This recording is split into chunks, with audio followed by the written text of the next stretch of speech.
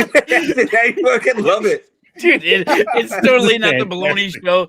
It's not HBIC. This is your boy Dougie Fresh. Apparently, I'm hosting some shit. This is my first time setting up a live stream. So great job, Dougie. Yeah, we're just doing our thing. We got like Chicago Sports Bums up in this corner up here. We got Watch Party down here. I don't know what's going on, but we've got our guy.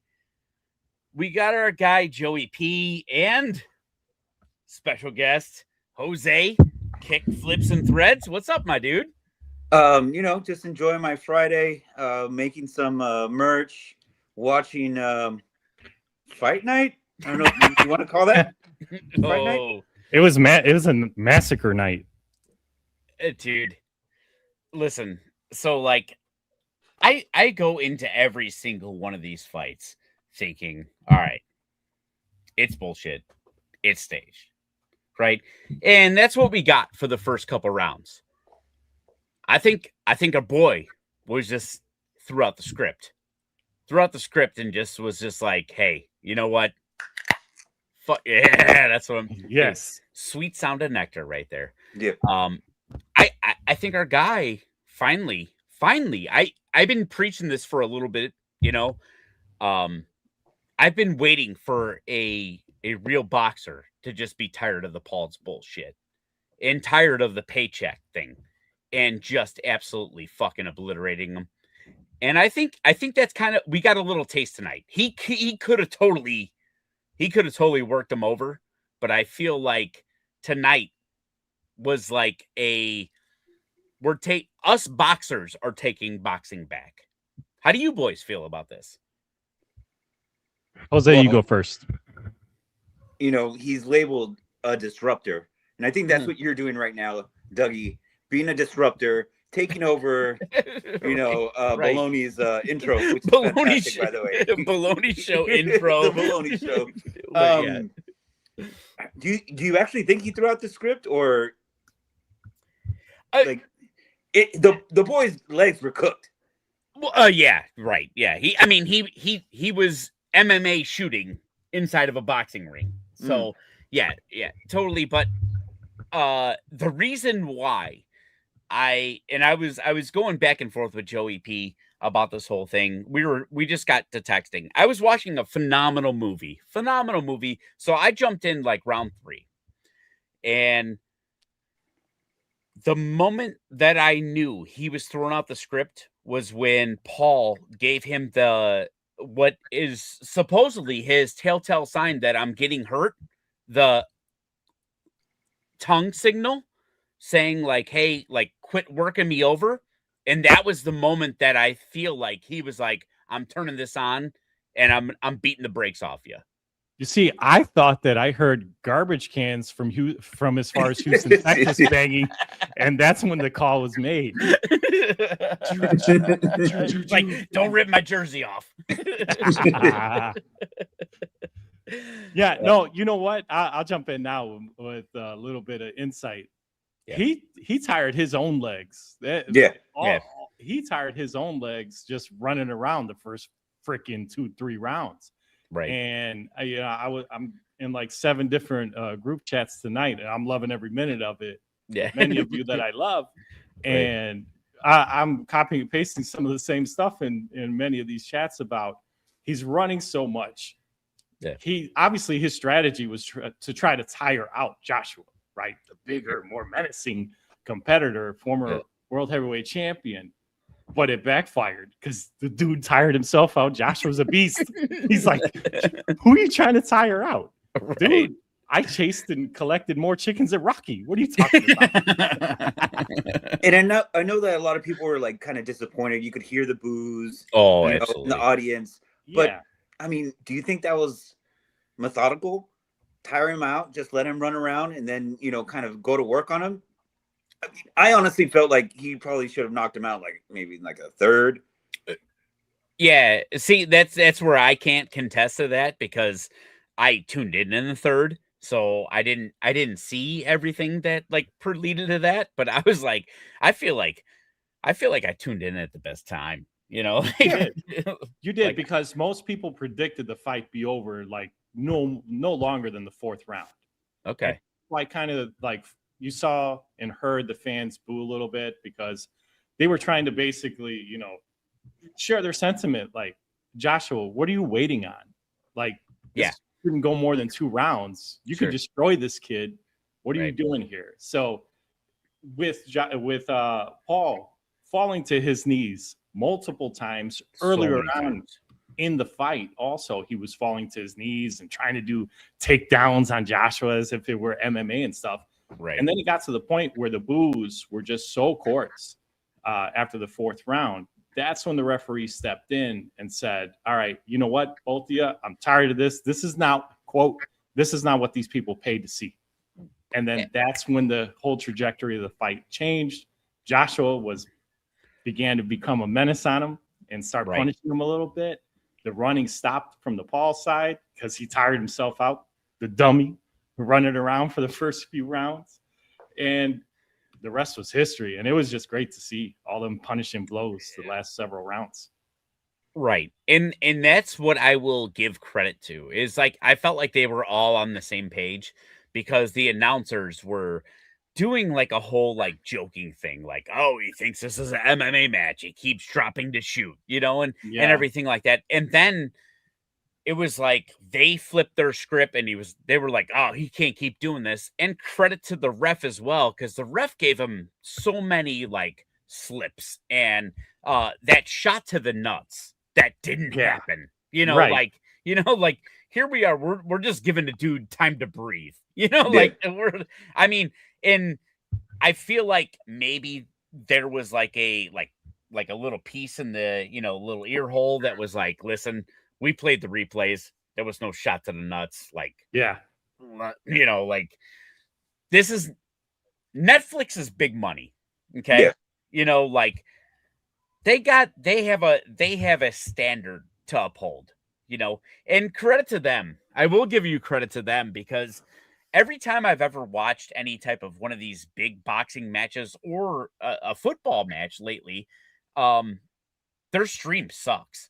It is terrible. It buffers. It was crystal clear today. It was like they nailed it today. And it sucks that they nailed it today because like one of the biggest fucking promoters went down. Yeah. The biggest name, but like our brother HBIC is saying here, he can't wait for Paul to start fighting old MMA fighters again. I mean, that's his niche. Mm-hmm. So he tried to fight a big boy that means something in the boxing world, and he found out. What's the saying? I can't say bad words. I'm not a cusser. Yeah, it's F around, find out. Frick around and find out. I don't know. You taught me those bad words, Jose. How's it go? I don't know. I'm trying to hold back a little bit.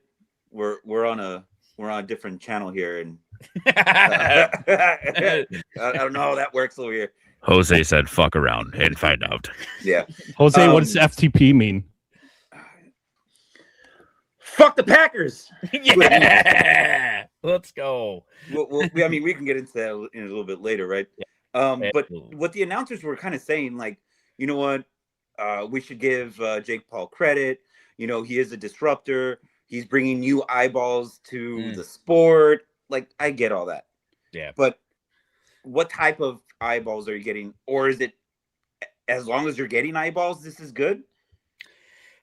Yeah. I mean, it's one of those deals to where, like, like even bad publicity is good publicity type thing. Yeah, sure. But I mean, it's a thing. Like, when you're ruining the integrity of a sport, like an age-old sport. I mean, could you imagine like what Muhammad Ali, would think at this time? I mean, and I don't want to discredit Mike Tyson. Mike Tyson, the bag.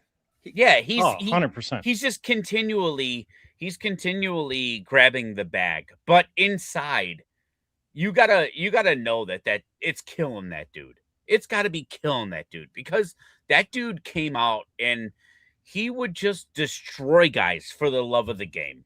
You know what I'm saying? Mm-hmm. And for him to go out the way he went out in a fight against a Paul, like,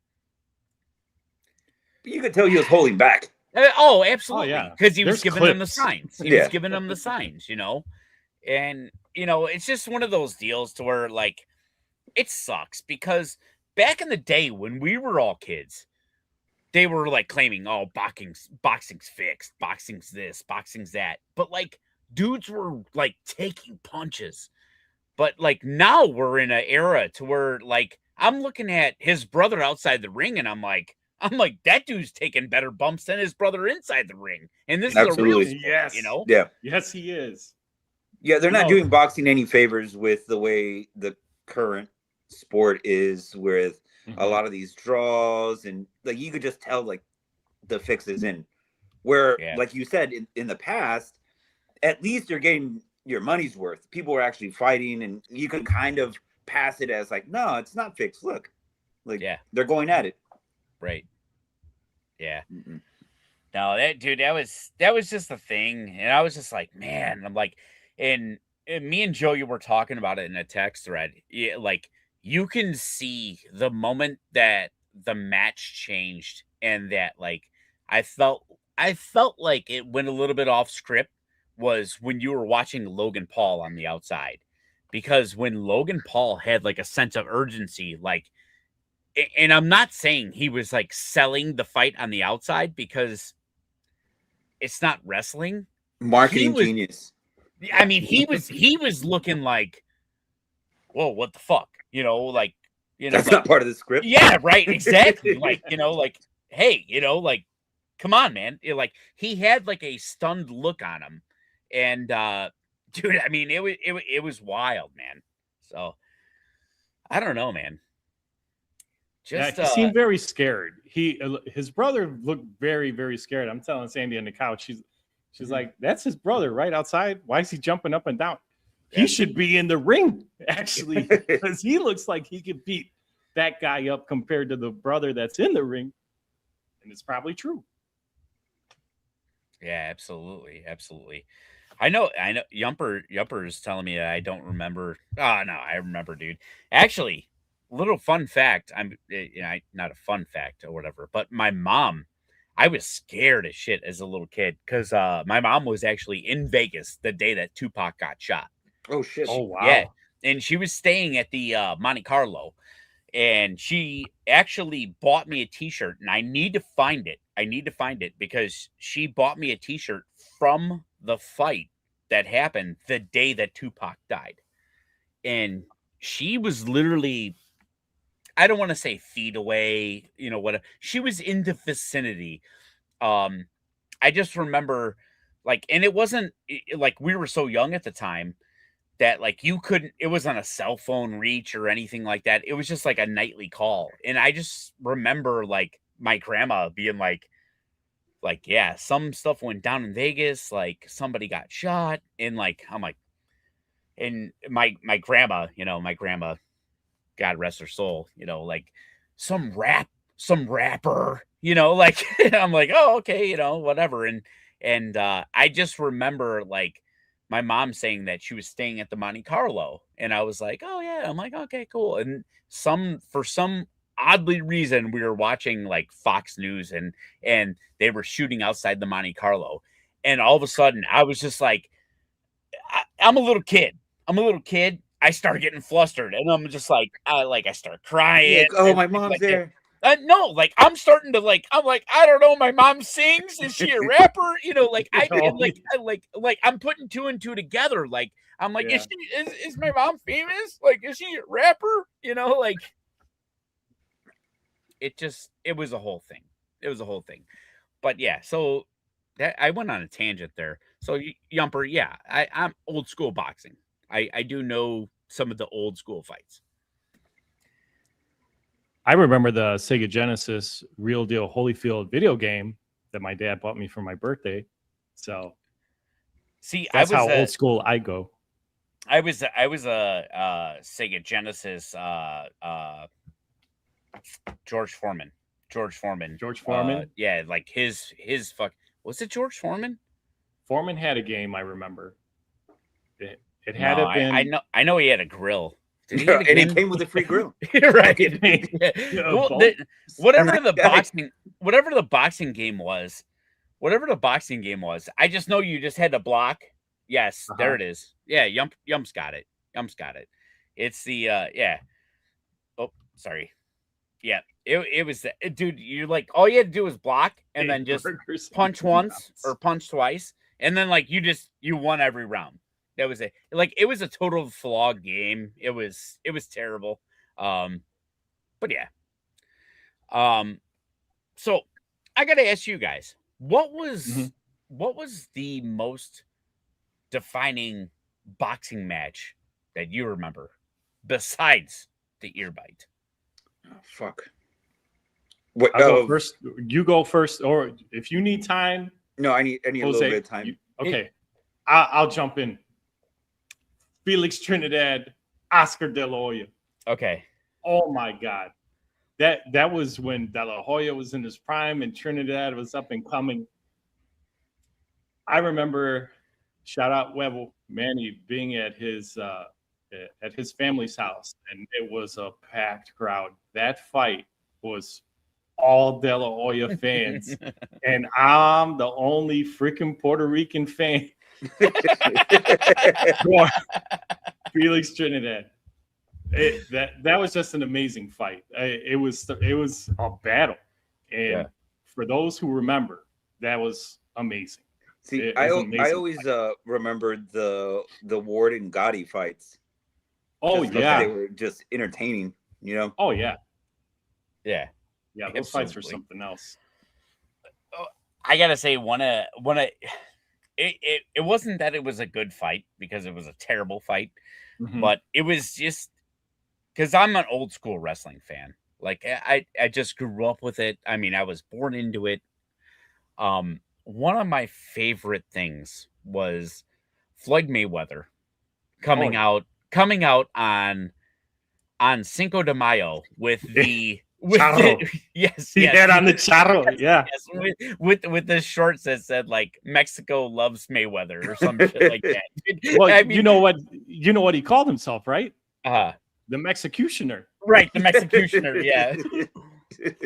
He lived up to it. Right. And it was just one of those deals to where like that was a definitive boxing match that I absolutely remember because I'm like this showmanship. You know, like I get sucked into the showmanship, you know, like, and that's where like I suck when it comes to like betting boxing and like UFC and stuff. Oh, because it's fixed. Well, right, yeah, but I get sucked into the wrestling aspect of it. You know what I'm saying? Like I get sucked into that, like, you know, the storylines of it all, you know, and every single time I'm just like, they got me. They fucking got me. Like this wasn't supposed to be close, but that dude talked a lot of shit. Like he was good. He was good on the mic, but then when it came to fists, he sucked. See, I'm always a sucker for like the Mexican anthem. Like, okay, yeah, like, they throw down. That just hypes me up. When a dude comes out with the flag, you know, just burning it. Yeah. Yeah. Fuck yeah. They come out basically guns blazing with any anthem singer also at the big, huge Mexican fights, especially Cinco de Mayo weekend or Mexican Independence weekend in September.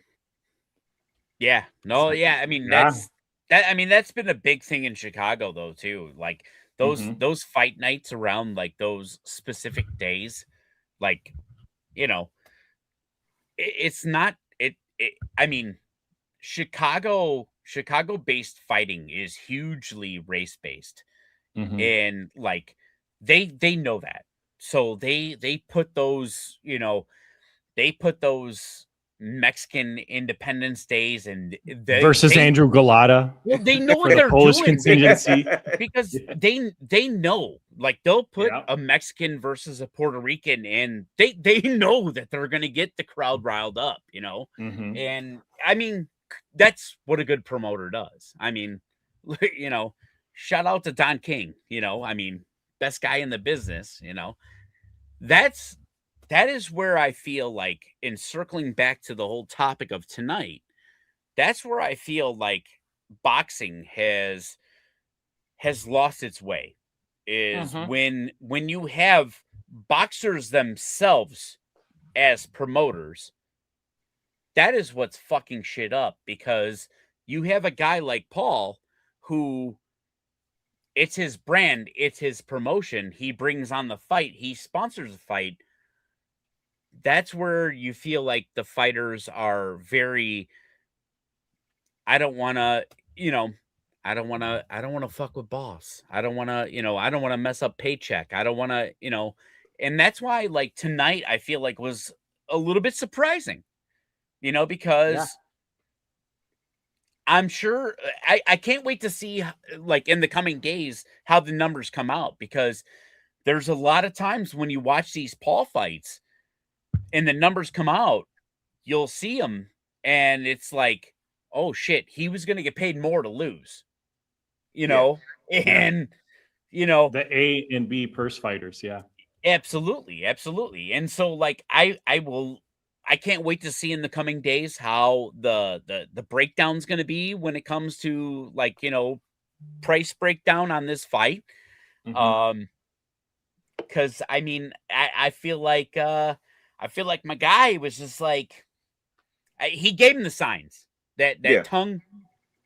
That's I'm getting fucked up, and he was like, nope, gas to the. I mean, that last shot that he put on the chin. I mean, you boys saw it. That was a professional boxing punch to the chin that put him out. Yep. I'm even more happy. It was flush. Do you think, yeah, like you said, like, oh, this was the contract. If you knock me out or if I lose, you hurt me, you're only gonna get like $1 million out of all this. Something like that. I'd say, you know what? To put fucking, this is for fucking boxing, for real boxers. Right. Fuck you and your money. Take this fucking hit. Yep. Put it on the shoulders. Yeah. For the sport. You know what? Give me my mill, or give me my little bag. I don't care, because I did more for the sport today, putting you on your ass, than me bending the knee yet again, just so you can further your brand. Yeah, 100%, Jose. That's a solid point, man. It really is. It really is. Because when you looked at the and I don't have the numbers in front of me, but the breakdown of Mike Tyson's fight. Yeah. It, like, Mike Tyson was like guaranteed more money to not knock him out. And it was just, you can't blame Mike. You know what I'm saying? Like, when you're in that position, and I've got a really, really solid question that I'm going to ask. It's going to be our question of the week on the Bumcast. Joey knows what the question is, and I'm not gonna jump the gun. I'm not gonna jump the gun and spoil it. But in the words of the $1 Million Man, everybody has their price. Yeah, absolutely, everybody has their price. And I can't blame Mike Tyson. You know what I'm saying? Yeah. Like, at the end of the day, Joey, Jose, at the end of the day, we grind, we work. What do we do that for? We do it for our families, right? Oh yeah. So at the end of the day, I don't want to say like we day in, day out humiliate ourselves, but we sacrifice, right? We sacrifice for the greater good of our families. It's no different with these guys. It's no different with Mike Tyson. Like, he's going to get that bag. Is he ever going to fight again? God only knows. He doesn't need to. But after that last one, he's got to have that mindset. Like, hey, this might be my last bag.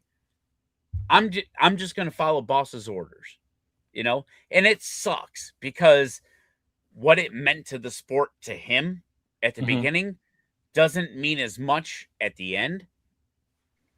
Is what it is. Yeah, because at this point they're exhibitionists, right? Yeah. These are exhibitions. They're not sanctioned like Yumper's saying down here. Yeah, right. I do have some numbers here, though, to answer some of our curiosities. Okay.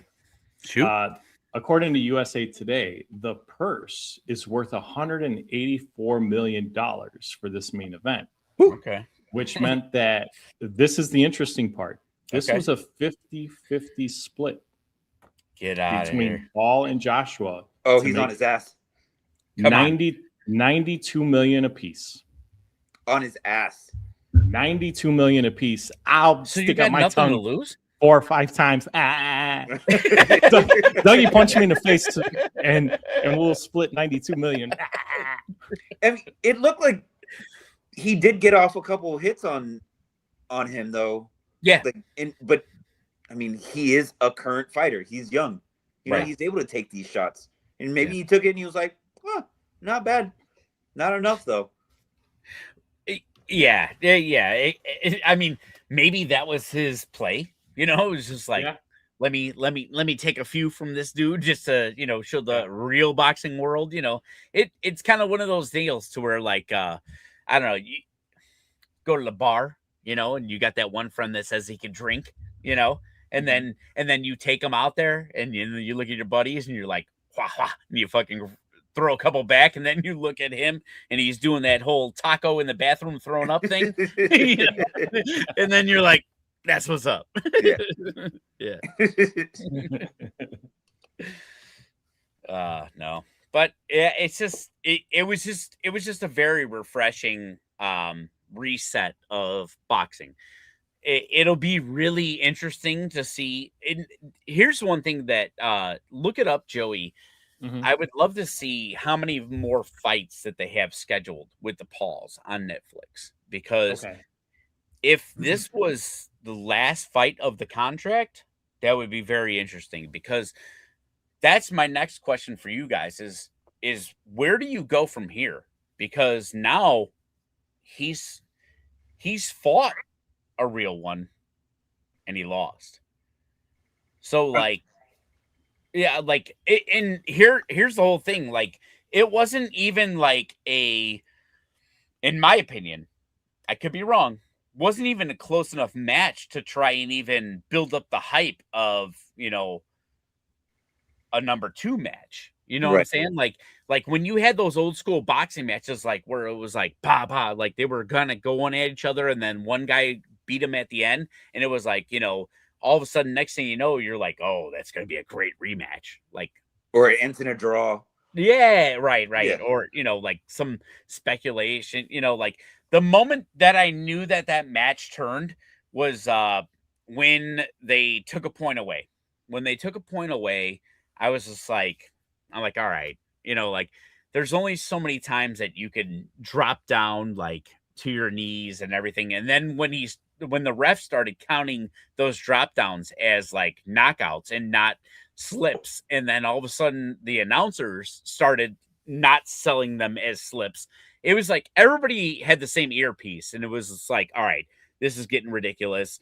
All right, let's just go ahead and start counting these as knockdowns. And he caught that last one that was legit to the chin, that probably would have took any one of us out. But where do they go from here? Just piggybacking Sorry, on the question I threw a lot out before- at you. before. No. Because I know you said like, oh, I think this might have been like Mike Tyson's last hurrah. Yeah. And I know Joey was like, you know, they're exhibitions now. I heard that Mayweather and Tyson are going to fight soon, Oh, really? which, Exhibitionists. yeah, might as well. But But- it was like exactly like, I mean, all that trend started, all this BS, I'll call it, in boxing, started with McGregor and Mayweather. That's when Oh, all this 100%. nonsense effing started. It But you know started what? with them. The build up for that was fantastic. That's what was. they have to McGregor do to just- capitalize. I mean, though. Yeah. McGregor is like a fighter and Don King put together. This guy Mhm. he made the fight just with his mouth, his antics. Like, that was just fun to watch leading up to it. The fight, not so much. Yeah. But Yeah. the whole, who the fuck is this guy? He can't even read. Like, that shit, like, Right. fantastic. Memes for days. Yeah. For days. Yeah. But yeah, I mean, that was the whole thing. So you had Mayweather, who, you know, was a showman, and McGregor, who was a showman. So it was like showman versus showman. And then I mean, it was the biggest wet fart of a matchup that there could have been. I agree. That was that I never thought of it that way, but that seriously might have been like the downfall of like real legit boxing. Because now it's like, anyone can line up. And like you were asking, like, where does it go from here? Yeah. If I'm a fighter and I know that he's able to, like, we're able to hit him and still get paid. Yeah. He will always have someone lined up to fight. That's going to punch him. Yeah. Yeah. See, that's where I feel like they dropped the ball, is because if they ever wanted to do like a 50-50 split on them, and I felt like they were building it up like for year after year. I felt like a Paul versus Paul.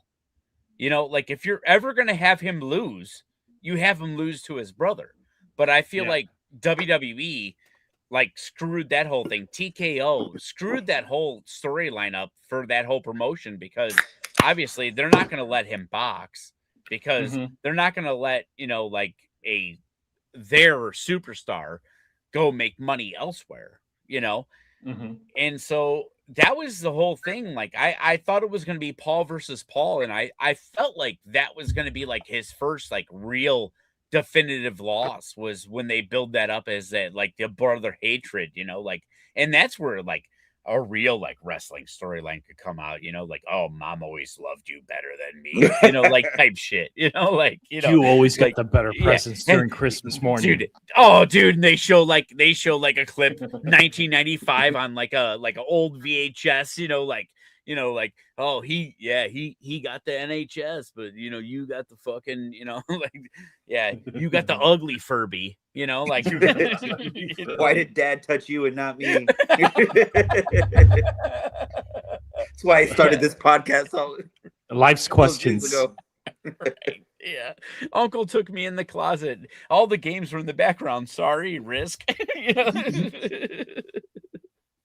Question. The story of our right lives.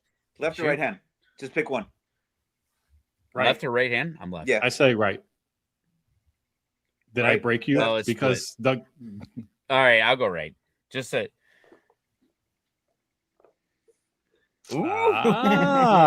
fancy boy. Fancy like boy. I just like, because of the podcast, I have my Malort right here. No, I like it. You got this right here. Got this guy right here. Hell yeah, dude. Yeah, I'm long nights embroidering. You got to have a little something to take the edge off, Thanks for joining, hermano. Yeah. Cheers. Night, Yumper. Compa cheers. Yumper. All right, I'll do a little thing. I keep this thing around for like little special occasions. This is a damn it. Yeah. Can't zoom in. Can you zoom in? No, it ain't gonna zoom in. 1967 bottle of Old Fitzgerald. I always throw a little pour back every time I'm having a special night. I feel like this is a special night. I love you dudes. So we're gonna do a little sipper. So thanks for everyone who's tuned in watching right now. Yeah, absolutely, man. Absolutely. I appreciate everybody that's tuning into this shit show. I have never hosted a show before a day in my life. So and I will say you're doing a fantastic job, Bo. A+ job. Yeah. Fantastic job. Right. Yeah, no, it's terrible. I will say this. The door that has opened now, that somebody just it sucks that I heard that there was a 50-50 bag on that, because now I'm starting to wonder why he didn't just finish him in the first or the second. Like why I was able to over. Yeah. Well, no, I'll answer surprised. that. I think he didn't end up right away, because if you guys were old enough, we grew up in the Mike Tyson era. Oh yeah. When Tyson came back after his time, paying his dues to society, I'll say, to be the nice guy like always. He was on vacation. When he was in timeout. Yeah, vacation. he came back and he was the beast that beast incarnate, to borrow that phrase, right? He came back and he's destroying every no-name dude that was appearing on Jay Leno's Tonight Show. Oh yeah. To hype all his fights, and he was knocking dudes out within 30 seconds up to a minute at the start of every fight. And I know my dad was upset. I know a lot of my friends' parents were upset. Uncles, my tios were upset. I spent all this money for this fight that lasts 1 minute. Dude, so you were lucky. You were lucky if it lasted a minute. Yeah. You were, exactly. So I think, eventually the entertainment factor really kind of took over boxing. Yeah. Especially with streaming now and how the world works today when it comes to revenue for all these media platforms and stuff. Yeah. I think that's probably where, hey guys, take it easy the first couple rounds, Jake, run around like a chicken for 3 rounds, Feel them out for a little bit. Feel them out for a little bit before you start. I will say this. I had remembered late. I was like, oh shit, there's a fight tonight. Yeah. So I came, my daughter had a basketball game earlier, and when we came back, I was like, oh shit, there's a fight. They win or lose? They lost today. Ah! It's all right. Yeah. It's fine. Did your daughter do good? Yeah, she did good. All right. Well, that's all. That's all I care about. Yeah. But what I was gonna say is this guy with fireworks. Yeah. I was just like, I think it's on Netflix. I opened up Netflix on TV and it wasn't the main fucking thing that came up. You would have thought, really? Hey, this is live. No, I had to scroll a little bit and then it was there. I was like, no shit. They dropped the ball in there. At least on my end, it wasn't noticeable from the start. So like I said before, I jumped in 3rd round. Me and Mary had a rare chance to watch a movie. We just don't get that chance. Grandma, my mom, took the kids out to go Christmas shopping for us, and we had a rare chance to watch a movie. And we're big fans of the Knife Out series. I don't know if you've ever seen. Fantastic, dude. Yeah, I gotta watch that. 1, 2, and now 3, they're all fucking legit great. And so that's where we watched it. I watched it on Netflix, and so we finished the movie, and just so happens, Joey says something about the fight, and Peter Bologna was he's like, yeah, I turned it off, and I was literally just backing out of the screen and had to do a 2 scroll down thing, and it was right there, so I clipped it, and I was like, I had reservations because we all had troubles with the last couple fights, with buffering and everything. The quality of this screen, phenomenal. Yeah, it was great. Quality of the fight, terrible. You were just damn, maybe blur it up a bit. Yeah, just a little bit. Yeah, I know the quality. It's funny that you mentioned that, and I agree with you 100%, Dougie, on the quality. We give Apple TV a lot of crap, but the quality, the visual quality of the baseball games on Friday nights for Apple TV, it's fantastic. I think it was on par with that. See, I can't say that I've ever watched it. So I tried watching one. I tried watching one. The Apple commentators are that's terrible. Yeah, they are not the product.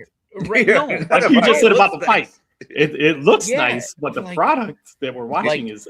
They are just so bad. I mean, they're just bad. I feel like it's and not knocking us because we're doing a live stream of boxing right now, but it would be like if the 3 of us were calling a professional boxing match, we know enough about it to talk about it, but not enough to know the ins and outs. And that's that's where I feel they fall really short. They suck in pronunciation, which hey, I suck at spelling. I suck at pronunciation. I understand, but I am not getting paid to be like a professional announcer. Um, that's where it really falls short and it loses me a lot. I will tell you, you are completely right, Joey. The camera views, they're on another level.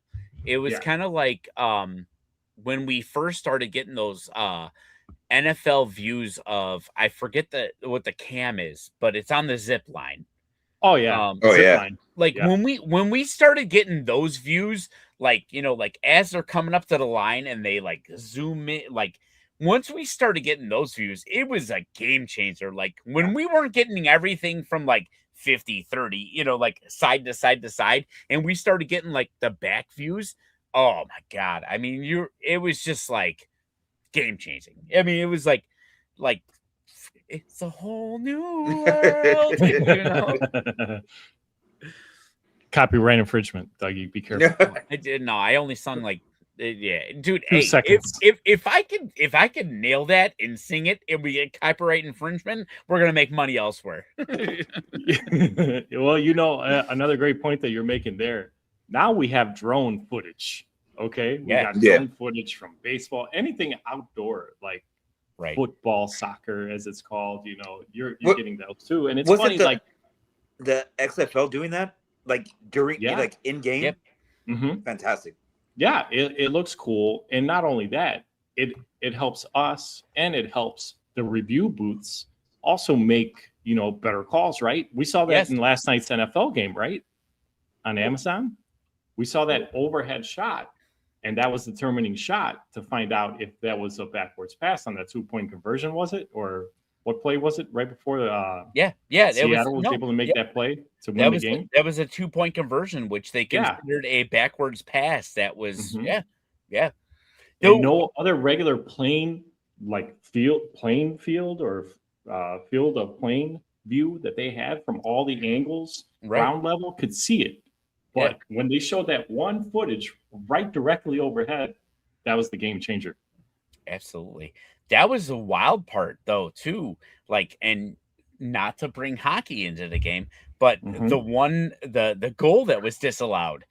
And like they were like, oh, they got other footage, but they couldn't show us the footage until they reviewed the I'm like, what type of like secret spy bullshit is this? Like they can't show like, and they announced it, and they were like, they have different views, and they're not going to show it until they have a ruling. And then as soon as they had a ruling, and they were like, yeah, it's a no goal. Like all of a sudden, like 4 different views come up, and you're like, what? Like, why can't we see those? Like, what's the difference? Well, Like the way I see it is, it's almost like we see the views first, and we know what the ruling is supposed to be, and then they go against it.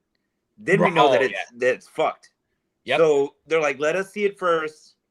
All right, we all know. Now let's let everyone know. right, just to Yeah. make sure. Yeah. Yeah. Right. Yeah. I'm so afraid, brothers. I'm so afraid of AI these days because I'm afraid that one day, it doesn't matter what sport it's going to be, and it's going to be like a costly penalty or offside or a no goal in hockey.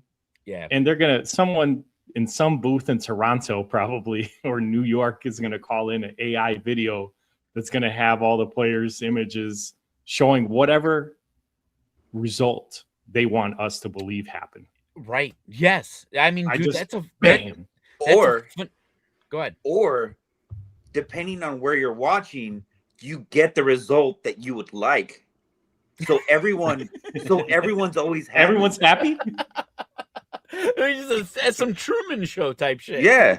I mean, that's what a lot of these things are. It's like, as long as they're happy, it doesn't fucking matter. Right. Just yeah. participation, Yeah. What I'm to Joey's point is what I'm afraid of is when are they going to start hacking shit like this? Like, I mean, everything's hackable. I mean, there isn't anything in this world that isn't hackable.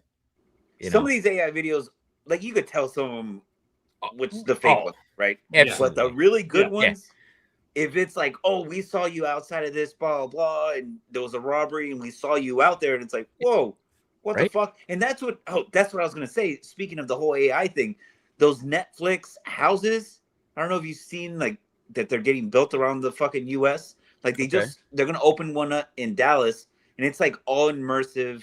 Like you walk in and it's like you're in the movie set of this, and you can Really? just like if all the Netflix shows they have like little booths and shit. But by you walking in there, you're pretty much, I don't know. This is what I've been reading. Giving your This is what I've likeness? been reading. It's like you're giving your likeness away. Oh, So No way. they're all just like recording blah blah blah. So later on, content that they create, like let's say, oh shit, wait, that's me in the background over there. damn. You gave up your likeness by going Just into by these walking houses. in. Yes. Yeah. Oh my and gosh. yeah, and yeah. I mean, dude, we've all fucking just scrolled, clicked, agreed. Yeah, everything. just let me in. Yeah. Damn, dude. But my understanding that's the way it is at football games too.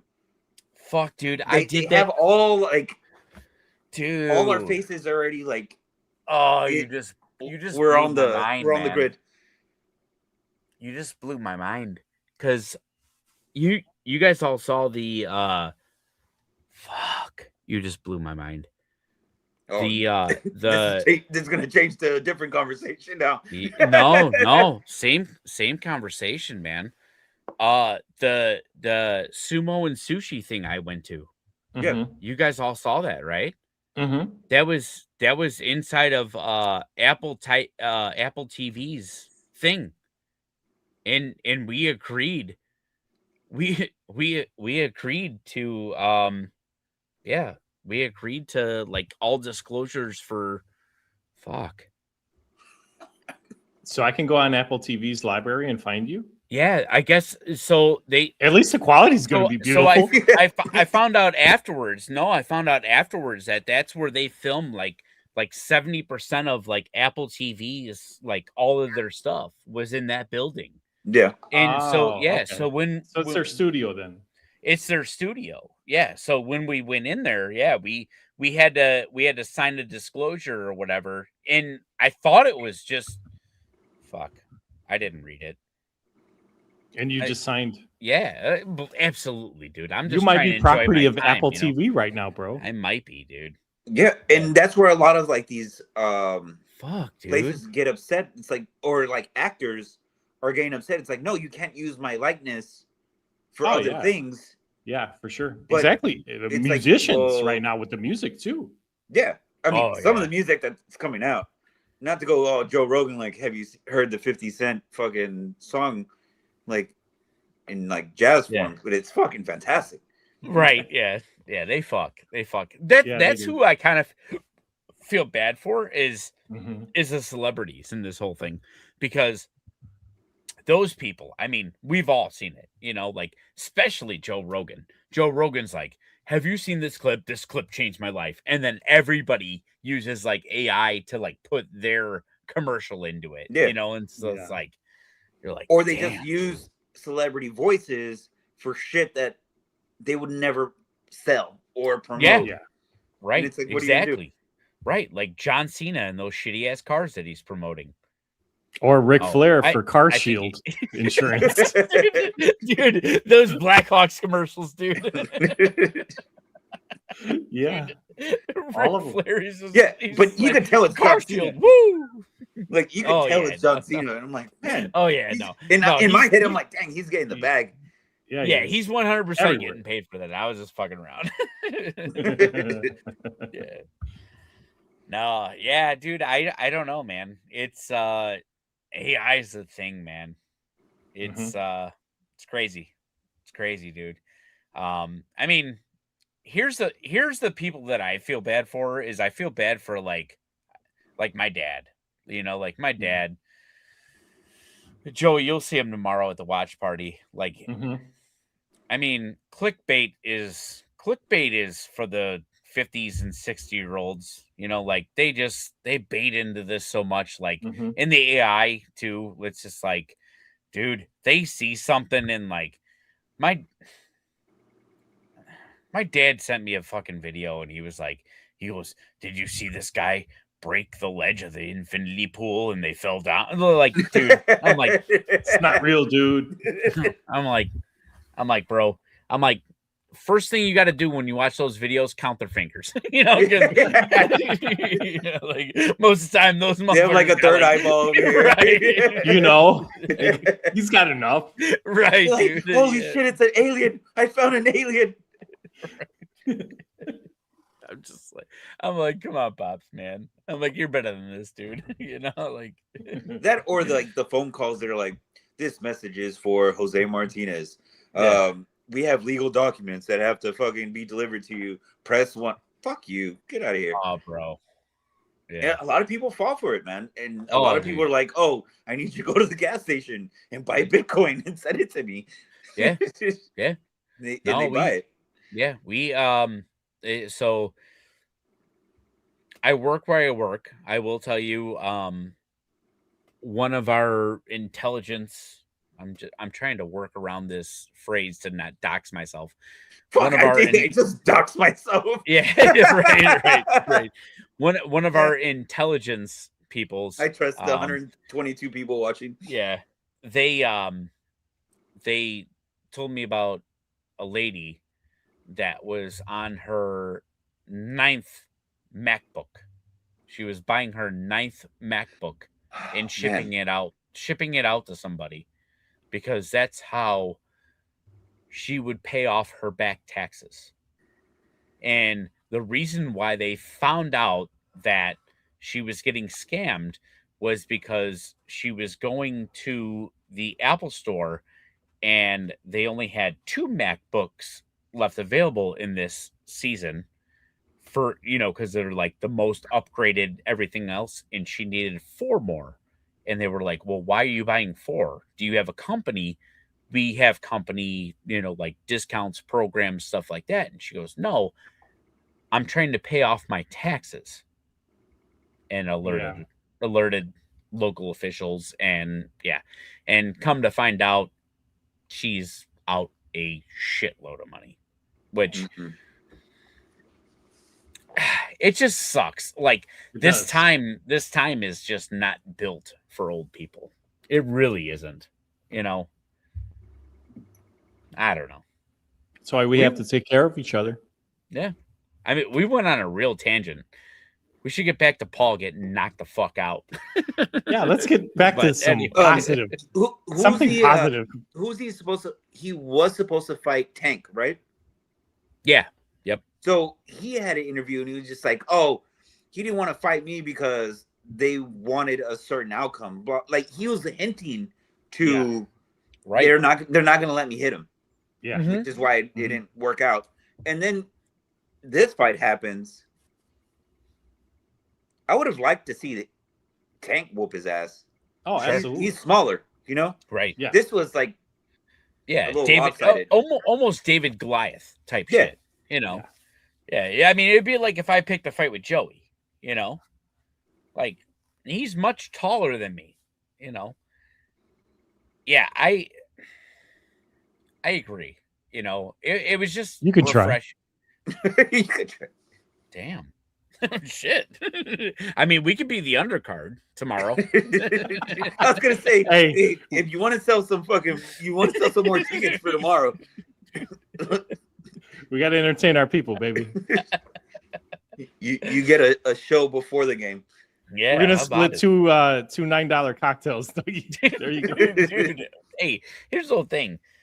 I don't think that this guy is ever gonna get mad enough to punch somebody.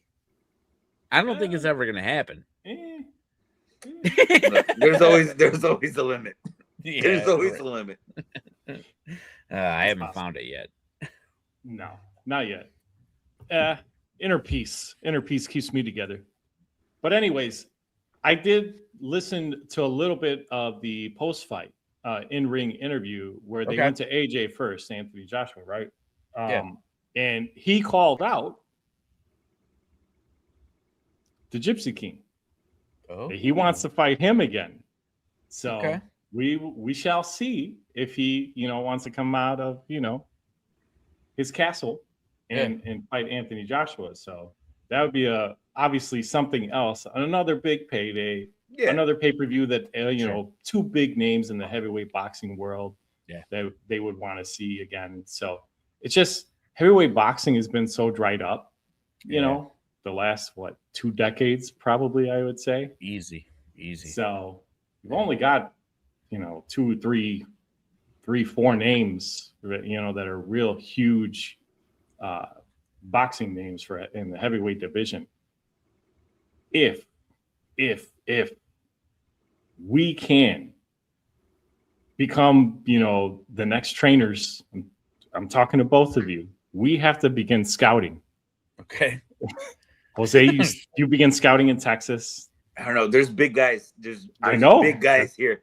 Exactly. They're I mean, they're a little. I don't know. Everything's bigger in Texas, I guess. That's all I'm saying. Between the I mean, three that's of what us, that's what you know. Charles Barkley says, but he's rude. but he's where I'm going with this is the three of us need to come up and Terrible. find a prospect so we can become ringmen and walk them down and collect some of these purses, because right now Netflix is just giving money away. Okay. All right, cool. So here's the thing. So let's take a couple minutes here. Who would be out of all your friends right now, who would be your guy that you would throw into the ring? That would be your guy. You're the promoter. You're the promoter. Mhm. Which one of your friends would be the guy that you're like, this is my guy. This is the guy that I'm going to build my brand behind. He's got possibly the shit talking. He's got maybe the punches to back it up, muscles to back it up, look to back it up. Who's your guy? We're going to come back to this conversation in a couple minutes. So go All right. ahead and think about this. I'm going to pour myself. I might just finish this bottle tonight. It's a special bottle. You got to. It is a special bottle, but I mean, it's a good night. I'm with my homies. Yeah. So Exactly. you know, I saw this documentary one time, and it was a guy that had a bottle of Pappy 23. Okay. Ooh. And okay. it's one thing that always sticks in my head forever. It will forever be cemented in my brain. So he has this bottle of Pappy 23, right? And he's talking about it and everything like that. And he goes, I'm just waiting for a special moment, special day to pop this thing and everything like that. And his dad's in the interview with him. And his dad goes, well, why wait for a special day when you can take a special bottle and make a special day out of that bottle? And he looked at him and he's like, I guess I never thought of that. Mm-hmm. And so he's sitting there with his dad and his brother, and he's like, fuck it, pops a bottle. And he's like, we're drinking it today. We're going to make a special day. He goes, you got a great idea. Pop it. And they pour, and they're cheers. And then fade to black. And I'm like, oh, fuck. You know where this went. Yeah. You fade to black. 2 months later, dad dies. Ah, Oh. Yeah. And then you're just like, fuck. Like, I'm happy that, you know, he got that moment to share it with his dad and everything like that. And so, like, Yeah. he talks about it and he's like, he goes, I'll never forget what he said. He said it 2 months ago, like, make a special day. I got that special day with my dad. Mhm. He goes, I'll never forget that. 3 weeks later, brother dies. oh no! He It's loses the bottle of Pappy. Bro. Fucking thing. yeah, but he loses both people in that video, and you're like, fuck, you know, like, within that matter of time. But his dad was right though, you know, because like, Oh yeah. they made a special day, like that day he'll never fucking forget. Could you imagine, like, if he, like, his brother wanted to try it, dad wanted to try it, but he Mhm. was like, I'm holding on, I'm waiting for a special day, and then boom, The special pops, day never come for boom, him. pops, even. yeah, boom, pops dies, boom, brother dies. Then, like, you're sitting there and you got that unopened bottle and you're sitting there with your dick in your hand. No, You know, like he's got that moment, and it sucks that like that's like a timestamp in time. Yeah. But Yeah. that's what I'm saying. Like that is where I'm at with like everything. Like bottles of booze they're bottles of booze. They're only liquid. You know what I'm saying? Like you drink them, you have a good time. And you buy another one when it runs out. Dude, my time with my friends, my family, that's all that matters to me. It really is. That's all that like tonight, you guys hopping on means the world to me. It really does. It really does. Because you can't have this moment in time back. You know, you can have more money. You can't have more time. And I love you guys. So I'm gonna cheers to that. Oh, cheers to that. No, and to go off of what you're To saying, your brothers. you know, I visit Chicago pretty frequently, but Not as much as we'd like. right. No, you got your driver's license here already. I saw it. You're right.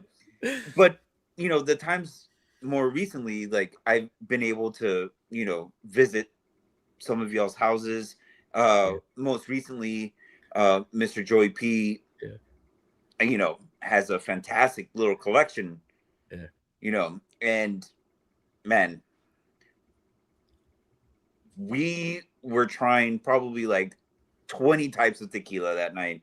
Yeah. And you know, I was feeling, but I was like, oh shit, like fuck, like I know this is expensive. Tongue gets numb, like Yeah, shit tastes all the same. Like, no, this is what it's here for, like to be shared with everybody. Like this is a special night, and I totally believe in what you're saying right there, man. So like, cheers, thank both of y'all. Like both of y'all have always been fantastic. Yeah. No, so for anybody that's not listening, so to give you an idea of how organic our friendship all started, it was literally just me on Twitter, just randomly I see this whole thing about like a person that does embroidering merch stuff like that, and Jose, he's got his own company. Plug that shit. What do you do? Kick flips and threads, embroidery. I can make some t-shirts too, some transfers. I mean, whatever you want, we can make it happen. Based out of Texas. I do frequent Chicago. I love my Chicago teams. I have family over there. My new family above me right here. Yeah.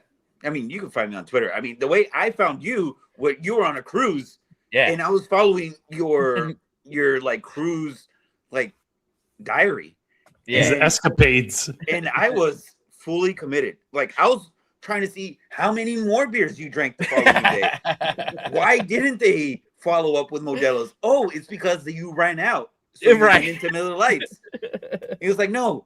The waiter guy, they're like, no, stop bringing him just one beer at a time. Bring him 4. 2. And they better be gold top Modelo's, not those American ones. That's how I got introduced to you, Dougie. And I was like, man, who is this savage? Like, I fucking love it. Like, I love that type of stories. And, you know, and that's the thing about social media. Like, some of it is bad. A lot of it is bad. But that's why you go on Twitter and go follow, like go on the feed that says your friends and not the For You section. The For You section's a fucking that's a jungle, bro. That is fucking Hell in the Cell. It's watching a Jake Paul fight on Netflix. Let's go. You know, sometimes you just want to throw down in the Thunderdome and see what happens. Yeah, absolutely, man. And so so that was literally like my first introduction to Jose, and like you get like a certain, at least me, I get a certain feel in my bones when you feel like somebody's genuine, you know.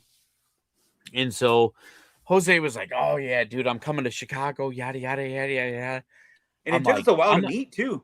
Right. Like, well, yeah, dude. I mean, like, that was so what I was trying to get with the story. So, like, like before we even met, like you met Joey P before you met me, because you were like, "Oh, I'm coming to Chicago, you know, blah blah blah blah blah," and you go to Hawks games, and I'm like, "Yeah, take my tickets." And so I gave you my tickets, like random stranger fucking on the interwebs. You know, I'm like, yeah, take my tickets or whatever. I'm like, you're gonna be sitting by my guy Joey P, Sandy P. I'm like, you know, yada yada. And so I hit up Joey P, Sandy P, and I tell Joey, I'm like, hey, I'm like, I zelled him. I'm like, here's $60. I'm like, dude seems solid. I have no clue how he's gonna be. I'm like, I have no clue how he's gonna be. I'm like, but here's $60. I'm like, buy a couple rounds of drinks for him. I'm like, and you be the judge.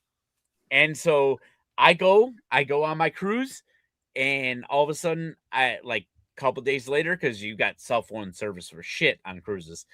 And I come back a couple days later, and I'm looking at my text messages, and it was coming through, and I was like, oh my God, they had a time. You know, like it was just blah, blah, blah. I mean, Like you sat in the seats and everything like that. You know, I think it was a giveaway. You're like, do you want this giveaway? I'm like, dude, I'm good. You know, enjoy the time, you know, everything like that.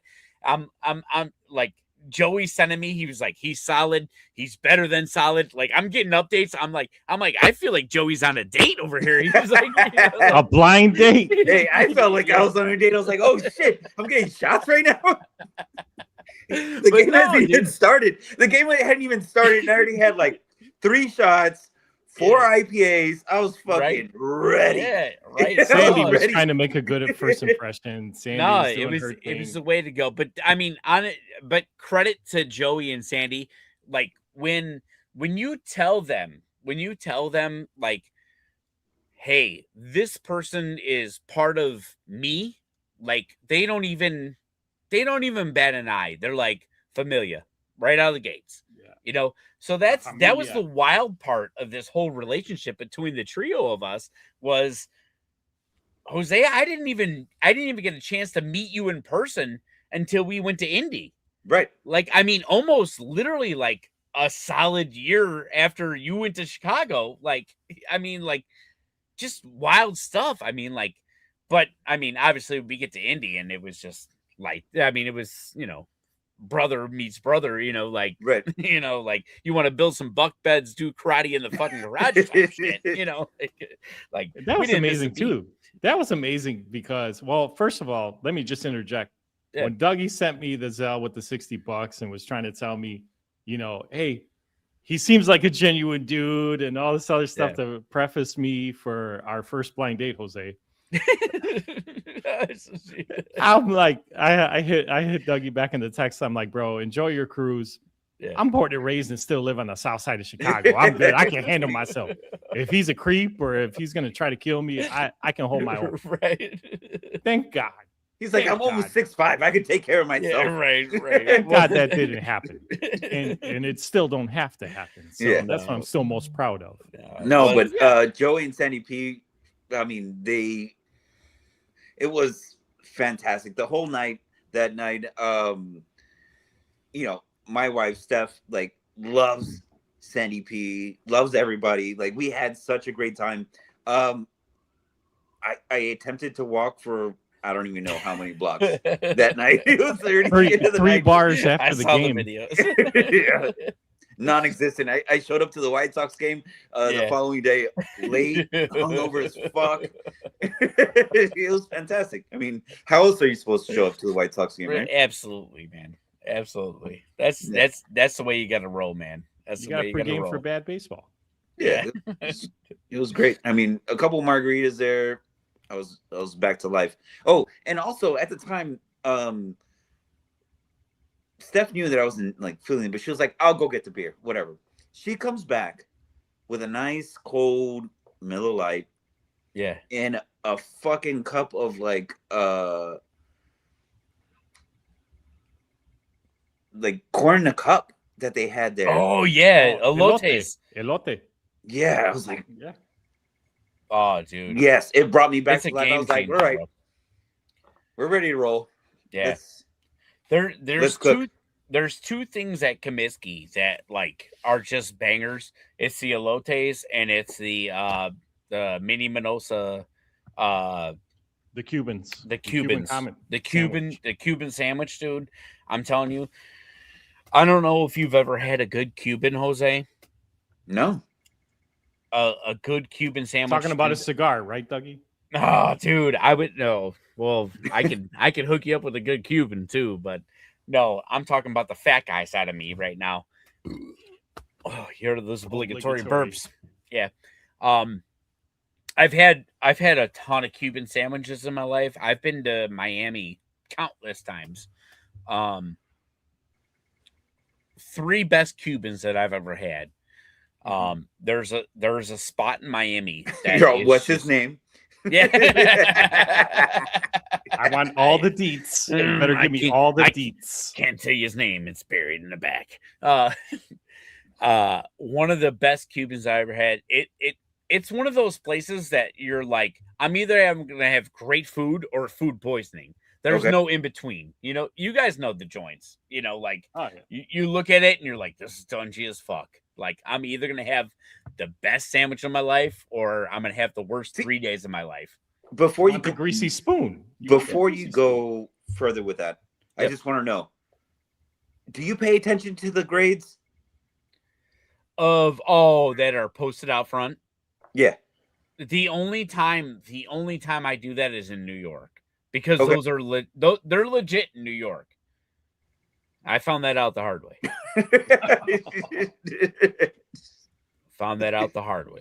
Poor toilet. No, man. I went one time into a restaurant that had a not an A, Not an A. All right. not an A, and let's just put it this way, my B was not an A. It was it was not a good scene. Not a good scene. Dougie, I have a question. Were Yeah. you wearing white shorts that day? I was not wearing white. No, I was not at a Jeff Dunham concert or show that day. That was something. That was a bad day. See, I'm usually like, this place looks legit. If I see the people that are working there, I'm like, I think I'll risk it. It's a good like gauge. You gotta like. Yeah. There's a couple of aspects. Yeah. Like, would I use the restroom there? Never. mm, But would I order food there? Yeah. yeah. Well, you're spoiled, Jose. I mean, you have 19,000 Buc-ee's locations throughout Texas that have the Whoa. cleanest restrooms in all of America. So, I mean, The you're kind of best. doing a humble They brag. on get us. paid so much though. They do though. They get paid really well. And they flex that shit because they have Do they? like advertisement little fucking signs outside. Yeah, the that just sandwich throw- boards. They show Yeah. all the pay grades. No shit. And they're like, yeah, be a manager here. Make 150,000. Fuck y'all. You know? Damn. Yeah. Just Fresh biscuit on it. What do they say? Yeah. Fresh brisket on the board or something. How does they say it? It's something like that. Like Yeah. fresh brisket on the board. I don't know. Whenever I have to go back. It like from me, it's in New Braunfels, which is probably like 20 minutes not 20 minutes because of traffic. San Antonio, full of construction all the time. It's not even like 30 miles from my house, but it will take like about 45 minutes to get there just because of traffic. Yeah. But when everything is fixed, smooth sailing. Late at night, bang, can get there fucking quick. During the day, Well, rough. see, dude. Okay, so you want to talk about traffic? Absolutely. I mean, we changed. don't have snow, but if it Yeah, rains, right. sleets, anything, our city is fucking shut down. Yeah. Damn. So it doesn't matter. So my house is 12 miles from the United Center. Okay. 13, depending on which side of the house you're on. It could take me anywhere from 15 minutes to an hour and 15 minutes to get to the United States. All right, that's Fuck. bad. It's fucked. That- All right, That's so Chicago traffic. getting back to my topic, second best Cuban I ever had. Second best. Second best Cuban I ever had. Very underrated. If you guys ever get the fucking chance, Miami Marlins Stadium. You absolutely Right have to there in go. Miami. Have to go. Great ballpark. Phenomenal ballpark. That Miami doesn't deserve that ballpark. It is phenomenal. Phenomenal. Great. It was second best Cuban sandwich that I had outside of Miami, inside of Miami's ballpark. Behind home plate, they got a bobblehead wall, which has just got every team's bobbleheads, and it just shakes. It's Do they have a Jake Berger bobblehead? no, but dude, they got a Hawk and DJ. They got so they got every team's stuff. And for the Oh, longest, I thought it was just Miami Marlins. oh no, dude, it's a whole Really? wall. It's a whole Oh, wall okay. of all of them. And for the longest, what it was every team sent their promotions, like their promotional bobbleheads for that year. And so the next year they were on the wall, and then like teams just gave up because they're just like, fuck Miami. So like it ended with like I mean, DJ, why like waste? Mark Burley's there, like, but the White Sox have a good like 6. Yeah. But it's the whole wall, and the wall just like every so often shakes. That's awesome. So the heads bobble. And the third best Cuban I've ever had in my life, Number Comiskey Park. 3. Comiskey Park. Phenomenal. When you come back for a game, 100% that's where I'm taking you. Yeah. I'm taking Let's you. go.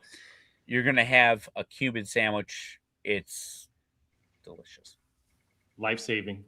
The way they have It could be the- life-saving. The French bread, not Cuban bread, it's French bread that they actually make them on. And Right. it's just perfectly toasted with butter on the grill first. before Yeah. they get all the meats. It's always one of the biggest Oh. lines. Yeah. Yeah. They actually moved the stand. They did. don't know- Oh, I know they did. I know they did. Yeah, because when I had season tickets to the Sox for a number of years, hmm my season tickets were in section 110, a couple sections over from our buddies from the 108. Yeah. And I purposely picked section 110 because the stand was right at the top of the steps. So Dude, I pregame, hate that. Sandy and I would always be able to get it on our way down. That's our pregame meal. See Southpaw, high five, selfie, right there up front. And it's just sad. Maybe because I canceled my season tickets because, the history season that we had 2 years ago. hmm They said, well, this guy's not going to keep splurging on Cuban sandwiches anymore this Let's season. move it. We're just going to move it to somewhere else that, big spenders are. Dude, You know, I it- had. it- Go ahead. Everyone, always talk shit about the White Sox. The White Sox suck, Yeah. blah, blah. Who wants to go to the South Side? Or you're going to get mugged, blah, blah. Look, I've never once had anything bad happen to me in all the times that I visited ever. Yeah. 2, maybe this should just go number 1, just to speak to not only the White Sox organization, but the fans. Mhm. I lost my phone. Oh, I remember that. I lost my phone. I don't even know if that was Southpaw's birthday. It was. It was. Southpaw's It birthday, was. right? I Southpaw's wasn't there, birthday. yeah. We had fun. He turned 21. Yeah. We had fun. We had a lot of alcohol. I lost my phone, and lo and behold, it spent the night. Spent the night there at the field, and you know what? The fans didn't steal my shit. Right. Someone turned it in, and by the grace of God and all the friendships and all the people that I know, Yeah. got me the information to get my phone back at the park. That was amazing. Yeah. I was That was- expecting that, but it happened. Great people, the best fun. I've never been to Wrigley Field. I mean, I know they Yeah. say all the history and all that shit. That right there sold me. Yeah. Sold me. White Sox forever, baby. I mean, I The can fans tell are you fantastic. the hot dogs at Wrigley Field, they taste like shit. It's 'cause they go Yeah, because I think the rats. I think the rats piss on them. The rats that Ozzie Guillen said he saw working out with a workbench. No. out in But- right field. Dude, I will tell you, I vividly remember that day because I have a good timeline because I was in Hawaii at the point and I was texting you guys and I remember texting you, Jose, and like all of a sudden the text message just went ghost. It was just done. And then all of a sudden I started getting text messages from another phone. I didn't realize at that time that you had two phones. I was like, Yeah. oh, this guy's got a burner phone Yeah. too. Jose's You a know, like- doctor. He's got two phones. Yeah, right. He's on call. Stitches. Yeah, I mean he's good with the stitches. That's why he's got two phones. Yeah, I was like, I'm like, who dis new phone? You know? Who's this? Yeah. The typical. But yeah, no, I mean, guys, you guys killed it. You guys had a great time at the softball birthday and everything like that. And like you said, I mean, everybody talks all this stuff about, oh, it's the South Side. Like, it is nothing, absolutely nothing like how it would be if you went to a game in Oakland. Like Oakland, that is like legit, like streets in around Philly. that place. Oh, dude, yeah. I mean, Philly Philly they're just a bunch of scumbag Jordan. assholes. They're just a I don't know, bunch I of had to assholes. say Yeah, Jordan. I mean, yeah, Look, Jordan. it says bum watch party right here. I had to say Philly scumbag Jordan just for Yeah. HBIC. Yeah, no, that guy. I mean, Jordan threw batteries at me once. Big deal. yeah. I'm just trying to figure out what J.C. Penney's this dude went to get his photos made for like, yeah. the show. I mean, those were They're pretty fantastic. When I saw it, I was like, dude, I was yo, what the fuck? like, I was just like, I'm like, who this? Like, you want to talk about new phone? I was like, who this?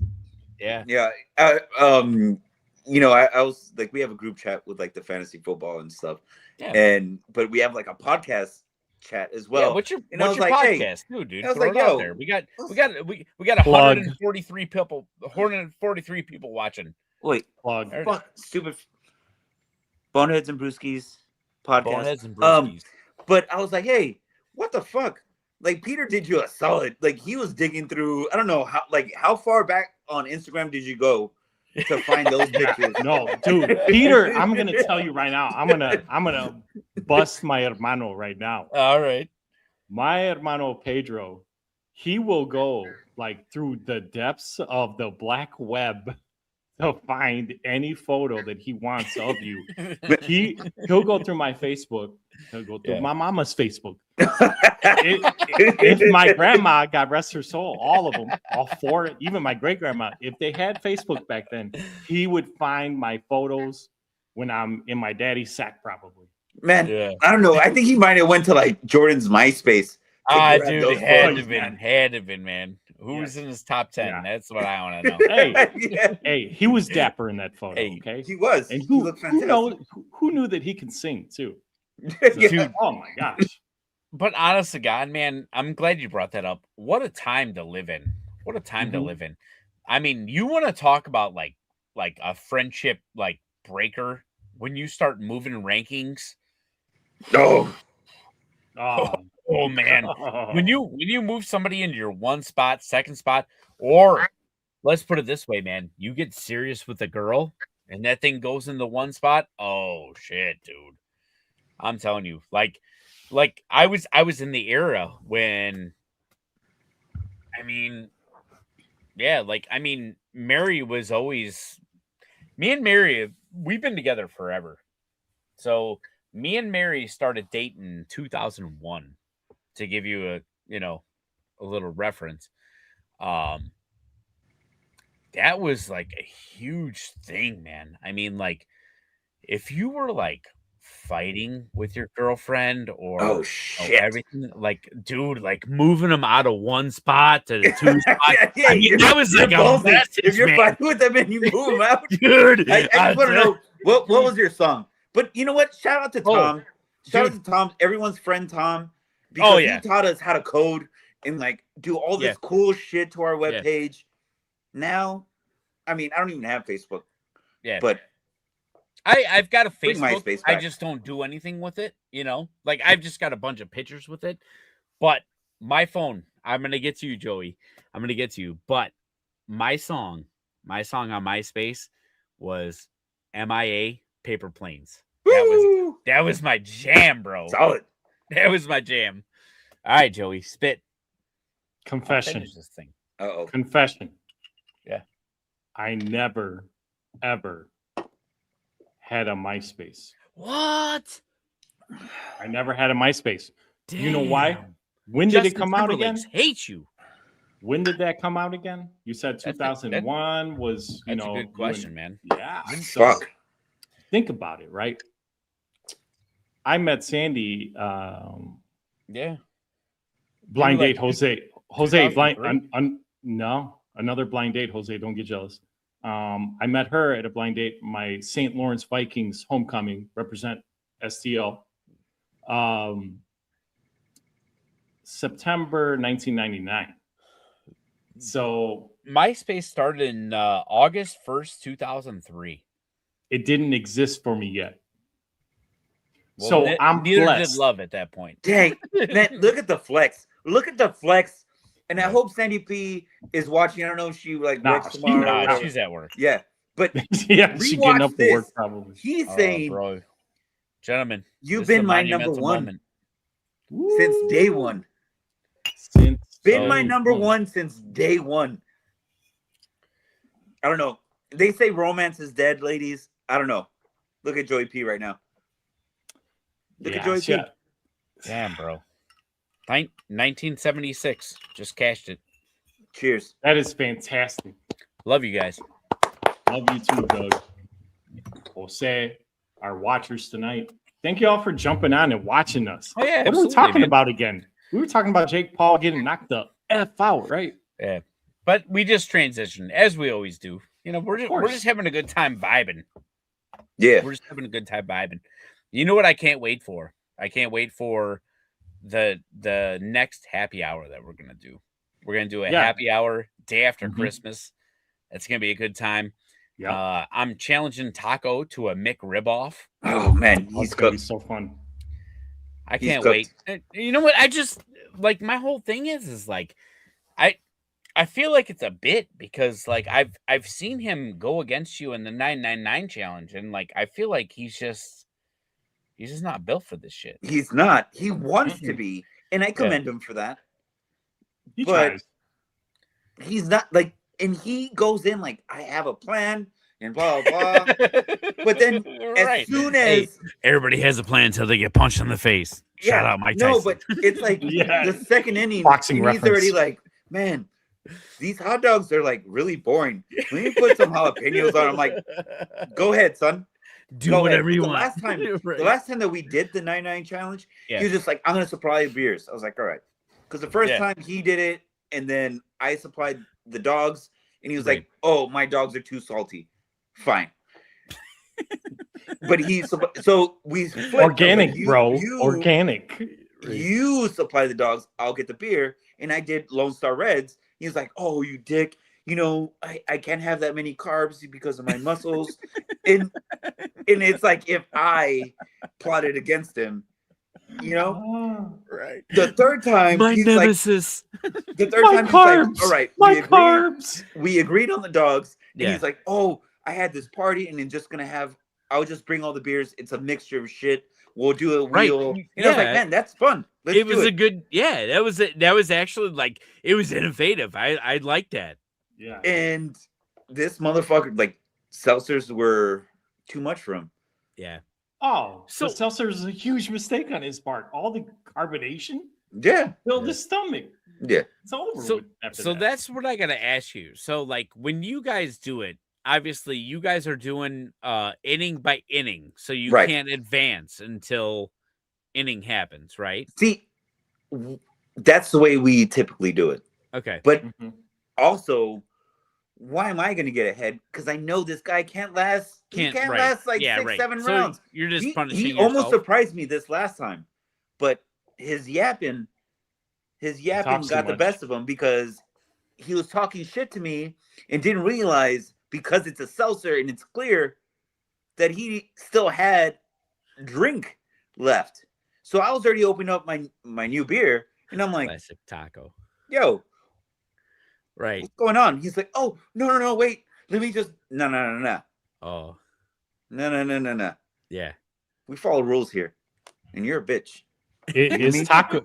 Can You I? hear me? I hope he does. I hope he hears me too. Taco, you know who you're going against in this competition on Friday night? Bro. Cooked. You don't know. You Cooked. better not show up, Taco, and be a get it two chomp. What was I gonna say? A two chomp. Two chump What is it? champion.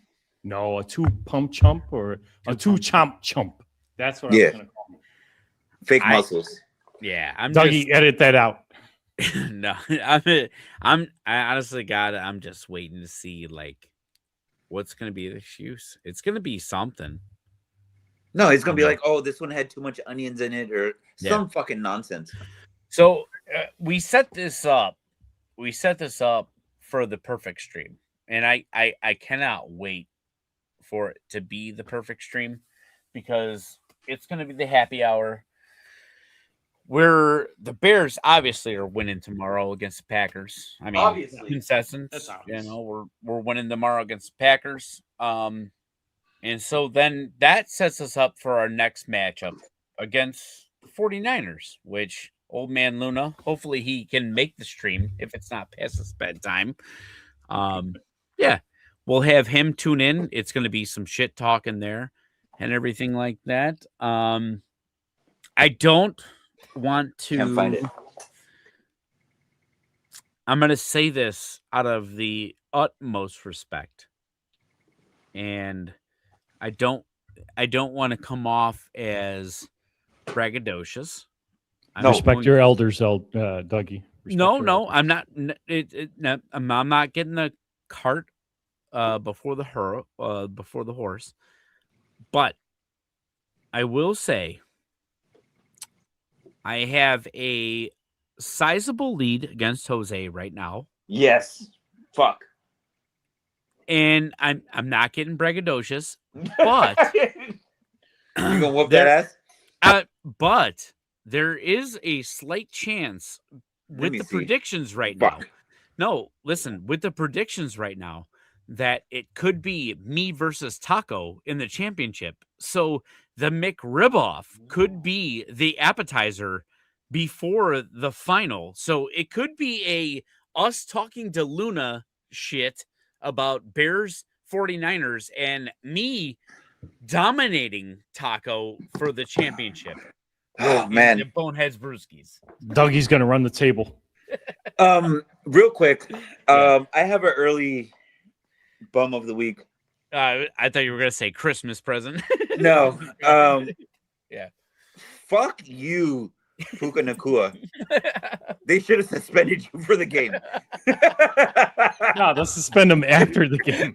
Motherfucker. After the fantasy playoffs. 56 points he put up on me. Damn, yeah. Yeah. Dude, and I told the guys, I'm like, dude, I'm not bragging because it's just not my thing. It's just not my thing. Hey, if it's against Luna, I will brag all day. I'll take I'll have one player going and that guy scores 2. I'm talking shit to Luna, 100%. Look, You know? if it's anyone, I'm glad it's you. I had a stellar season. Absolutely. But yikes. Yeah. What's up, I was Frank? like, well, it was fun. Fucking, two guys put up like 80 something points Oh on me yeah, dude. already. So Yeah. it's an uphill battle. The same way the Packers are going to feel tomorrow. Tomorrow. Absolutely, dude. We're gonna bury him. I cannot wait. Dude. I cannot wait. I wish, honest God, I wish that you were coming out to the watch party tomorrow. That would have been It- fantastic. It's just gonna be a time. It really is. It really is, man. You know, we had a little bit of an alteration. They had a last minute gig that got booked downstairs in the theater, so we got moved upstairs to the loft. Dude, I don't care. Like, Yeah, I literally we don't care. we don't care where we're watching the game as long as we're watching it with friends and family. We don't care. Like I said in my promo video, light up a garbage can full of fucking dog shit. I'll be outside in the parking lot watching the Bears destroy the Packers because Goddamn that's what right. That's what we're gonna do. And you know what? Here's the sad part. The sad part is that Parsons got hurt. That is Yeah. literally the sad part because It is. I have no doubt. I have no doubt in my heart of hearts. The Bears figured them out in that second half, and it's going to continue. It's going to continue. They are going to continue to stomp a mud hole in this fucking team. It's going to start first half, second half. It's going to be an obliteration, and I cannot wait. I cannot wait. You know what, boys? Here, I'm going to shed some knowledge. Uh-oh. Drop it. Our head coach, Ben Johnson, Yep. he had his first taste of what Matt LaFleur has to offer. Mm-hmm. Coach of the year, by the way. It is. So I think he's going to have everything figured out on offense as far as play calling goes. And he's going to cook the Green Bay defense like nobody's business. Yep. My opinion. My opinion. And this is without Rome And Luther. and Luther. Yep. So what to me it's like, what is going to be the excuse once the Bears win? It's going to be that Micah's hurt. Oh, It's going to be Always. that the Green Bay Packers are decimated, but so are we. We are leading, I think, the league in like most missed games, like most missed games. Yeah, if we're not number one, we're number two for sure. Absolutely. So I don't know. I feel good. Yeah, we lost that game. Unfortunate, right? This game right here is this is probably the most important game of the season right now. Period. It's a playoff game to me. This is going to dictate if we're going to be in the playoffs or not. So this is the biggest game in the last 6 years. Yeah. Yeah. Go ahead. Keep preaching, Jose. Keep going. You're on. I didn't mean to interrupt. No. You're fine. But Micah Parsons, I don't feel like he had a fantastic game in Green Bay. I don't. And I'm going to throw it out there. I don't feel like he's had a great season. He's had his moments and everything like that. I don't feel like he's living up to the hype of where they were and where Vegas put him. You know, I'm a betting guy. I don't know if you guys know that about me. I like to throw a couple 2-3 bets out there every once in a while. Couple 2-3 21 leg octopus parlays too. Yeah. I mean, I'm not gonna say that I'm decent, but I'm decent. I'm there. But I will tell you this. Vegas right away, as soon as that trade was made, they shot them up to NFC champions.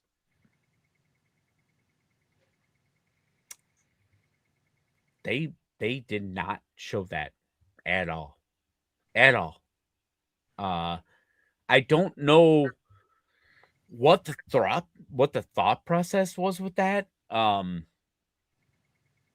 Jordan Love is a middle of the road quarterback.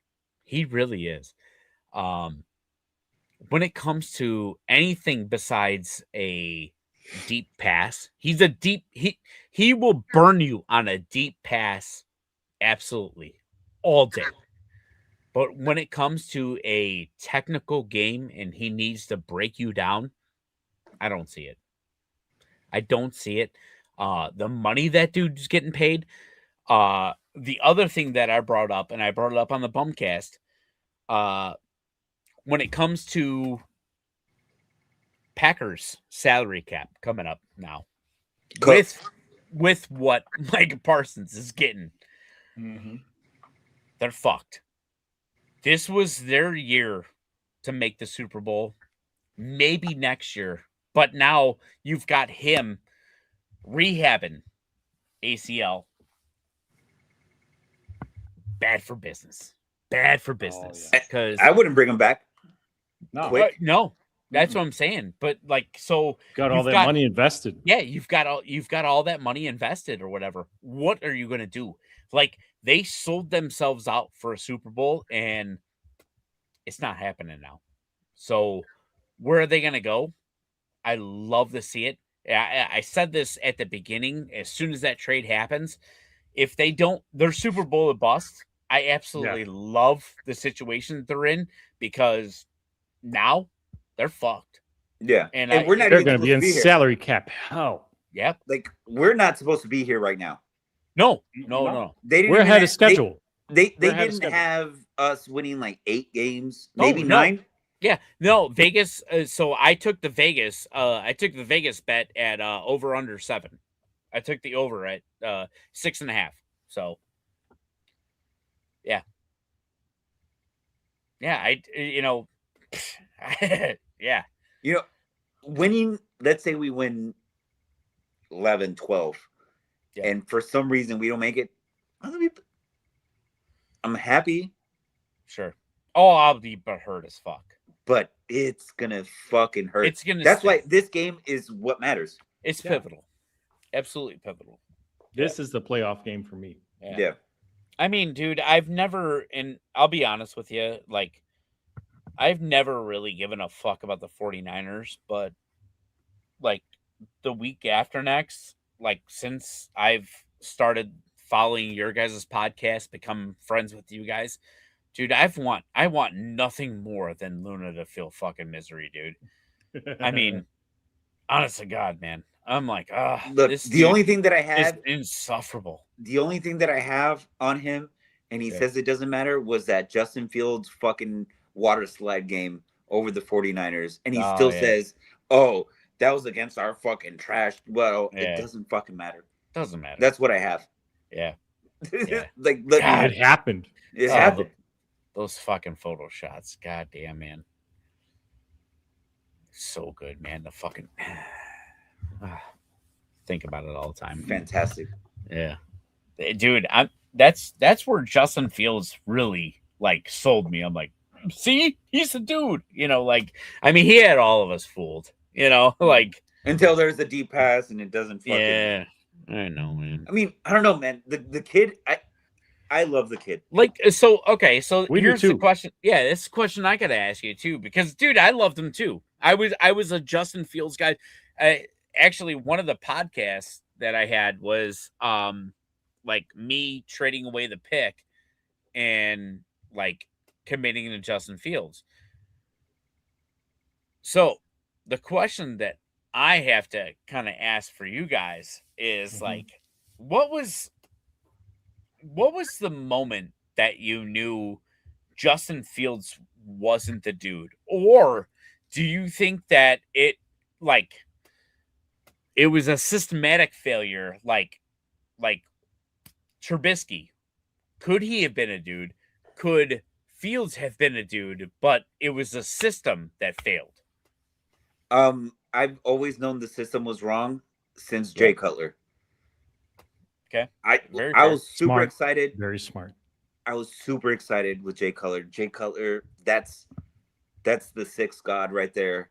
Yeah. All I want in life is to pass by Jay Cutler and say, dude, you're my favorite quarterback, and for him to say, fuck you, I don't care. Right. That With a right cigarette there out of would- his mouth. that would make my day. Right. And then when Brandon Marshall comes in the fold and you're like, oh my God, like they bring one Alshon with Jeffrey. two. Yeah. Oh yeah. Shout out Brandon Marshall in attendance at the Jake Paul fight tonight. There you Yeah. go. He Nice- was sandwiched nice in callback between. to the title. I know, right? Hey, I'm trying to keep us on brand here. Hell yeah. He was sandwiched in between Chicago local legend Kay Adams, Packers fan, and Nah. Michael Irvin. Yo, she looked fucking tiny Really. in between those guys. Yeah, they owned that. It looked looked mighty uncomfortable. inappropriate. Yeah, it looked very uncomfortable. Yeah. She was getting. They were all that whole row It just looked was like getting that interviewed. meme. live. You know? Yeah. Yeah. I know that. I know what you I know mean. the meme. Yeah. Hey, Couple two tree. Two tree. Got to shoot the puck at the net, Dougie. All right. No, yeah. Wayne Gretzky says you miss 100% of the shots you don't take. Hey, hockey's on my mind always. So, All right, Jose, continue what you were saying. Yeah. I was all in on Justin Jay Fields. Cutler. Jay Cutler. We're talking about Cutler, Jay Cutler. too. We're Whoa, talking yeah. your story. But Finish we're your just story on we're Jay just Cutler and the talking culture. talking literally about That's where I knew systematic. it failed. Is Yeah. how many offensive coordinators did Jay Cutler have? A fucking Yeah. Mike Martz, fucking everybody. God damn. Every Bears quarterback has had a plethora, Well, that's the a thing, gauntlet, it's just from freaking. Fucking goddamn Mike Martz would have never had another job in the NFL if it wasn't for the Rams, man. That fucking Rams team that he had. But we did everything backwards. It's like we get a quarterback, we fire the coach. Oh, it was then they inherit systematic this quarterback. failure. And it's like, oh no, we want to get this guy, we fire him. Like it just was a fucking domino effect.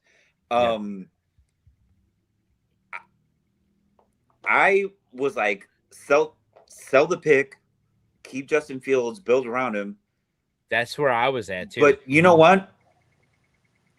Would we have gotten Ben Johnson if we did that?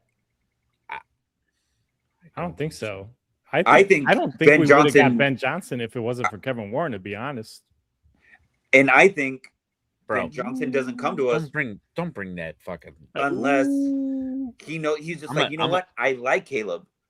I'm gonna taco Let's your go ass here. and pick you off podcast. if if I knew how to drop you, I told you. We don't know. We're still figuring this shit out. Oop, I said a bad word. Oh yeah. Oh, he slipped. He said shit. no, that wasn't him. That was Lalo talking. That was Yeah. AI. We were talking about AI tonight. That was AI. That was still in the background. But yeah, no, I mean, you make a really good point. Yeah, like I was for the longest time a big like let's trade it and build around Fields, because you saw those spurts, like that. I think a lot of us got into that whole like Patrick Mahomes scrambling type shit. Yeah. Like we got baited into that. Like that's a long-term quarterback. But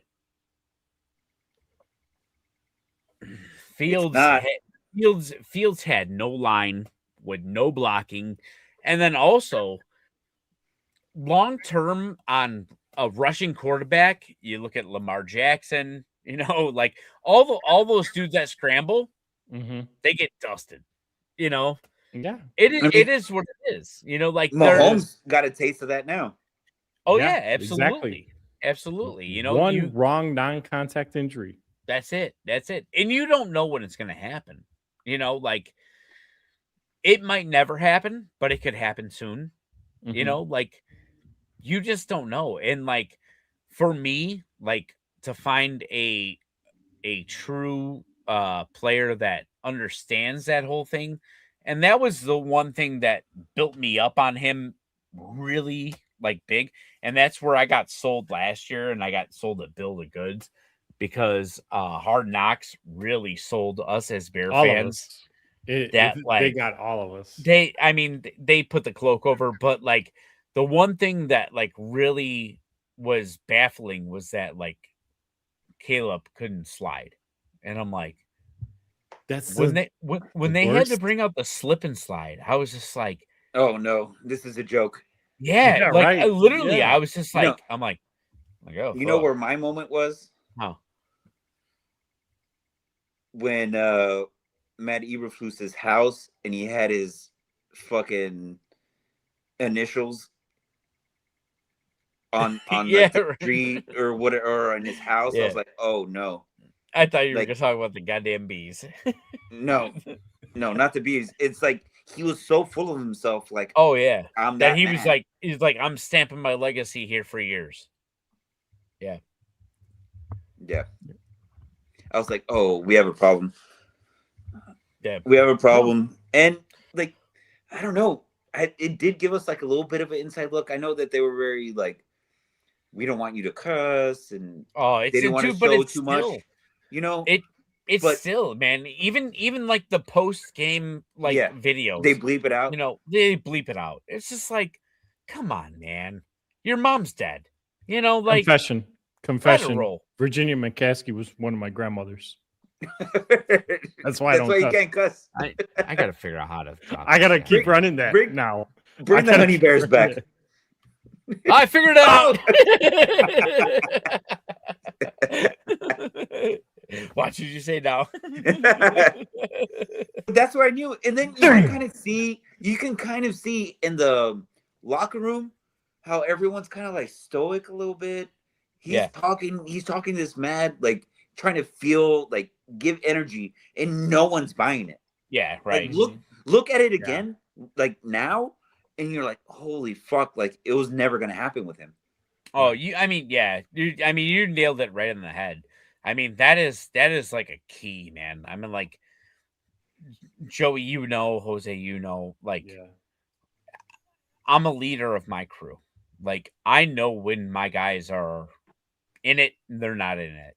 Like looking at that crew, like you can tell when dudes are like,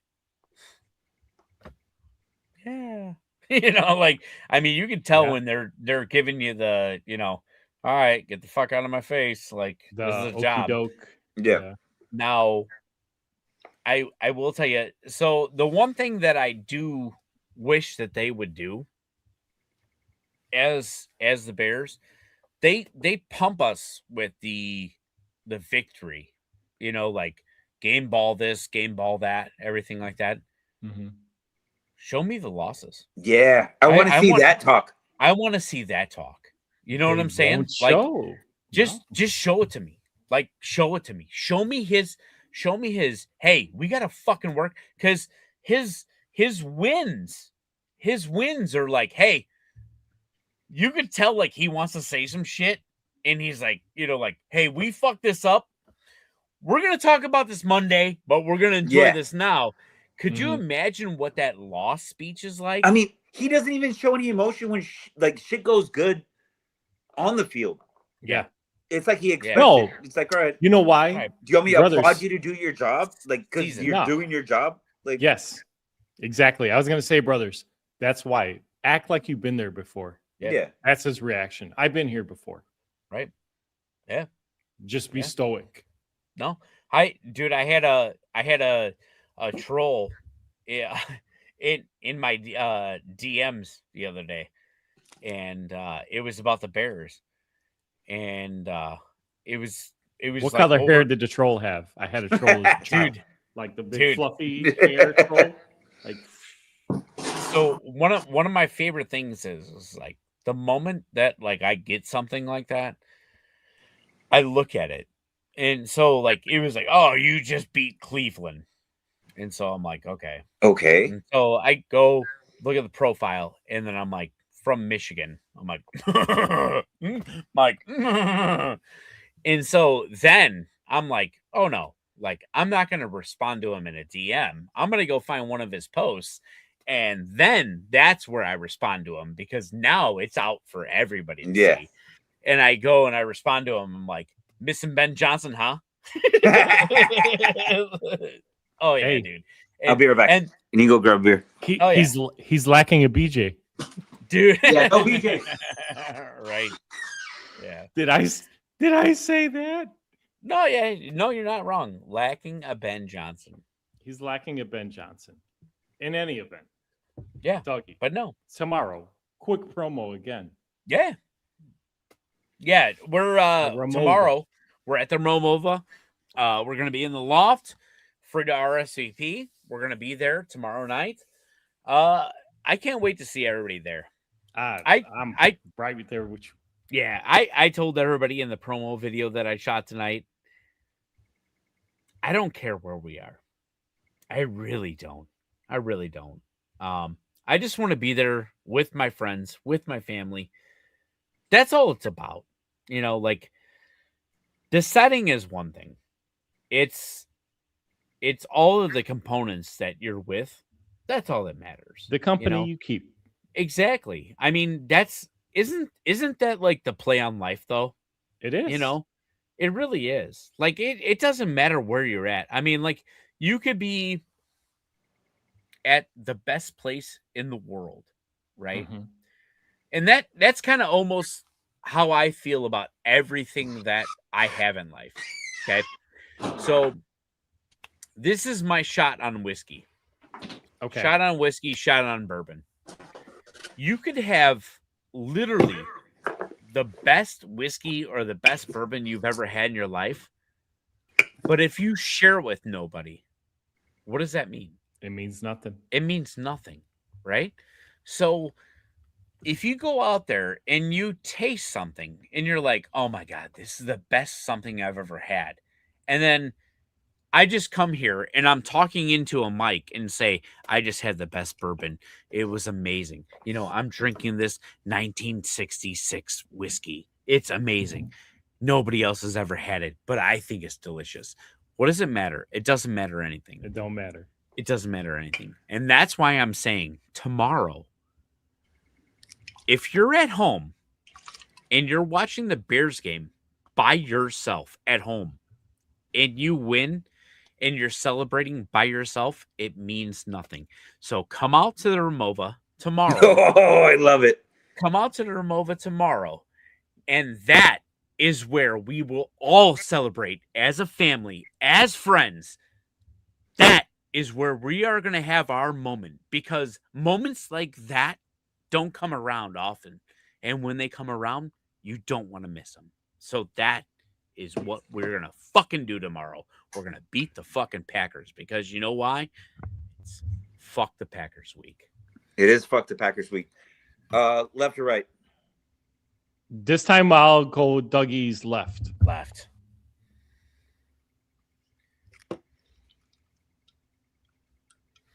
All right.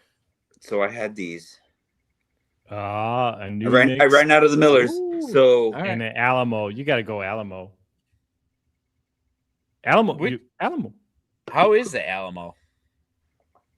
I'm gonna send y'all some. Okay. I'm gonna send y'all some. Well, the Alamo Brewery, obviously it's here. For some reason, they already had the rights to put this beer out. No shit. Fucking who owns them now? Disney, right? Disney? I'm not sure. No. It was Who owns, Fox, King right? of the Hill. Fox. Fox Yeah. did. Fox. Whoever it was, they tried Yeah. to fucking strong arm them because they didn't want them to fucking pull it out. And they're like, Really? sorry, we already got it. Wow. They fucking sent it out. Love it. Yeah, tell me about it. Fuck yeah, dude. So Dude, I Shout love out shit E. like that. Mm-hmm. Hell yeah, dude. yeah, we'll send you some. Dude, I love some. Look It's at not bad. those. It's 4.4. It's No, dude, I love crushable beers like that. Yeah. Man. Yep.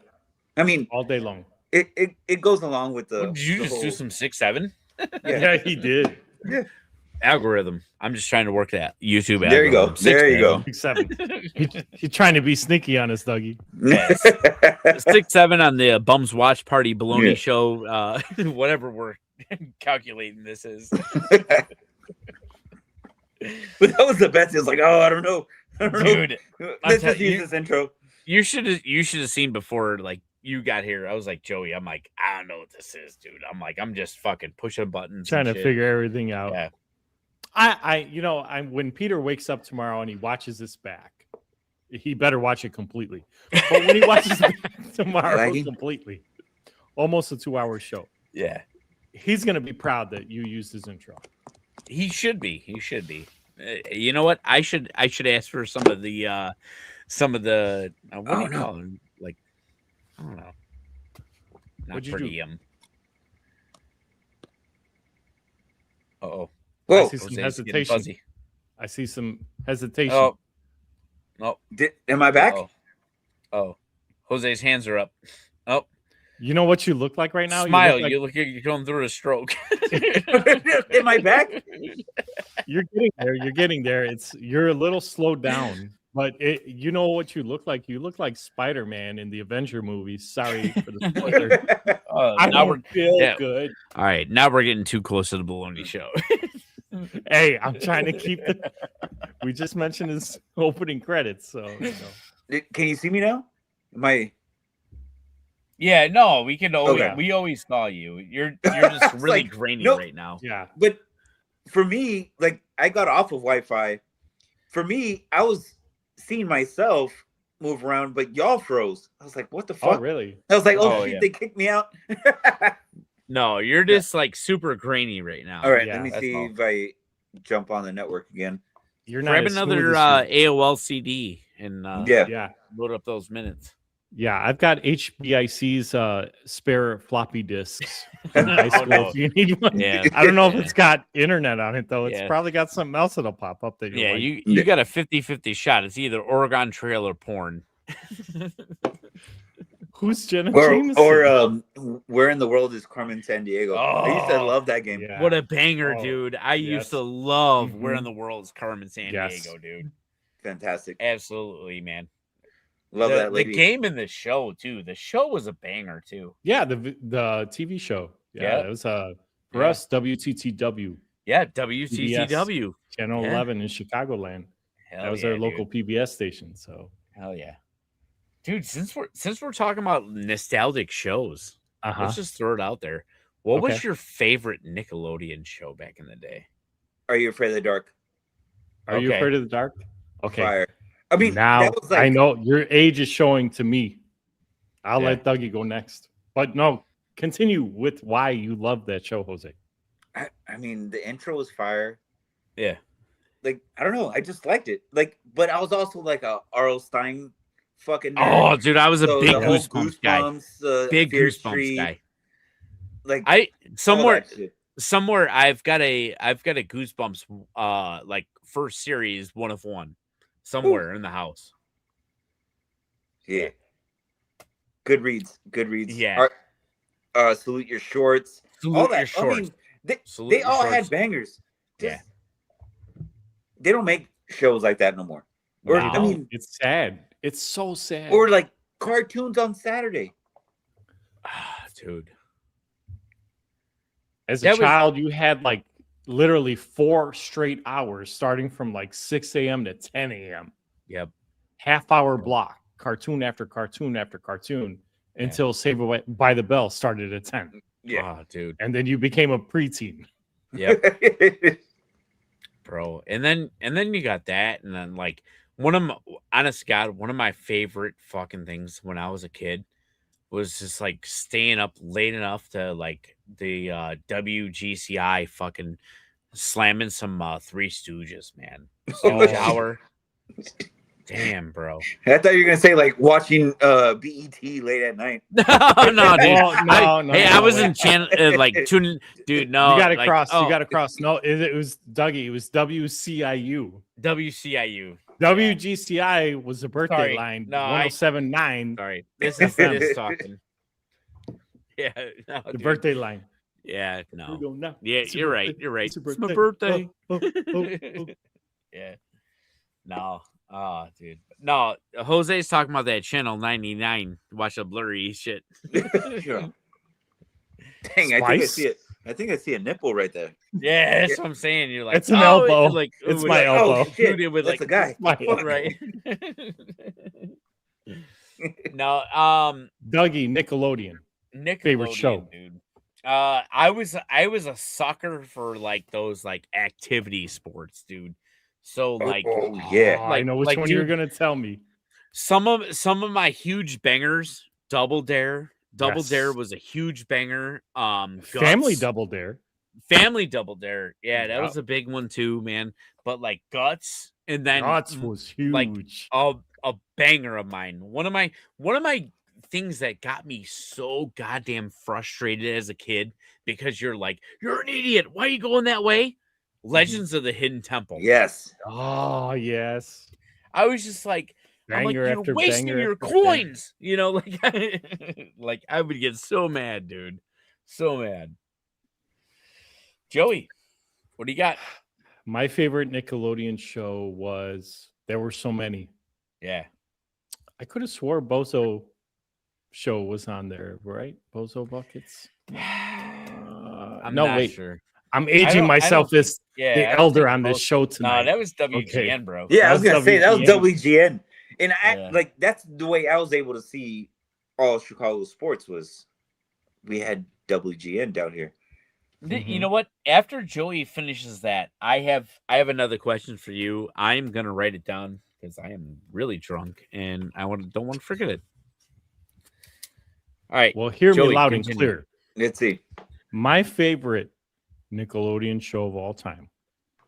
I used to be at one of my, I have so many hermanos in my life, right? And some I grew up with that I lost touch with because they may have moved on in life, moved out of state, lost touch, whatever. From a very young age. Shout out my friend Keith, I grew up with in Garfield Ridge by Midway. Saturday nights, spend the night at his house or he'd spend the night here. Saturday night, brand new episode of Ren and Stimpy. Oh, yeah. You are not going to mess with us. Like, when you get in trouble, when the significant other's watching the show solo, Yeah.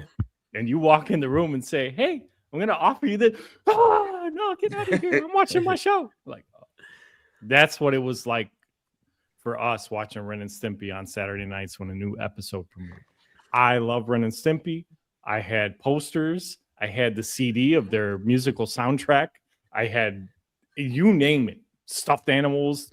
I had Stimpy that used to fart when you press his stomach. Yeah. And Ren, both. Yeah, That was my show. I was gonna say Ren and Stimpy was probably like undefeated for like adult content. Yeah.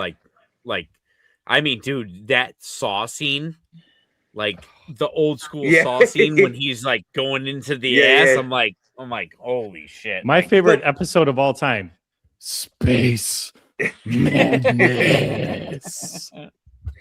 But the We are doing the Baloney Show right now. the already enemy know. on there though, like or not the animation. The animation Oh, for yeah. that didn't look like any of the other cartoons. no. Like it was, I mean, and it's almost like SpongeBob like now, like kind of, I don't know. That's the way I Yeah, see it. no. Yeah. It was Yeah, it was along definitely those it lines. was definitely above its time. Yeah. 100%. Yeah. But I mean, there's some people that are like, how do you watch this? And then there's like, Oh. how do you not watch this? This is fantastic. Right. Yeah. Do you have an honorable mention? Because I have one. Go For ahead. Nickelodeon. Yeah. John Cena. Salute your shorts. Salute your shorts, yeah. That Yeah, that show. all of Fucking them. goddamn donkey lips. Yes.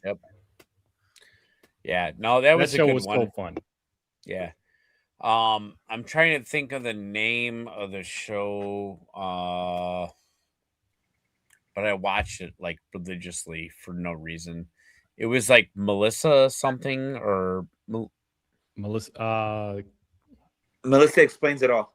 Melissa explained. Melissa it all. explains Yep. it all. Yeah, I mean, I watched that fucking religiously for no reason, dude.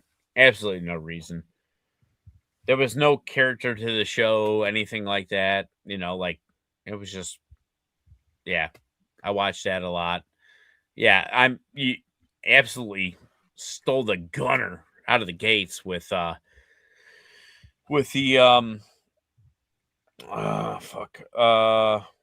Jose's first pick with the Are you afraid of the dark? Are you Are you afraid of the dark? Yeah, because that was like kind of the thing, dude. So that was like my segue. So like I started with Tales from the Crypt and then moved Yeah. on to Are You Afraid of the Dark? Like after that, it was like I mean, that's kind of backwards. Yeah, because Oh, yeah. Tales from the Crypt came on right. way later at night on HBO. Oh, dude, Yeah. no, Tales from Hey, the but Crypt don't was ask. Don't ask. yeah. I used to watch it too. no. So, Yeah. Get No, to see Tim- boobs there. Yeah.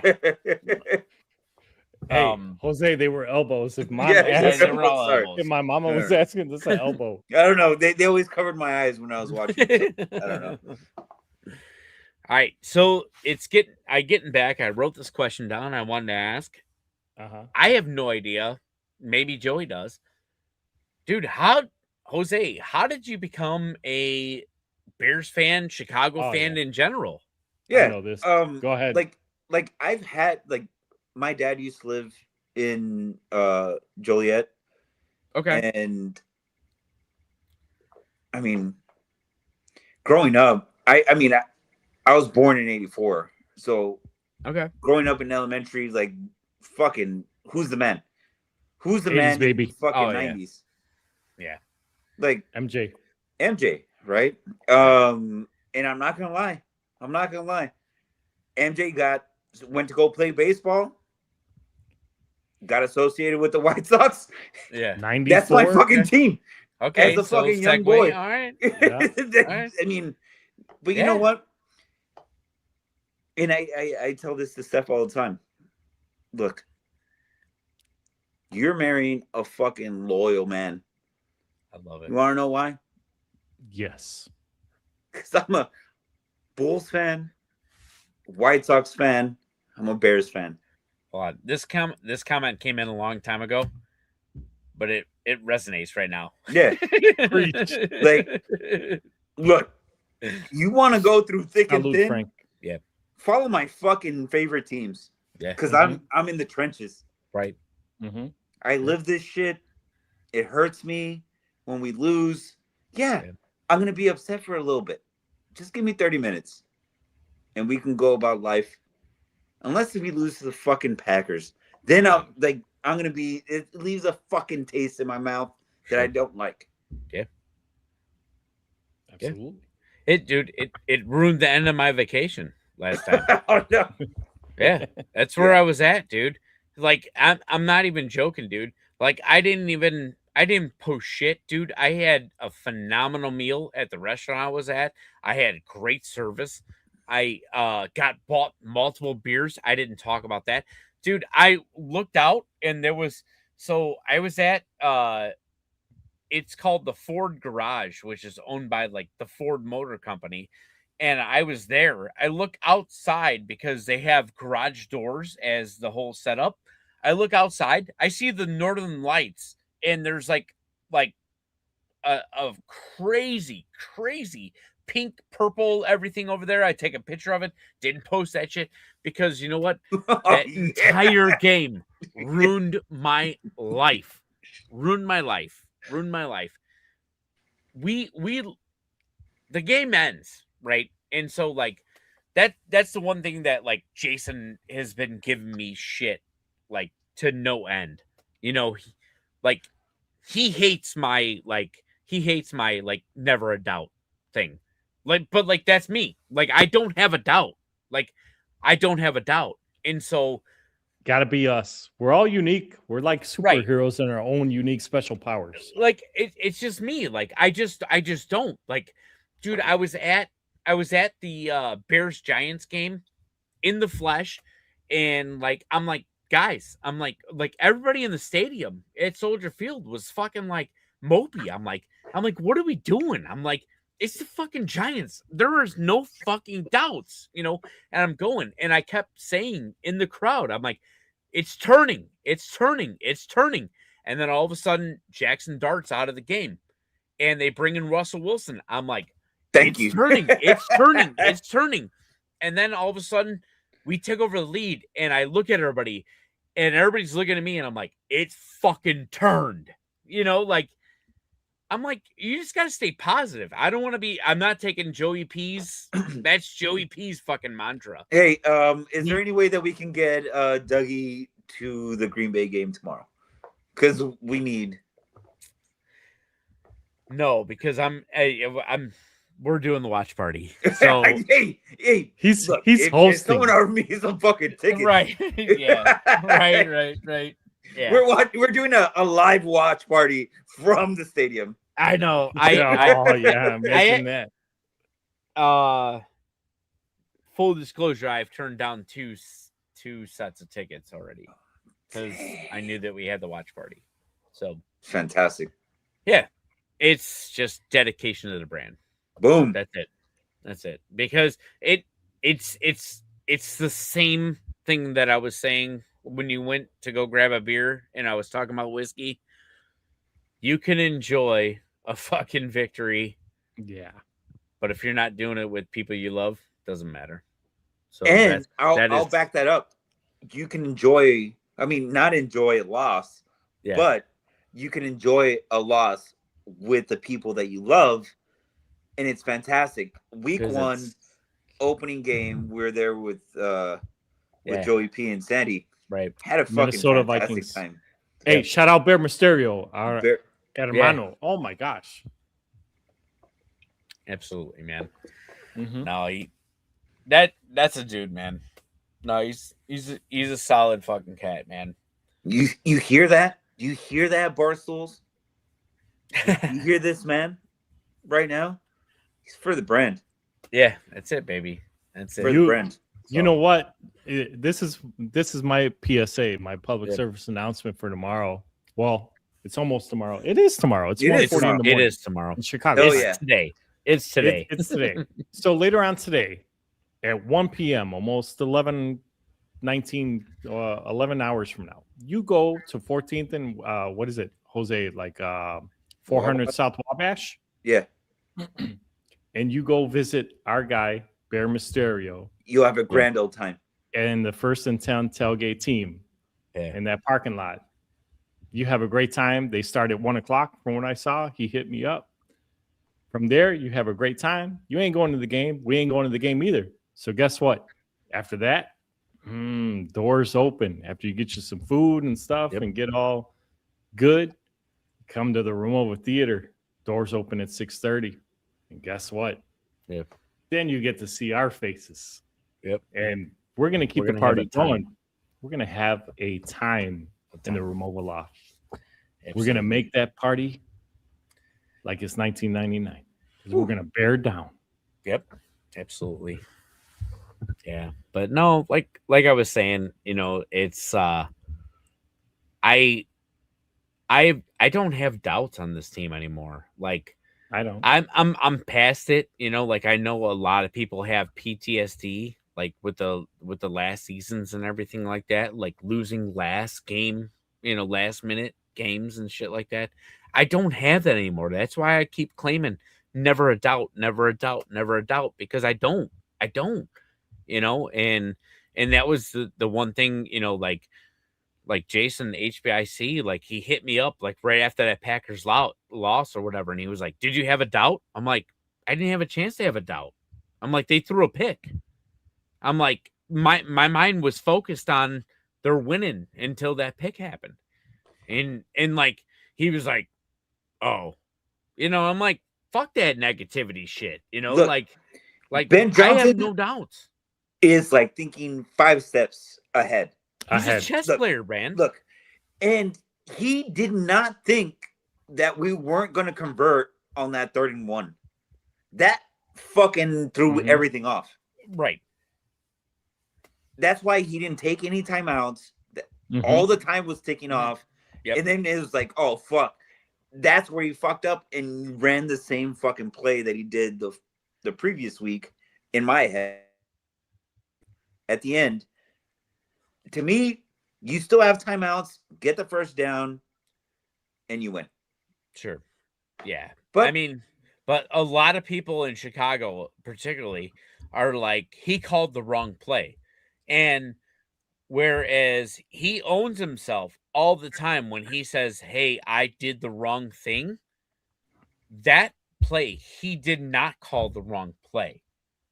Caleb missed that one. And that Yeah. is where that is where I will say Caleb dropped the ball on that one, because he had a wide open tight end for, and I don't want to say a hot minute, but in the NFL, he had him open enough to tie it up. And Caleb reacted a little bit late on that. So as much as I didn't in the moment agree with the play, because running backs were running all over them.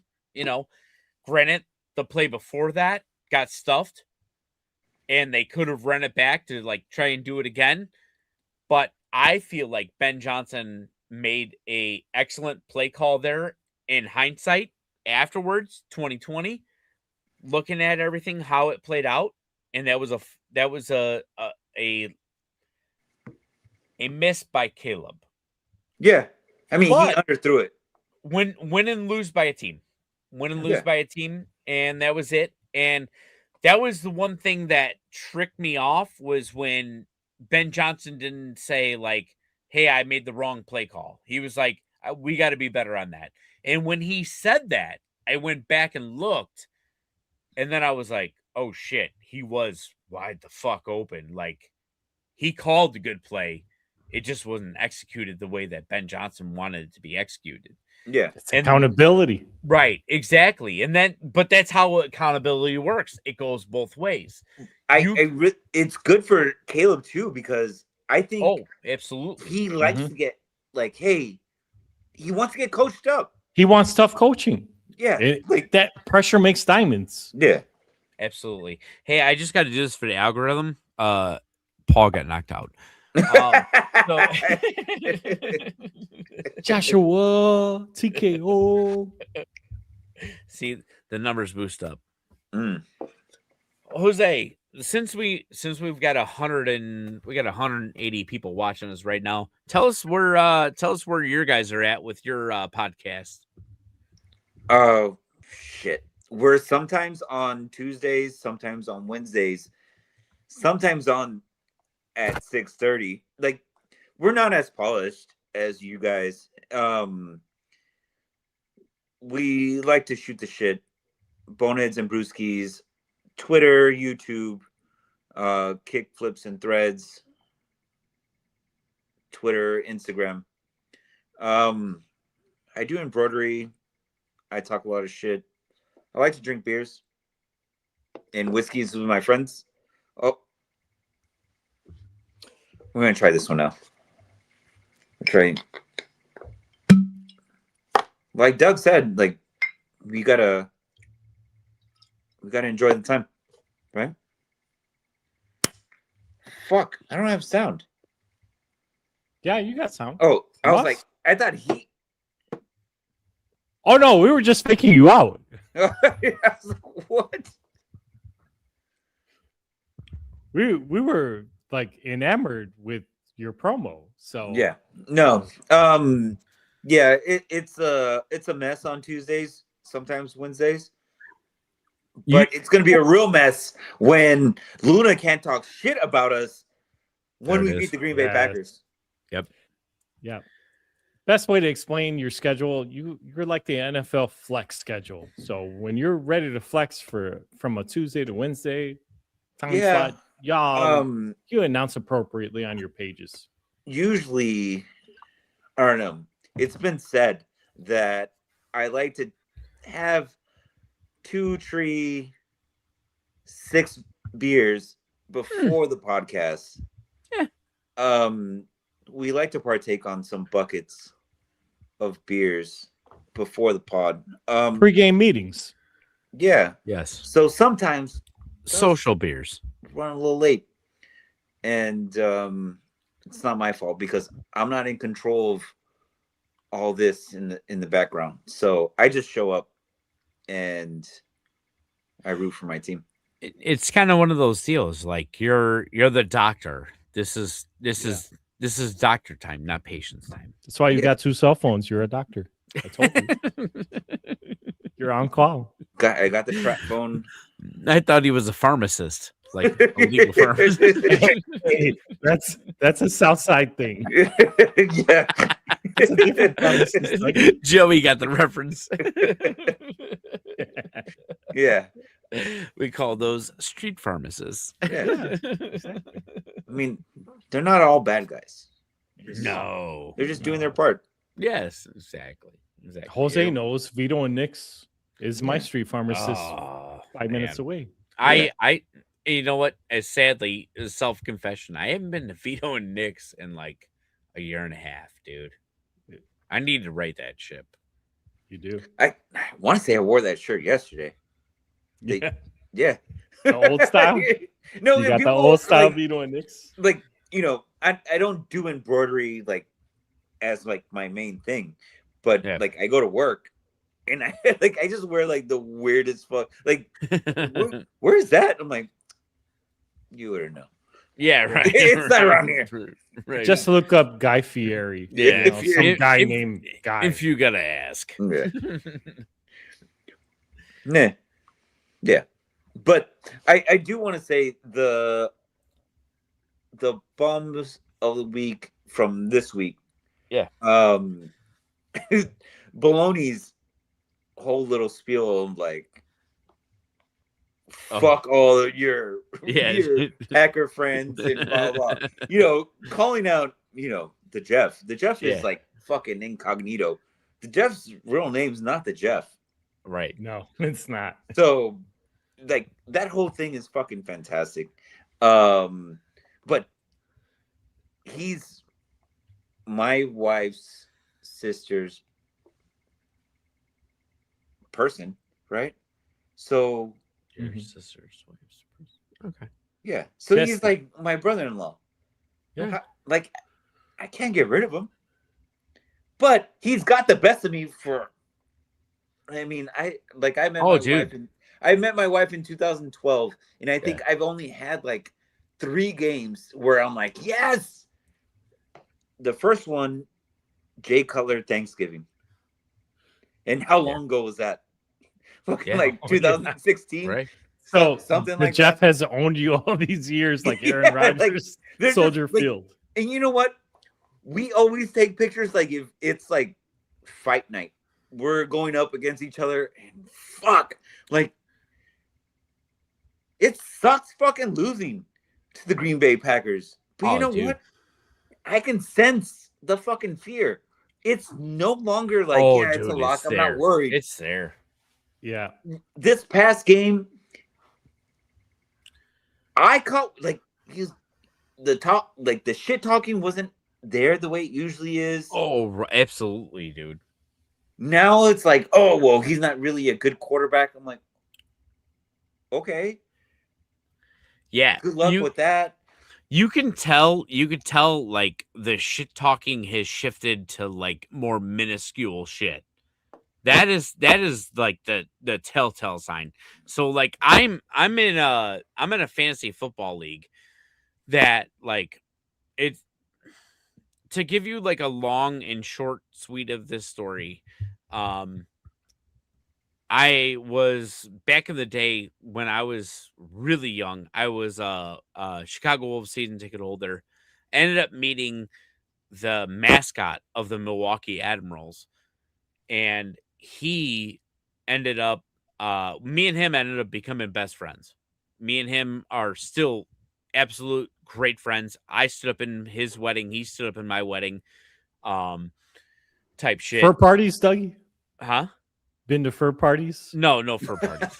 No fur parties. But dude, it was I'm one of the being dirty. I'm sorry. so he got married on Miller Parks Field. All the ushers were all the Milwaukee mascots and Wisconsin mascots, which was really cool.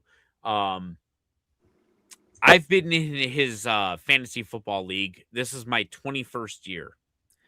I have been the bridesmaid 6 times in that league. Hell I'm yeah. in the championship again right now.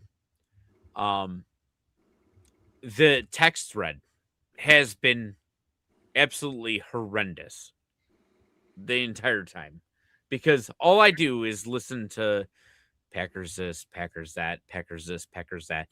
And I will tell you, this year they started off so high. So here's one of the cool parts of the league that I will tell you. We've never ever won ever.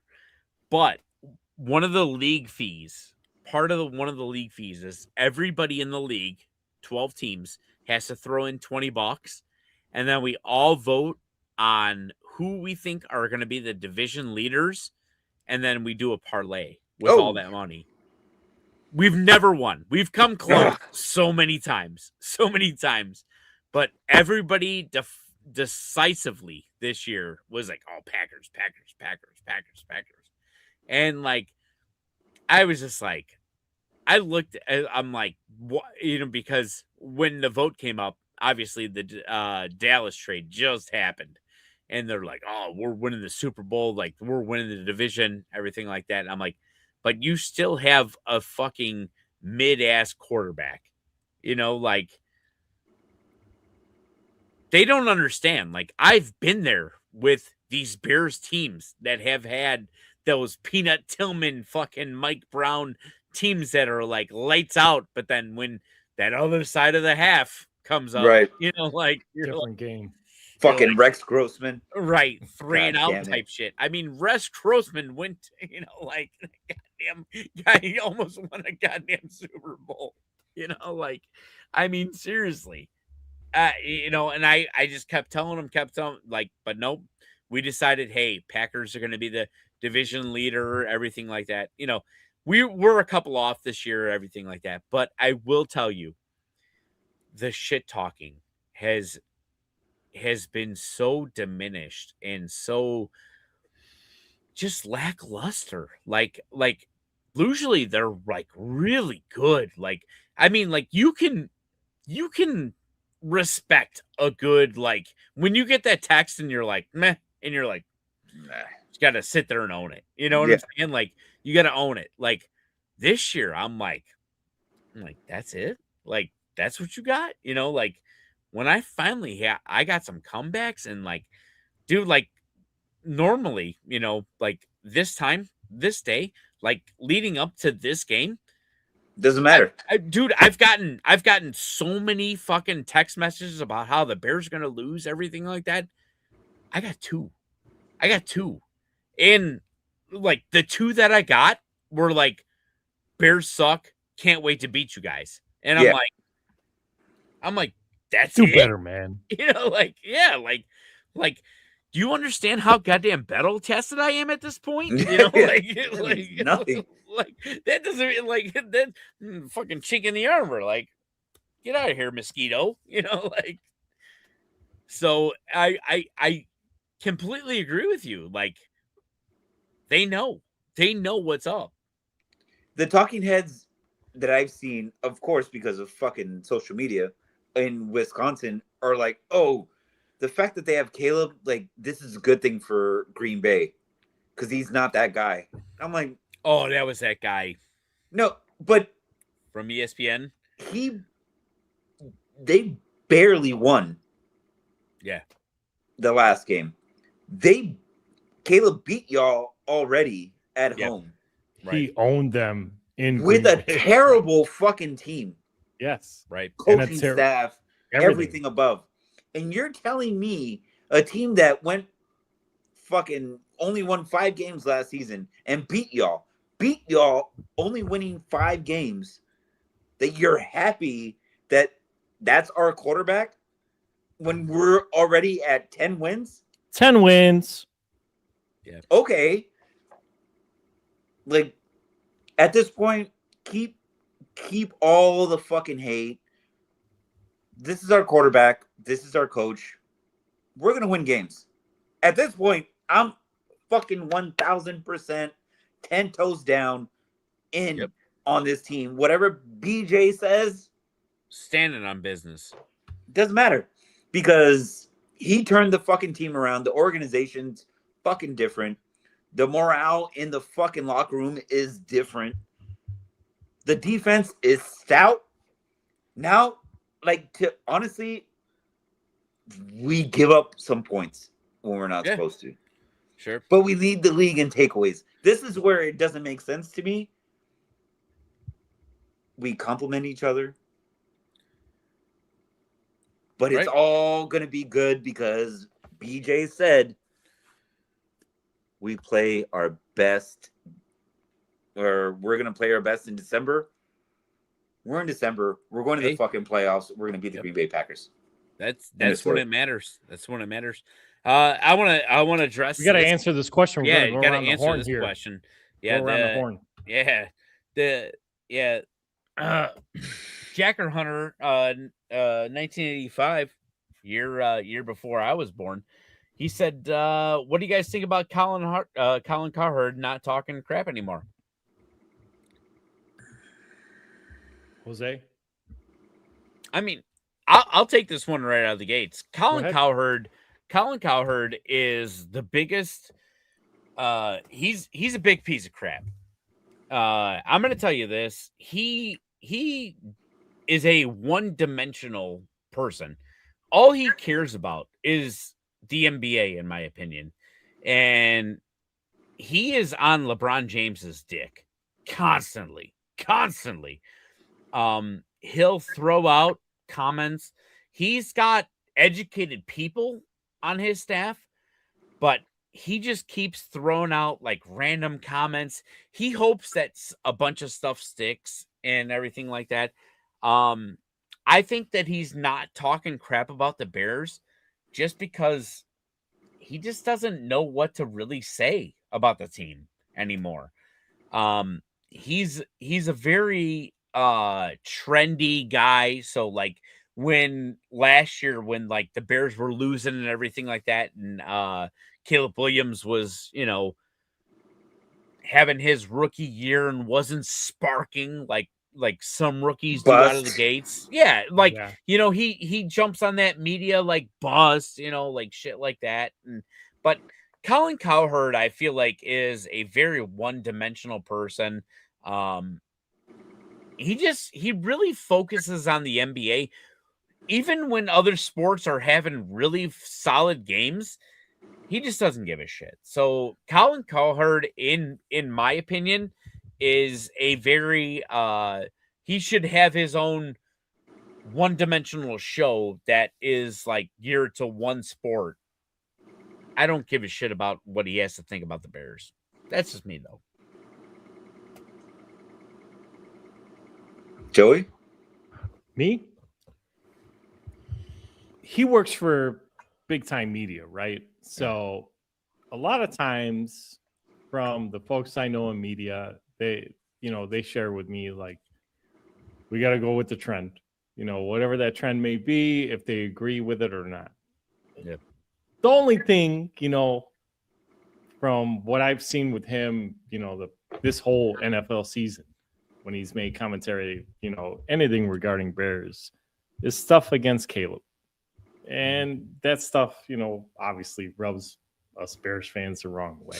So, sure. Like, if Caleb Williams for you is not the right fit for the Bears franchise quarterback, that's fine. That's your opinion.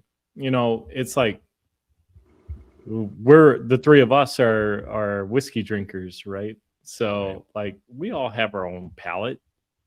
And if it doesn't work for one of the three of us, guess what? There are thousands and legions of others that whiskey tastes amazing for. So, right, Mr. Cowherd, I'm sorry. Maybe early bum of the week. I don't know. Yeah. I got plenty of contenders, but you know what? That's my quarterback. Leave my quarterback alone. I like that. Jose? Very clickbait. I think all his show is like sound bites for fucking Snapchat and fucking YouTube shit, because he always fucking goes back on what he says. Sure. It's not right away, but I mean, it's nonsense. I don't watch it. Yeah. I mean, to your point, Jose, like there is a lot of it to where like he plays the middle of the road, and then like he'll go back and be like, oh well, I said this, whereas he didn't really say that. He just leaned not one way or the other, And then the other thing that, like, I will give him credit with this, and I'll give credit to like Pat McAfee too. Like, having a daily show talking about sports, that's hard. That is hard. Going off the dome like that. Yeah. I mean, that's every day. Yeah, that's the It's one tired. thing. The routine gets tired. Yeah, that's the one thing that I will give credit about. And like, I think about it like just at work, like, you know, I don't really dabble in basketball that much. Um, I fuck around with football, baseball, hockey, everything like that. But like there are times where like I don't watch sports every day, So like Mhm. for him to like stay relevant every single day and throw it out Yeah. there. And that's why I said like between him, like I feel like he fails a lot more than Pat McAfee does. Pat Yeah. McAfee, I feel like Oh. throws out like entertainment value after entertainment value, like whereas like Colin Cowherd like throws out like shit that he feels like is gonna stick to the wall, and then like he'll look at you and he'll do the whole like the mic. But like negatives. Are you hearing me? Do you hear me? That kind of stuff. Say it You with your disconnected chest. yourself, Dougie. Yeah, yeah, yeah. That's what I wish Colin Cowherd would do sometimes. Yeah. Just disconnect this mic. Yeah, but no, I mean, I don't know. It's just like I said, it's one of those things to where that's honest to God, that's what I hate about ESPN now is like we don't need daily shows about people just continually talking about sports, Like I was super big like when ESPN back in the day started like around the horn, stuff like that. And you bring like different people from different eras to talk That's stuff. fun. It's fun though. To That get was like fun. different perspectives That was fun. on shit. Yeah, absolutely. But the old problem is like that is basically what they based their whole ESPN model on now is it's all around the horn. Like, dude, when I was growing up, that was one of the things that I fell asleep to when I was a kid, dude. You throw on 33, you watch Sports Center, you get caught up on your shit, and you fall asleep to it. Like you wake up, you're like, oh shit, all right, I catch this. Fucking Stuart Scott fucking telling me like, hey, this is what's going on with that. It kept you relevant as a maybe somebody that wasn't interested in this or interested in that, like Yeah. like I said, I'm not a big basketball guy, but like back in the day when you could watch Sports Center and just kind of like chill in, zone out, dude, I could at least hold the conversation like with coworkers or whatever about basketball. Nowadays, dude, I mean, if you're not fucking tuned in, zoned out, whatever, Or the worst thing is you tune into like Colin Cowherd or like a Stephen A. Smith or something like that, and then you generate your opinion off of their opinion, and holy shit, like then you look like the fucking asshole, Yeah, because it seems like you're disconnected and don't really watch shit. Oh yeah, exactly, dude. So that's where like the big disconnect is. And I'm not trying to sound like old man yelling at cloud, but dude, two things that need to absolutely come back. MTV just playing goddamn music videos and Please. fucking They do. well, I know, but it's just What about VH1 Classics? They do. Because I mean, y'all have I don't know, I have YouTube TV and they have those channels where it's just like, and now it's like by genres, like, oh, they're playing like 90s rock. Right. And you can tune into that. Yeah. It's cool. Like, I can't believe we watched TV that grainy. Yeah. But it's just like, fantastic. dude, like between MTV just coming back playing music videos and ESPN just having a Sports Center channel, On like repeat. that's what I need, man. Like, bring it I back don't to know, basics. You know what? Get a flip phone. So when you hang up on someone, like, I don't want to talk to you, bang, bro. click that shit. You let 'em Dude, know. I was a fucking baller back in the day, man. I had a fucking pager Hell, that Yes. it was the ESPN pager that gave me sports alerts. Oh, so it was like a really? ticker, you had a dude. little ticker on it. Oh my god, dude. Me and my wife. So me and Mary used to have codes because like back in the day you had to pay for like characters and shit like that. Yeah. And so we used to have codes for like random shit like good night, happy birthday. Hello. I'm gonna leave. I love you 143. I'm gonna leave some of the characters like out of this. Okay, but no, but hey, it, hey, yeah, hey. it was some shit. You were like, fucking Diddy goddamn it. party type, you know, I was codes. like, God damn it, I gotta get a quarter and a fucking dime, and I gotta get to a payphone now. Type shit, But yeah, I mean, dude, that was the fucking shit, man. I remember being a baller in high school, fucking grabbing the fucking pager, and like the White Sox are playing. I'm like, they're up 1-0, and then they're like, all right, give us the updates. I'm like, all right, got you. And then like fucking get an update like an hour later. I'm like 2-0. And then like the one dude's like, hey, I just called my dad from his cell phone. He said the game's over. I'm like, yeah, fuck you, man. It just didn't come through yet, man. Yeah. There's no service around here. Right, man. Fucking high school. The days of smart beep. Dude. $3.99 a month. Simpler times, man. Simpler I had times. 2 pagers in my day. Oh yeah. The job gave me a traditional one to call me into work as a 16-year-old, and I had my smart beep for $3.99 because I wanted to read messages. It was like a smaller, like a scroll, like a marquee. Yeah. That people used to be able to leave voicemails, and it used to spell out exactly like a text to speech type deal. So, hey, but don't call me before fucking 8 o'clock. All right. 8 o'clock. I was already at Daily College across the street. Yeah. What the fuck are you doing, man? You a savage? Got minutes, Either that or man. in high school already. Don't be texting me either. Don't be texting me.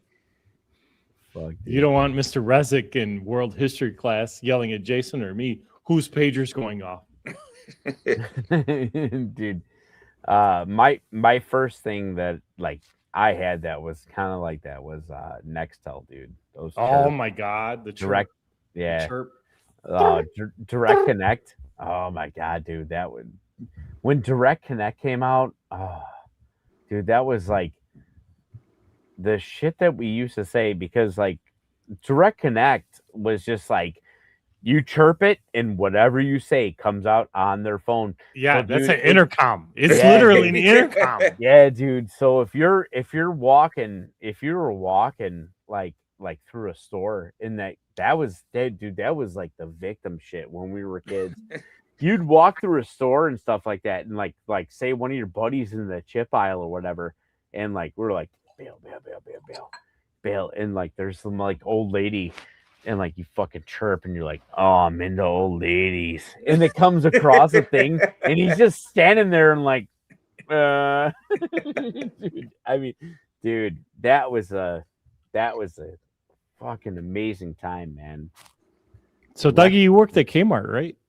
No, I didn't work at Kmart, bro. I worked at the Jewels, man. At the Jewels, right? I was a Jewels guy. So we both had vests on. That's why I threw that out there. Yeah. At some point, Jewels used to have the vests. I remember growing up. I worked at Kmart, and the amount of times someone would pick up the phones that were like scattered throughout the store to try to like find out the intercom system, and then they would get lucky after pressing all the buttons, and they would find the right button, and then throughout the whole store you would just hear doo doo doo doo doo hitting the other numbers, and then they're like, oh, I'm on, I hear myself, get out the way, I'm coming through, or so they'll do something stupid like really just dude. Stupid.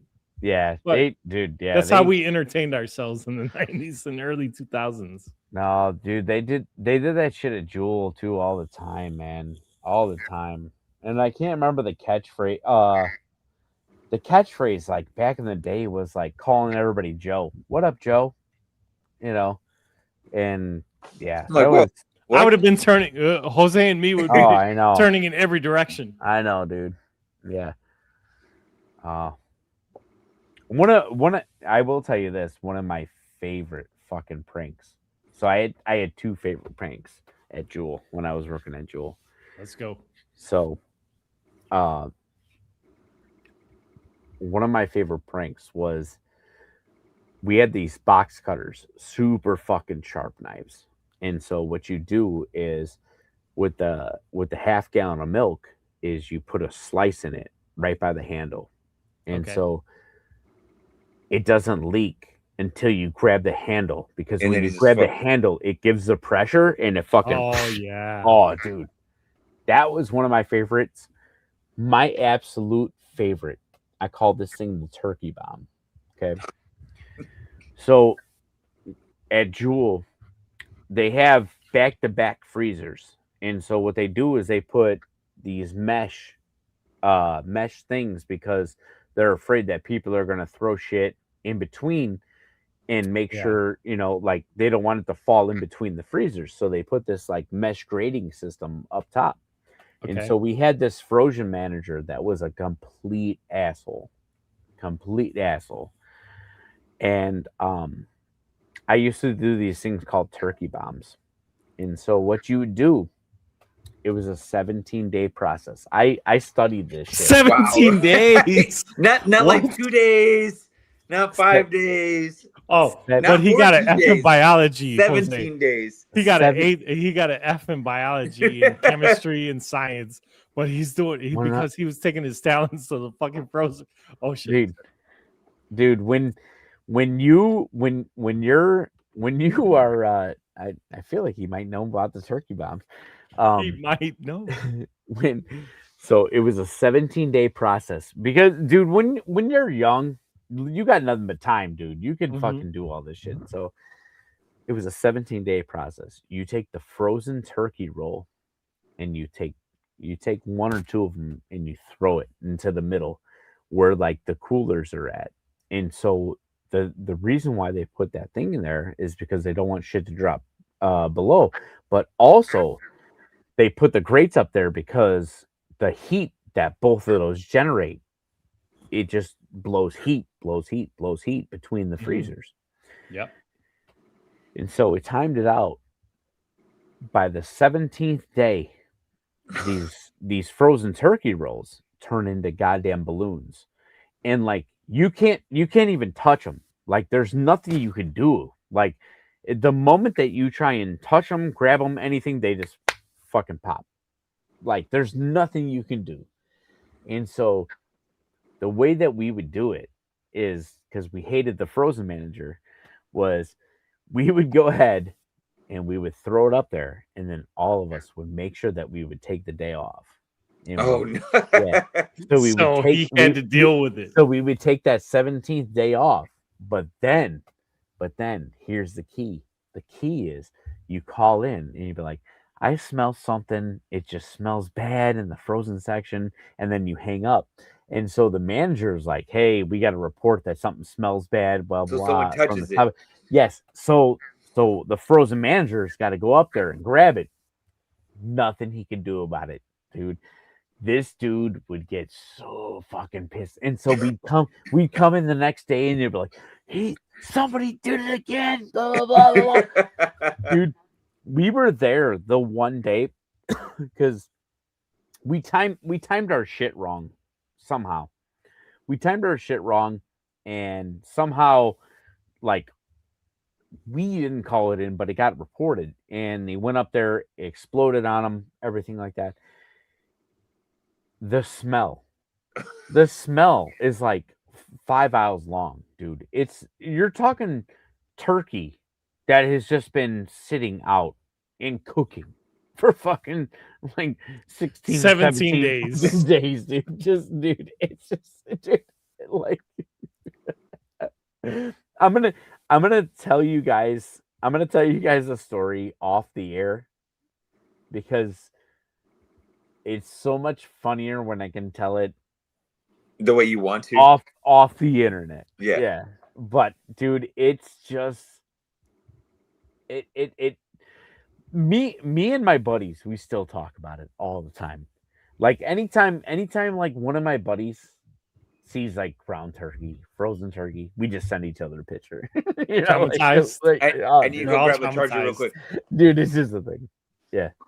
They're all traumatized. Thank you, Dougie, for traumatizing me now, Oh, yeah. because you know what you're going to do to me now. Mm, When I go down a mile on 79th Street, Yeah. to Burbank, Illinois, and I go into my local Jewels that I normally go to, the Jewels, Da Jewels, Yeah. I'm gonna be sniffing every dude. frozen aisle because they got 2 of them, including the Listen. beer aisle. That's 3 of them, and I'm gonna be sneezing. I'm gonna Bro. be sniffing, sneezing, and everything, looking for that turkey funk. If you, If it's not wild turkey funk, it's dude. not for me. The wild That's- turkey funk is for me. You know, the one from Kentucky. That's a funk I could get behind. That's a funk I could get behind. But yeah, this dude, no, you would. It's a stomach turner. Stomach turner. It's a stomach turner. Yeah. You know, my days as a 16-year-old working in Kmart, I was profiled a little bit as a 16-year-old, and they told me, "Oh, wow, you like to work so much. You've been doing a great job wherever we throw you, all the departments." And they say, "We're gonna throw you in the best department in the store." And I'm naive. I'm a 16-year-old. Got the blue light special. The blue light special was normally for the clothing side of the store, not for me. The hard lines, they had the soft lines. Yeah, I had the hard lines. They said, "No, you get the pantry department." And I'm like, "Okay, whatever that is." And they're like, "No, you've done all the cat food, the detergents, the coolers, bro." I had half the store by myself, literally. All the food, all the toilet paper, the detergents, you name it. I had all of it. I was traumatized working retail that 18 months that I was blessed to move on. But working 2 Black Fridays at a Kmart, and the funny thing is, that's hold on. what you. I got to stop you for 1 second. Paul got knocked out. Had to put it back in the algorithm. Yeah, bring it back on. Dude, Bring him back on. Hit me up with the Black Fridays, man, because they're not what they used to be, man. No, bro, dude. Like I said, I prefaced this. They had me doing everything because I got my daddy's worth ethic, right? Yeah. No, old school Mexican man, right? I'm my daddy. Son, you don't come home unless you work 16 hours a day. Okay. Hey, that's my I'm dad with it too, man. Old school Polak. So yes, exactly. So you understand that's how it was, you know. So they're always harder on the sons, right? So the sons, you got to work, and when I had that instilled in me, obviously I'm going to be number one in that store, even though I'm working part time, right, 39 hours a week. Fuck. I can say that now because Kmart's out of business, right? Yeah, I can't go back and sue them. We haven't had a Kmart here in San Antonio in fucking. I can't even remember. You can't remember, right? No. I think our last one closed about like 3 years ago ish. It wasn't long ago. Yeah, it wasn't long. They were holding on like we've got the one, you know, like the one.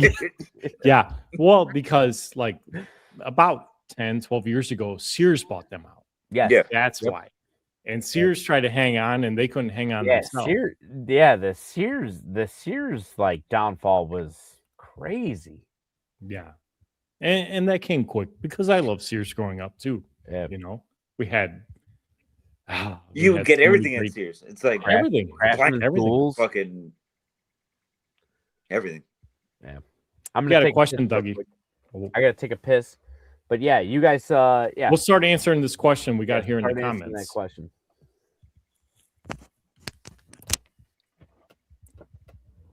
Our guy, the Jacker Hunter 1985. Jose, do you think that Caleb can have a connection with Rome the way Jay Cutler with Brandon Marshall? Because I see they're trying. Joliet checking in. Look. Shout out Joliet. I got plenty of cousin P family down there in Joliet. I got like 4 godchildren down there too. Oh, shout out. Shout out. Absolutely. I mean, one, they got drafted together. So I think it's a little bit closer than Jay Cutler and Brandon Marshall. Mm-hmm. You know? Yeah. And I don't see that Rome has the same I wouldn't say bad habits, but he doesn't have the same drama around like the way Brandon Marshall did. Like Yeah, he because seems like a unfortunately good kid. Other Brandon than his had dad. His dad talks a baggage. lot of Yeah. shit. Oh yeah. But I see it. I think this is they struck gold. With Rome. Yeah. Not like Green Bay's gold. No, this is our gold. This I is know. Chicago Bears gold. Like All right. So This is this Bear is- Down gold. yeah. So the question was, do you feel that Caleb and Rome are developing like Jay Cutler and Brandon Marshall? Mm. I think it's better than Jay Cutler and Brandon Marshall. But I will say before, like, I'll let you think about that. I will say this. Brandon Marshall doesn't sit well with me, man. Because the whole relationship that he had with Jay Cutler, there was more stories that came out. Like, Brandon Marshall was always talking about Jay Cutler, like, in a good light. Mhm. There was times that Brandon Marshall was in Las Vegas and in debt to people, and he ended up calling Jay Cutler, and Jay Cutler fucking fronted him the money. Yeah. Right? Yeah. Character. Okay. Sure. But then in other interviews, it's like, oh yeah, like he was probably one of the worst quarterbacks I ever played with. I'm like, whoa. Yeah. Whoa. I mean, he didn't get stabbed by his wife like some people did. So I'm Tell you gonna what say, you think. I'm gonna say when it comes to that comment, I would say that Jay Cutler and Brandon Marshall is kind of more on the lines of Caleb Williams and DJ Moore when it comes to that love-hate relationship, when it comes to like catches and not catches. Yeah. Yeah, so this is well- not Rome then. This is more like no, DJ no, Moore. yeah, exactly. Right, I to think it's answer the more, question, right? Okay. yeah, I think it's more of a DJ Moore type thing than it Mhm. is Rome. I think Caleb Williams and Rome, I think, is going to develop so much more once DJ Moore's out of the way. And I've said this also too on the podcast. I mean, Luther Burden's going to be the number 2 coming up. I can't wait to see who's going to be like kind of the number 3 guy as soon as DJ Moore's out of the picture. I mean, in the moment, absolutely, I love the extension for DJ Moore. Mhm. But I feel like he does have a lot of Brandon Marshall Tendencies. I don't want to say mental tendencies because I don't want to No. give it No, I don't not want to give mental. it that negative light. You know what I'm saying? I don't No. want to, because I know Brandon Marshall has had like mental struggles and Yeah, everything he like has. that. Yeah.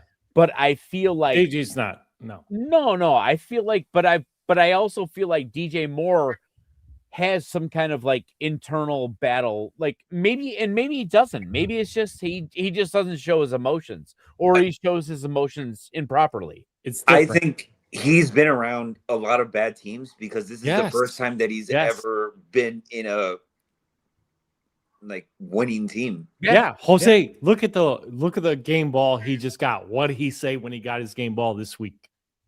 Tell me. 10-win team, guys. Yeah, It's right. hard for me to That- say anything because that's what I'm the saying. first team, Right. the first team, first time he's been on a winning team.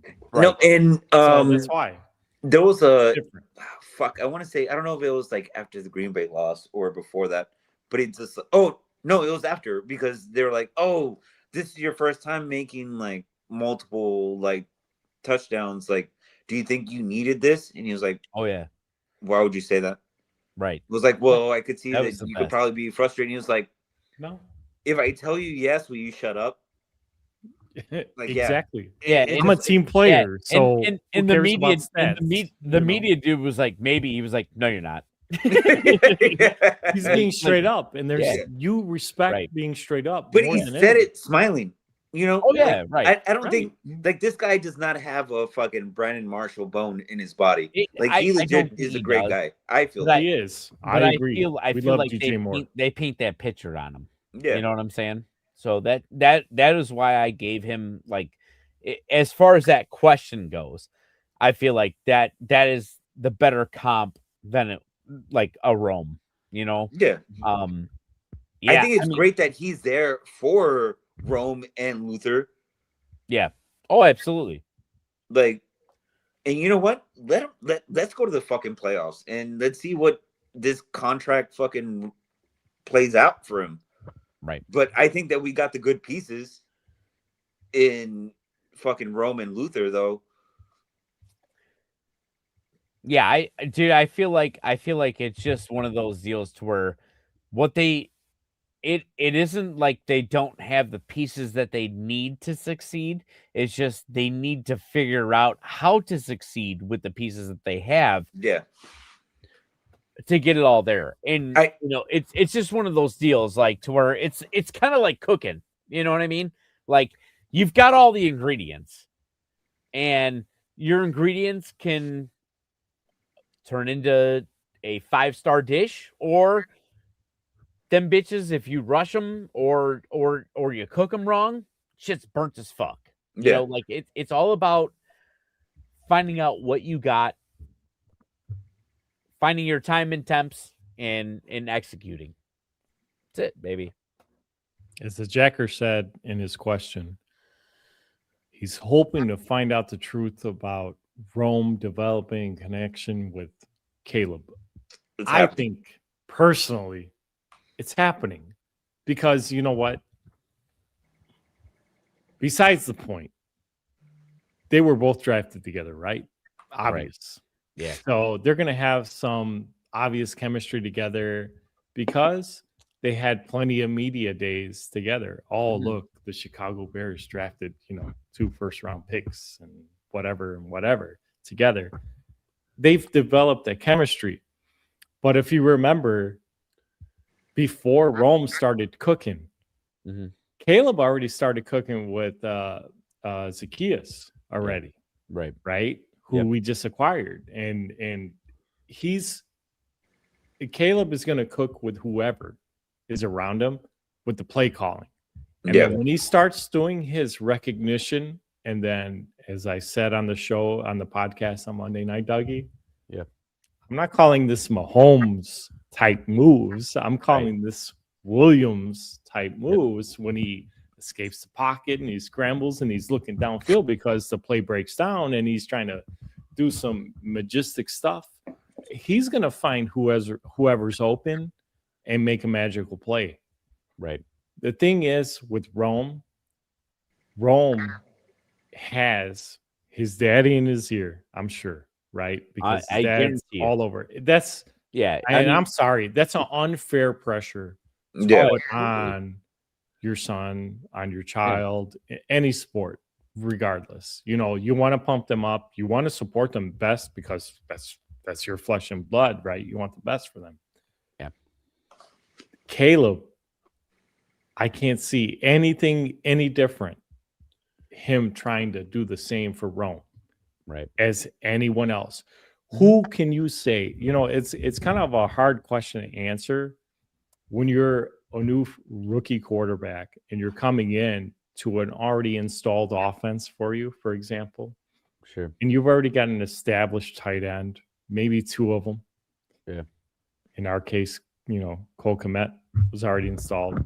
You might already have a DJ Moore, So you're already going to have established veterans, Right. Cole Kmet's going into year 6, so I got to call him a veteran now, right? Yeah. Obviously. Not only that, I don't mean to interrupt you, but you also had you're sharing. You also had a DJ Moore that was very verbal that he wanted Fields to stay on the team. Yes. Yeah. I mean, and then you have Montgomery that was like, this is my guy. He gets shipped out. Like that was the biggest fumble, I think. Mm-hmm. That was probably the Bears' biggest fumble since Josh Olsen, I think, in my opinion. Greg Olsen. Greg Olsen. Sorry, I've had a plethora of drinks tonight. Josh is a good guy too. Yeah, he is. We love Josh Olson. Josh Rosen. Too many drinks. But yeah, I thought for the money that he signed in Detroit, like I was like, how the Peanuts. Bears We Yeah, could have like, paid that. We could have paid that. absolutely could have paid that. You know, like that blew my mind a little bit. Yeah, it's just a thing. The one thing that I absolutely regret is there was a DJ Moore controversy last year about this, like not getting touches, everything like that. And I look back after last game and he had 2 touchdowns that game as well. I should have Yeah. bet the fuck out of it. I should have bet the fuck out of it after that Packers game. The script was in. I mean, it's just that is exactly what happened the year before. He Yeah. got 2 touchdowns in a game and they were like, you know, is he happy? And I'm like, fuck. I'm like, the trends are there. The Mhm. trends are really there. I think having Colston Loveland on this team is putting a lot of pressure on Cole Kmet, you know, Yeah. in a good way, But you know. maybe Colquitt's blocking. Right. I mean, Oh, they yeah. both block. Right. I mean, it's working right now. Why not just keep both? You already signed fucking Cole Kmet Yeah. for a while. Like, Absolutely. But I think it's one of those things to where it's like he puts pressure on him to show up, show out, you know, whether it's in a blocking role or not, you know, like maybe Kmet can catch the ball and keep running and not just fall down. Maybe he doesn't want it to get his body fucking lit up. I Right. totally understand that. Yeah. That's a business decision that he's making at that point. But very personal decision. Yeah. But you know, Loveland, everyone was talking all that shit at the beginning of the season. Like, oh, absolutely, drafted him so high. Blah, yeah, blah, blah. Yeah. You could have had Warren, but you know what? I don't know. I kind of like our guy. Right now. Yeah, as I said when they drafted him, was I in love with it? I was not in love with it at all, but I knew that Ben Johnson was doing what he wanted to do and picks wise. So like I have to put my trust in Ben Johnson. You know, like, and it sucks, dude. It's so hard, man. Like time after time we just have to like continually like put trust in, I don't want to say unproven people because Ben Johnson obviously earned his way into a head coach. But was unproven.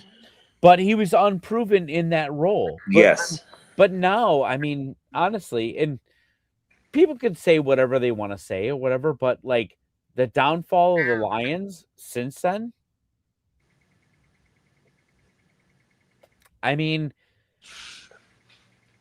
it's something, you know, like everybody's saying, oh, no, it's just, you know, this, it's just that, it's just this, it's just that, you know, like, but like, dude, like, Lions, like, last year were fucking world beaters and then all of a sudden get knocked out in the first, and then they get knocked out in their first game of the playoffs, and now they might not even make the fucking playoffs. Like, is that a Ben Johnson factor? Yes. And I don't know in what world, because again, I'm going off of my podcast and Luna is saying that we're still like unproven team. Sure. You know, the way some people can I don't listen to the moon. They go off of just like, well, this is the schedule and you know we're beating teams because this is like we're a team that's made to be great, but we're lucky. How is it we're lucky and other teams are like meant to be good? Why can't we just be a good team? We might be a a lucky early team, but we're being coached fucking really well because this team is night and day from what it was last season. I don't see where the argument is to where we're winning despite people being hurt. We're winning despite our quarterback's not the best. Sometimes our defense not the best, and we get bailed out by our quarterback. That's not really good. Like, what is it? They cannot say, whoever the haters are, that it's the schedule. That's for sure. Because we've beaten some good teams. Put respect on the fucking Chicago Bears. That's all I'm saying. Here's what I'm going to tell you. The reason why they can and will continue to talk shit is because this is year one of us doing this. Yeah. A Don't year let us ahead of get to schedule. fucking year 3, bitch. I A year guarantee ahead of you- schedule. I guarantee you, and I can't look back because it's, What you're you know, saying right now, I Joey. don't have that, and we weren't in that division, but I guarantee you, when Kansas City and Patrick Mahomes was doing the same shit year one, everybody was just like, "Oh my god, they're just getting lucky." And then when year 2 rolled around, and they were just like, "Oh, they can't keep doing this." And then year 3 rolled around, they're like, "We're sick of this shit. How are they so good?" You know, And they're like, a small market team. That's How what do I'm they keep saying. doing this? it's one of those deals to where they just got to continue to shut up the haters by winning. And it is what it is. And I'm not saying, like, obviously, you know, people like Luna are going to get their jollies. Like here's the thing. He's going to win. He's going to win at the shit talking battle until we win the Super Bowl. Like, every single moment. It doesn't matter what we do. So let's just say we beat the Packers. And I mean, I shouldn't say when we beat the Packers, because we're beating the Packers this week. Yeah. But we do that. We go in, we beat San Francisco. He'll have something to say about that, all reps, or, this guy got hurt, that guy got hurt, blah, blah, blah, blah, blah, blah, anything. We go in. We win our first game of the playoffs. He'd be like, "Oh, yeah, blah, blah, blah, blah, blah, blah." The moment that we don't win the Super Bowl and we fall short, he's going to be like, "I told you." Like, he's like, all the haters are those people that they wait for that fucking moment. We're not even supposed to be here, though. That's Yeah. what I'm saying. That's the Not thing. supposed to be But- part of the but it- conversation. That's what I'm saying, but it doesn't matter because that's what they thrive off of. They thrive off of the next failure of yours. And Joey knows exactly where I'm going with this because we Yeah. dealt with that last night, and I'm not going to bring it up here. Don't. But there are certain people that thrive off of failure. They don't like to see success, whether it be a team that they want to see win or don't want to see win, but they thrive off of other people's misery. And so what they're going to do is they're going to wait until they're going to get their moment unless you're the best team in the league. You know what I'm saying? You're winning that championship. And the problem is unfortunately us as fans or as diehards, we feed into it, and we give them that moment, our moment of weakness, like, because that's what they thrive off of. The moment that you take that away from them and you don't care, that is the moment when their guard is down and they have nothing to say. The moment that they are talking more shit about your team instead of talking about their team shows you what their agenda is all about. Look, I'm new here. I'm not used to fucking winning. No. You know what I'm saying? Dude, not I'm with used to you, bro. winning. I'm with So- you, man. So when people I shared a picture of older gentleman wearing his fucking Bears jersey, and I'm like, fuck. Yeah.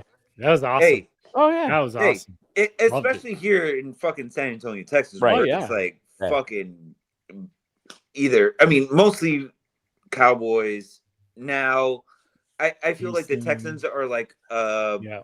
early How's Kansas this, City fans. yeah, I was gonna say how is the split down there? It's I would say like 80-20 Okay. Dallas to Texans. But there's They know how bad of a it- GM they're- and they're owner Jerry starting to Jones are, right? fucking- They're starting to. I mean, if they're winning, they're gonna switch over real quick Okay, so they're flip flop. because that's the type of fans that they are. Okay. You know what I'm saying? Yeah. Yeah. I mean, but most of like the Cowboys fans are either, Yankees fans, Lakers fans. Yeah. Yeah.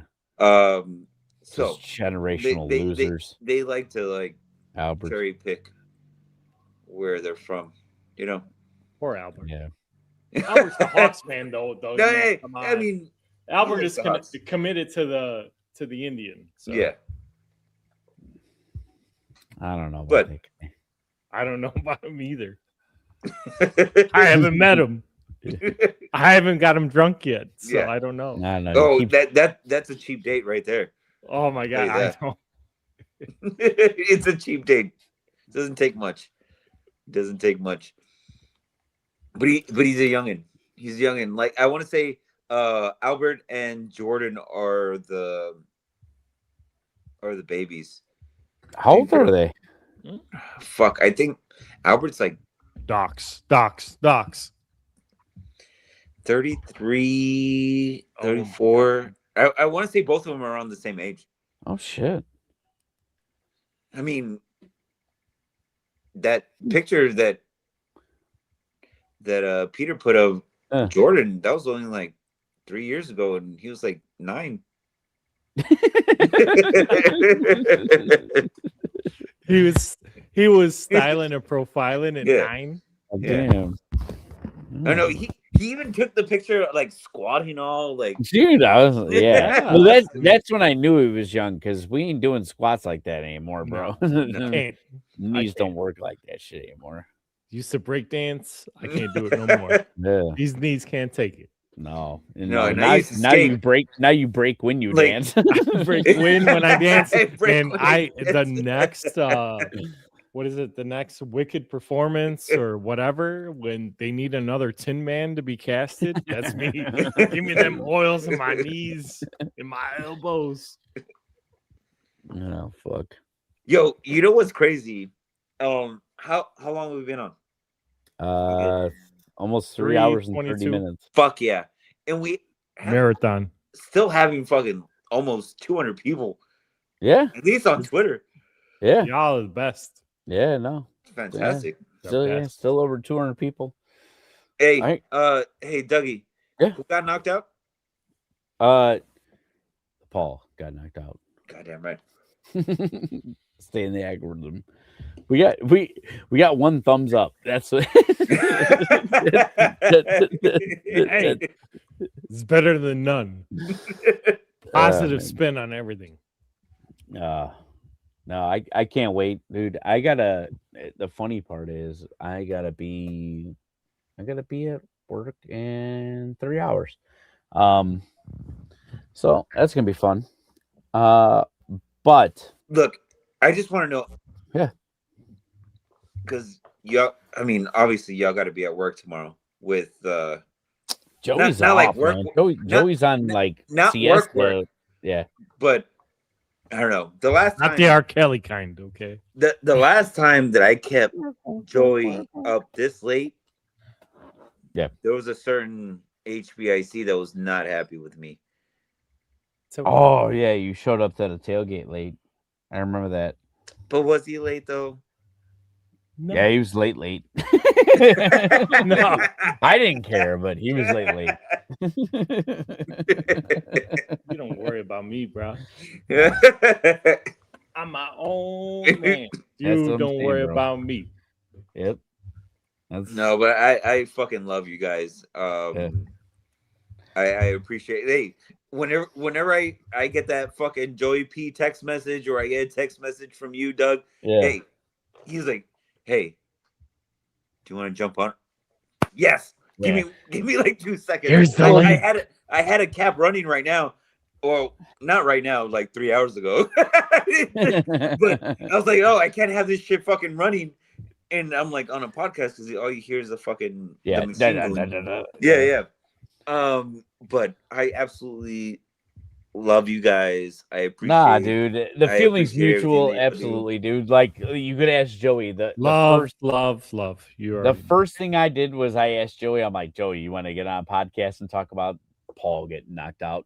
And he was like, yeah. he was Paul. like, yeah. He was like, absolutely. He was like, yeah, we got to talk about this. I'm like, cool. I'm like, think Jose's available? He goes, I'll text him. Yeah. And I then got he was like, but I will tell you this, Stephanie's out of town. I'm like, that motherfucker's at a bar. And when you text me back, hell yeah, let's go. Let me get set up. Let's go. This Hey, is my even if I was at a bar, I would have fucking found a corner and I would have jumped up. Well, that's what I was afraid of. I'm like, dude, I'm like that bar's like either the Wi-Fi is gonna be shaky or it's gonna be too loud. I'm like, let him enjoy his time. But No. then when you was like, Joey was like, oh no, he's at home. I'm like, oh, what's up? Let's go. Let's roll. Yeah. Tonight was supposed to be like work and knock shit out. Yeah. Because tomorrow is game day. Tomorrow's game day. Dude. But I'm still working tomorrow, regardless. Yeah. Like I'm not trying to fucking get on a soapbox or anything because, like you said, this was me fucking emptying a glass or a bottle of fucking Pappies because I fucking love you guys. I'm not gonna fucking miss. If you invite me, Likewise. I'm pause. I'm gonna jump on it.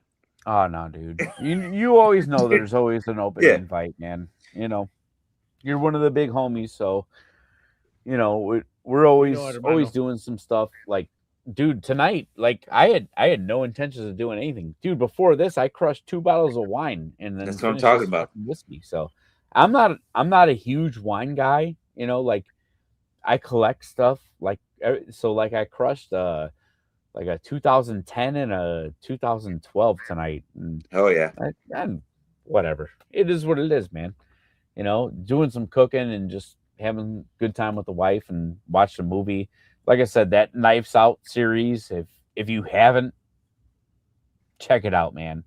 There's three fucking banger ass movies. I couldn't believe it, man. I've seen the first 2. I haven't seen the new one yet. The new one is right up there, man. Right up there. Like it. Yeah, I mean, that's when you can get like something that is time after time that delivers, and apparently they already after the booked ratings of the first one booked a new one. Nice. Yeah. And I kind of like the way it's never like the same.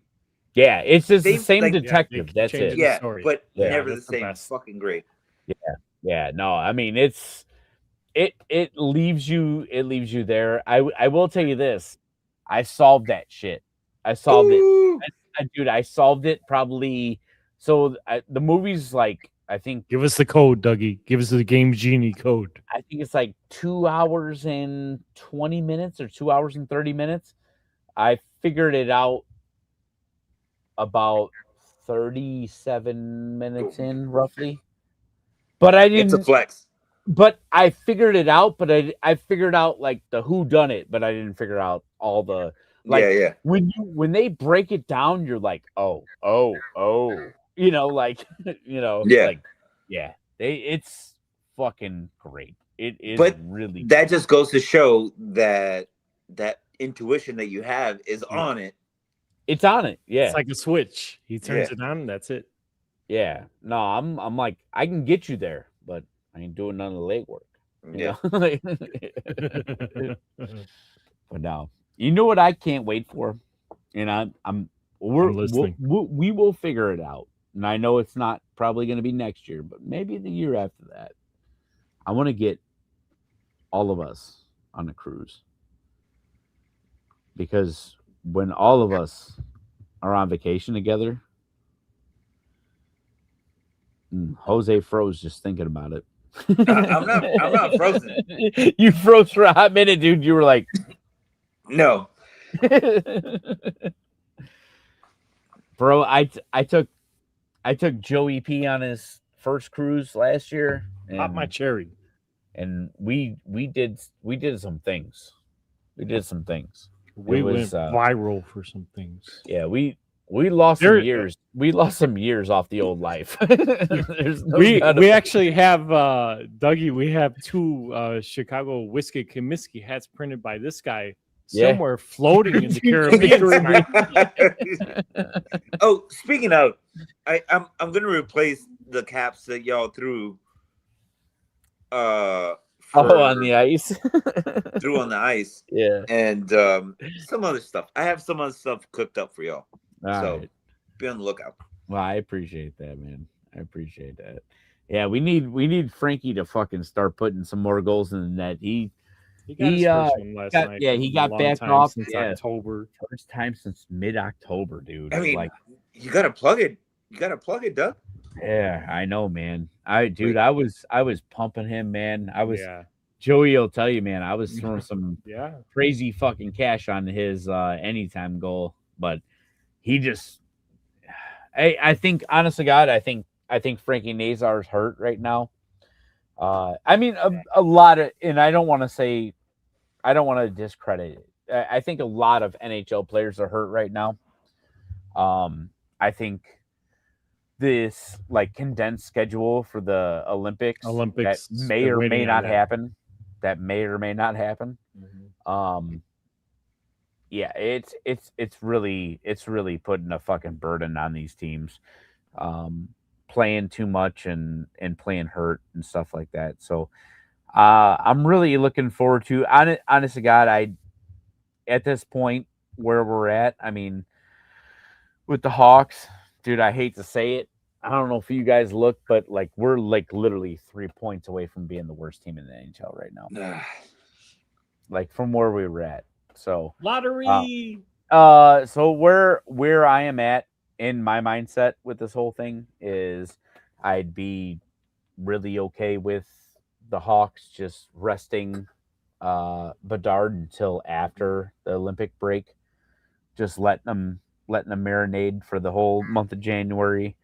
I know it's going to be rough sledding and it's going to be hard to stomach, but I'm worried about the future, and that's all I'm worried about. You know, get that shoulder healthy. I threw it in the group thread like right away. I told everybody, I was like, that's an AC joint, AC separate strain. shoulder. Yeah, AC strain, and and that's what it looks like. It is. It looks like And he's not like the biggest fucking kid either. No, and you know, but also in the same, He's sense, 20. Yeah, that's what I'm in saying. Like, in the same sense, he's 20, and like a lot of people are giving him shit, like, you know, oh, he's injury prone. He's had a separated shoulder and a broken jaw. That's what is Right. keeping him out. You know, so like, all right, shut the fuck up. You know, like those are two like really fucking decent injuries. Yeah. You know, like, and Mhm. as he gets older, he's gonna put some fucking meat on his bones. Like, he's he's a kid. Like, he's Yeah. literally a kid. Right. Like, I have a kid in college right now. Yeah. His age. Am I expecting her to fucking take on the world and fucking do everything that I'm doing right now? Absolutely not. Well, Gotta you're- let- No, gotta let because them you're a fucking- beast. That's why. No, you gotta let them fucking marinate a little bit. yeah. Get them Yeah. accustomed to the fucking world. Yeah. You gotta season that shit, man. Yeah. You gotta season that No, shit. absolutely. But no, so that's where I'm at with that. I really hope that I think some solid rest for Frankie Nazar would really help. I think I mean, he's still playing really solid for the way he's playing, but you could tell that there's just not that zip that he had before he got hurt on the ice. I said it in my video yesterday. I think the line shuffle that they did was a detriment too. I was talking with Joey about this. I thought that Bertuzzi being with Nazar and Oliver Moore, like you've got, and I don't want to call Bert an old man, but you got old man with two fucking young gun fast guys. They're just outspeeding them, you know, and so like you just can't do that. And I thought that was a rare like misstep by Blashill, was like making that line happen. I think there was a really good thing going on with Bertuzzi being on that line with Bedard and Burakovsky, because like I just feel like they meshed with speed, everything like that. So I think that there's going to be, it's just a learning process right now, and they're going to figure out who needs to be with who, everything like that. Yeah. I liked the switch up that they did just recently with Nazar and Bert being with Burakovsky, which is just basically a Nazar taking Bedard's role from the beginning of the season. And I think that helps Nazar, and it also helps Oliver Moore. I think Oliver Moore being with Nick Lardis is gonna be helpful, because that's the way it was down in Rockford. Those two guys are fucking speed demons. Yeah, We still have the captain coming back. Yeah, He's coming back soon. Yeah, Really and well, that was the disappointing part, was they said that he tried going for the last game and was visibly upset in the morning skate that he felt like he wouldn't be able to go. Yeah. So if he does come back, I don't see him coming back tomorrow. I think tomorrow they play, right? Yeah. Yeah, they're tomorrow, and then I think They're waiting for us to return to the UC Tuesday night. Yeah, I think that would honestly be the earliest that you see Fugi get back in the lineup. It could be a whole nother week, like he's pushing to come back, and I just don't think he's ready. And or do you want him to? At this point, like you said, like if you want Bedard to just, I just want him to be around the team. That's right. He can be a healthy scratch. I don't care. Sure, just be there. Yeah, I think that's more of the thing, because I mean, even his role before he got hurt, he was a third, fourth line guy already. Yeah, like he wasn't like a dominating force. He was just that crafty veteran that was, let's be honest, there aren't too many NHL teams where your captain is banging the third or fourth line. You know what I'm saying? Yeah. I mean, the writing's on the wall when it comes to with him. Also, Jake Paul got knocked out today. But Joshua versus Tyson 3. Yeah. I just he knows it too, and me and Joey have had this conversation multiple times. I'm like, he's the dude right now that needs to be the captain. And we were preaching that he needed to be the captain 2 years ago, because he stands up for our guys. He does the right things. Everything like that. But end of the day, he's not the future. He'll unfortunately never be the future. He just he's the guy right now. Yeah. And he's the veteran leader that we need. Right. That we needed when we started this, this retool or rebuild, whatever you want to call it. And he showed. I like retool rather than he showed it his rebuild. First season with us. Yeah, right? He earned that C on his sweater. Oh, absolutely. And that's why all of us fans let him have it.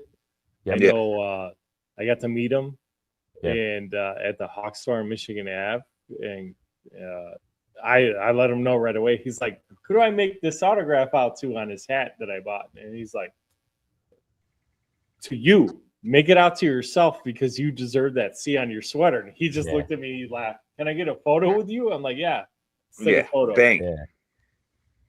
You deserve the C. And Dougie and me and many other Hawks fans were preaching it that season until it happened. We manifested that stuff. I won't say bad words. We manifested that. Yeah, Colonel Bergen on the train. Yeah, he was on the train for a while. He was on the train too. Yeah, I mean, but it was. I mean, I will say, I don't know. I think me and Joey P were like ground zero type. It's a terrible reference. We were We're a front line. day We one. were Yeah. front We were line. day one. Yeah, we were preaching that for a long time. We're day one. Oos. Yeah. Day one. Ish. We're yeeting. Yeet. Mahoney would appreciate that we're yeeting on his Hey, I mean, if we're intro. if we're eating his like biting off his intro, then we're gonna eat right now. Yeah. Yeah. Clip this. Oos. Yeah. Oos. But This oos. I don't know. I mean, I don't get to talk hockey too much, besides just between, me and Joey just bullshitting. But I was serious when I said that I don't think that the beginning of this year was fool's gold. Mm-mm. I think that this was definitely a product of having a solid coach. Finally. Yeah, having a solid coach, and that's it's really no knock on Luke Richardson because Mm-mm. he's a good coach, but the problem is he was too much of a player's coach. He couldn't figure out a way to. He wanted to be everybody's best friend, which Can't. it sucks. You just can't, and you hear about Blashill all the time. Like at least in the last couple, off. yeah, exactly. In the last couple of weeks, like very, very like stand out in my eyes. There have been multiple times where he's chewing them out on the ice. Yeah. During practice, obviously the Lechinov, showing up late to the rink, and from what I understand, he didn't show up that late, like a couple minutes, but like it didn't matter. Like he shows up a couple minutes. Hey, late is late. Late is Yep. late. That's the whole thing. Like No, and if so you're that's on the whole time, thing. you're late. In my Right. opinion.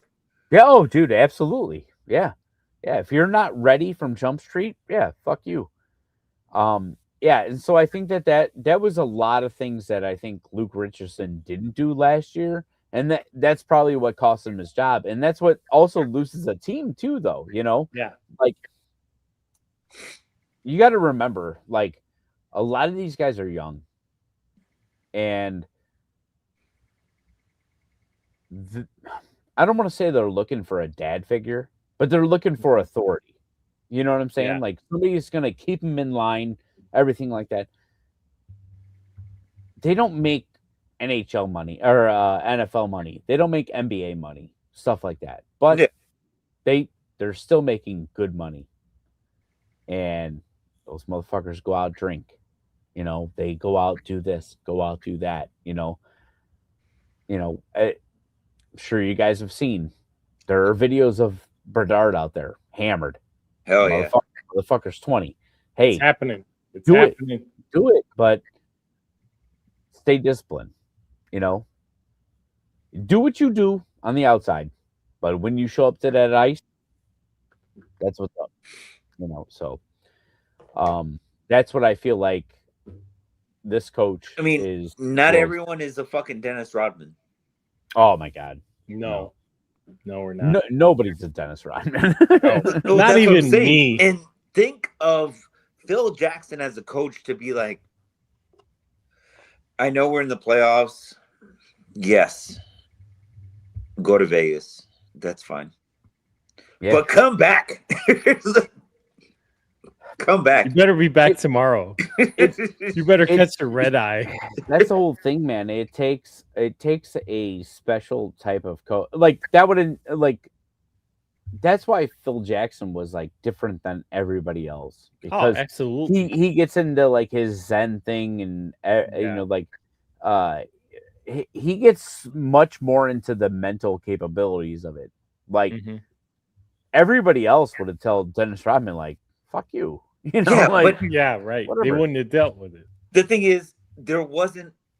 I mean, I don't know. I was a child back then, right? Not a child. I was a child too. I'm a man child.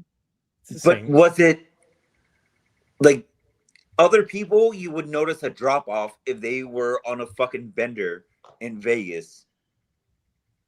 and then went to go play the next day, right? Yeah. Yeah. And when But Dennis came back There home, has to be a fucking special person to be like, Yeah.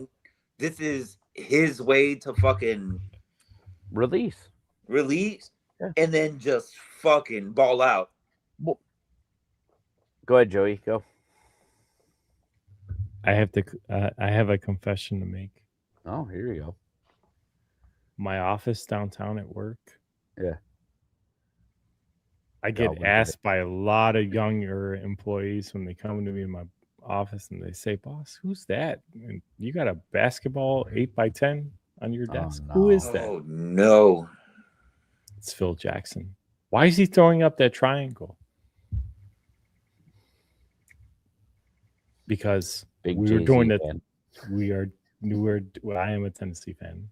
Just shout out volunteers. No, I said Jay-Z fan. Oh, Jay-Z. It's a rock, baby. This rock.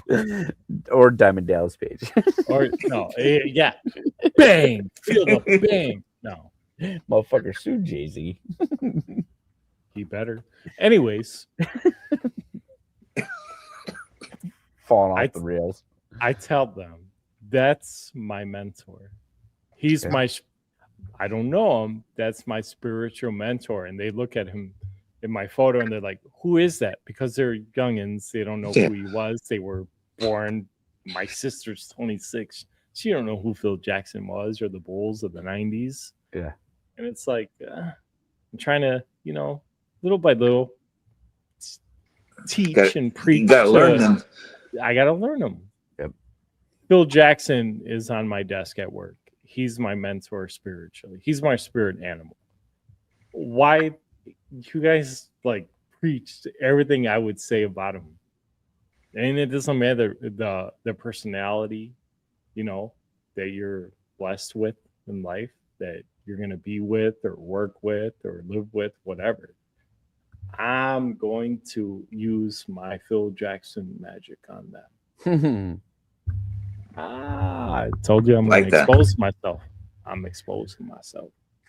You I know like who's on that. I my got my desk? Bulls hat on tonight. It's You know who's on- fantastic, by the way. Thank you. I have a bobblehead of Leon Sandcastle. It was the fake character that Deion Sanders did at the combine. Hey, look, shout out. We hit 200 right now. Yeah. On YouTube, we're sitting at 203. So let's go. Bang bang.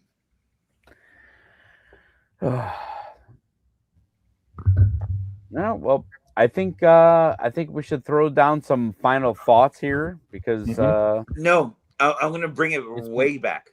'Cause I think we've had a lot of Jake time Paul to got think. knocked out tonight. We're gonna bring it way back because Yeah.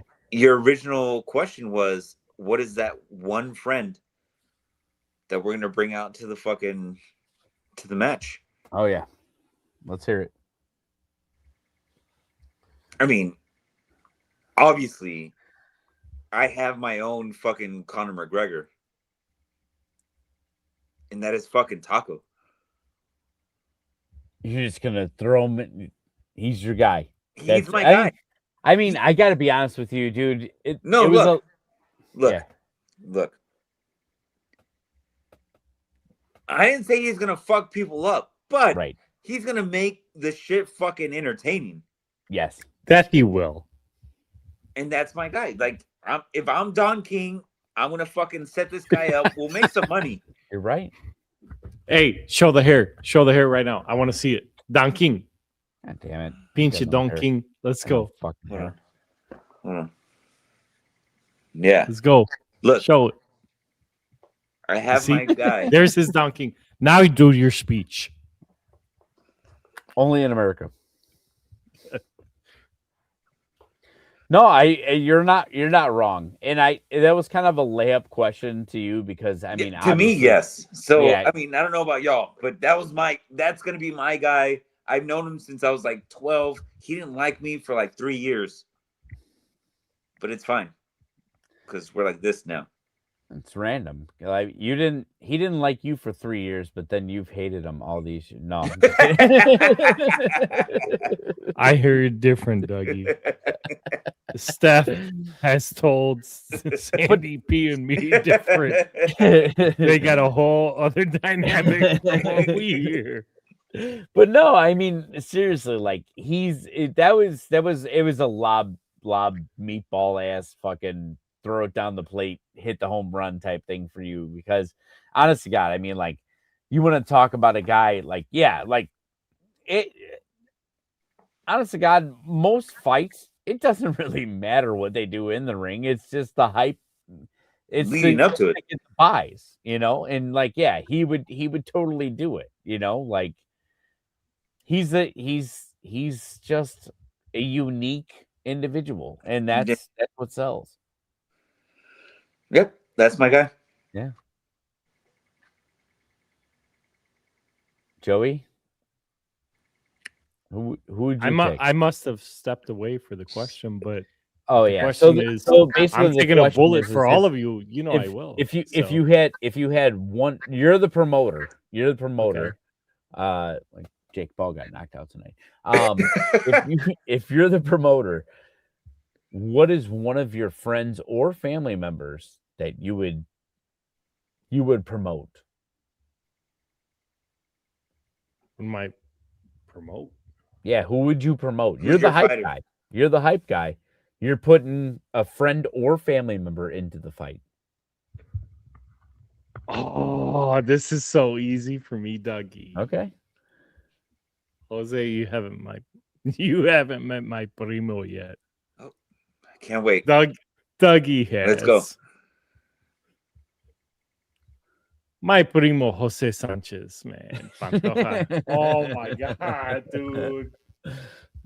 This dude is Jose. He's taller than me. Oh Yeah. shit. He's 100% Mexican more than me because I'm only half and I'm half Irish.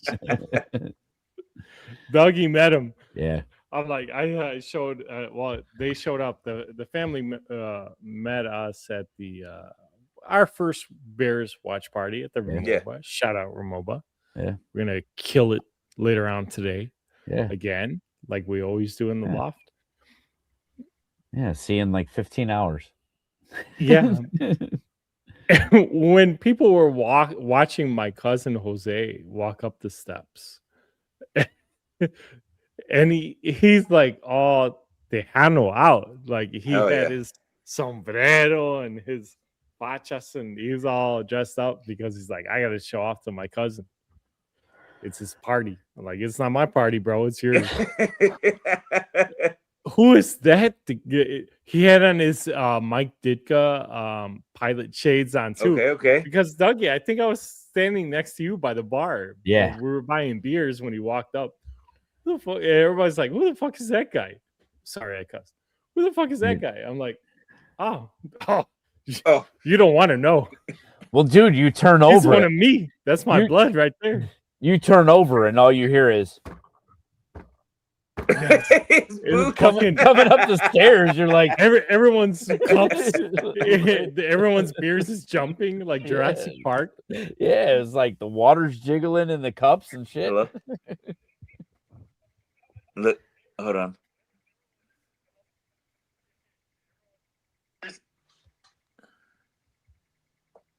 Yeah, no, y'all keep going. Oh, okay. We'll keep going. Yeah. I have to switch this real quick. Go ahead. So, cousin Jose. Yeah. He's my 1-1 with a silver bullet. He always will be. Love him to death. And Dougie, he texted me tonight. He's at the United Center at a jaripeo. You know what in Spanish that means? Shit. Nope. Jaripeo. You know what that means? It's Jaripeo. a rodeo. Oh shit! They got a They're rodeo. having the going on rodeo right now? professional rodeo league. Like PBR. Yeah, that's the league. They're at the UC tonight. I'm Shit, I didn't mad know that. at our main man, our main squeeze at Goose Island Bar at the UC Eugene because he didn't let us know.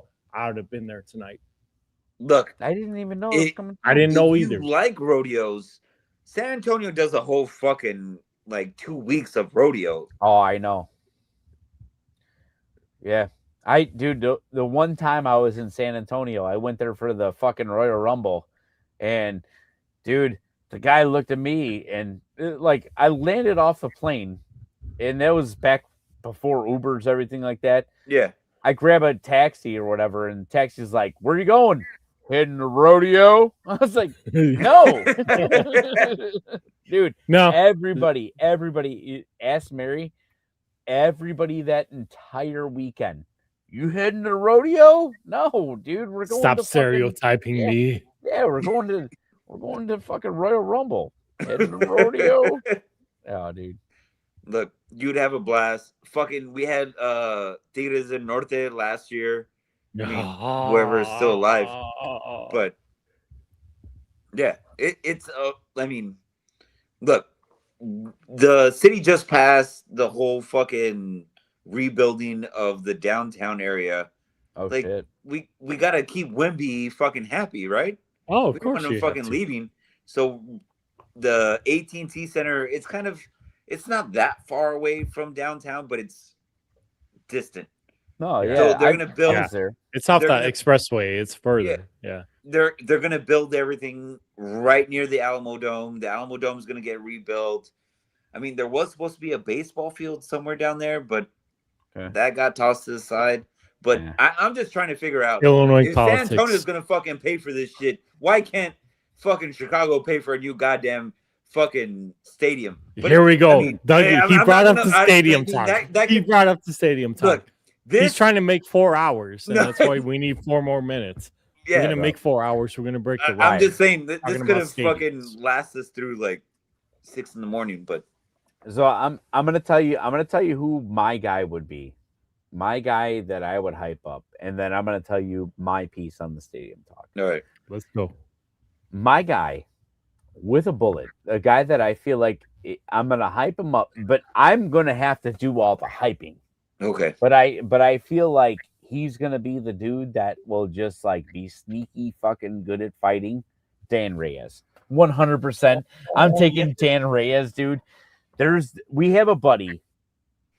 I am pretty sure, dude. I have seen this guy probably 20 times. Never seen him sober. Never seen Okay. him sober. Not Dougie, once. him and Junior, his son Ethan. Yeah. Dan texted me tonight. Well, Yeah. yesterday.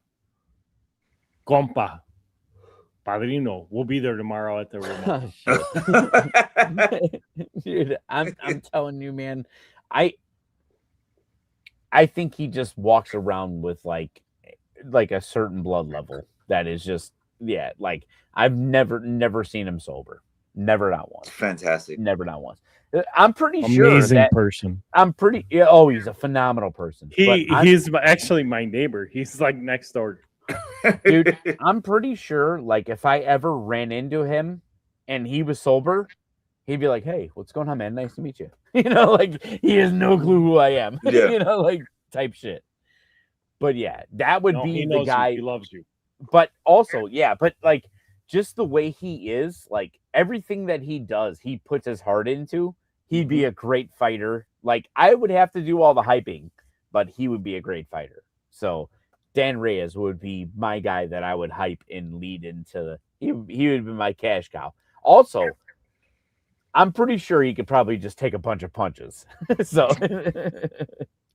he's just a little wiry dude, man. And I don't say little like short, but like he's pretty tall. He's but tall.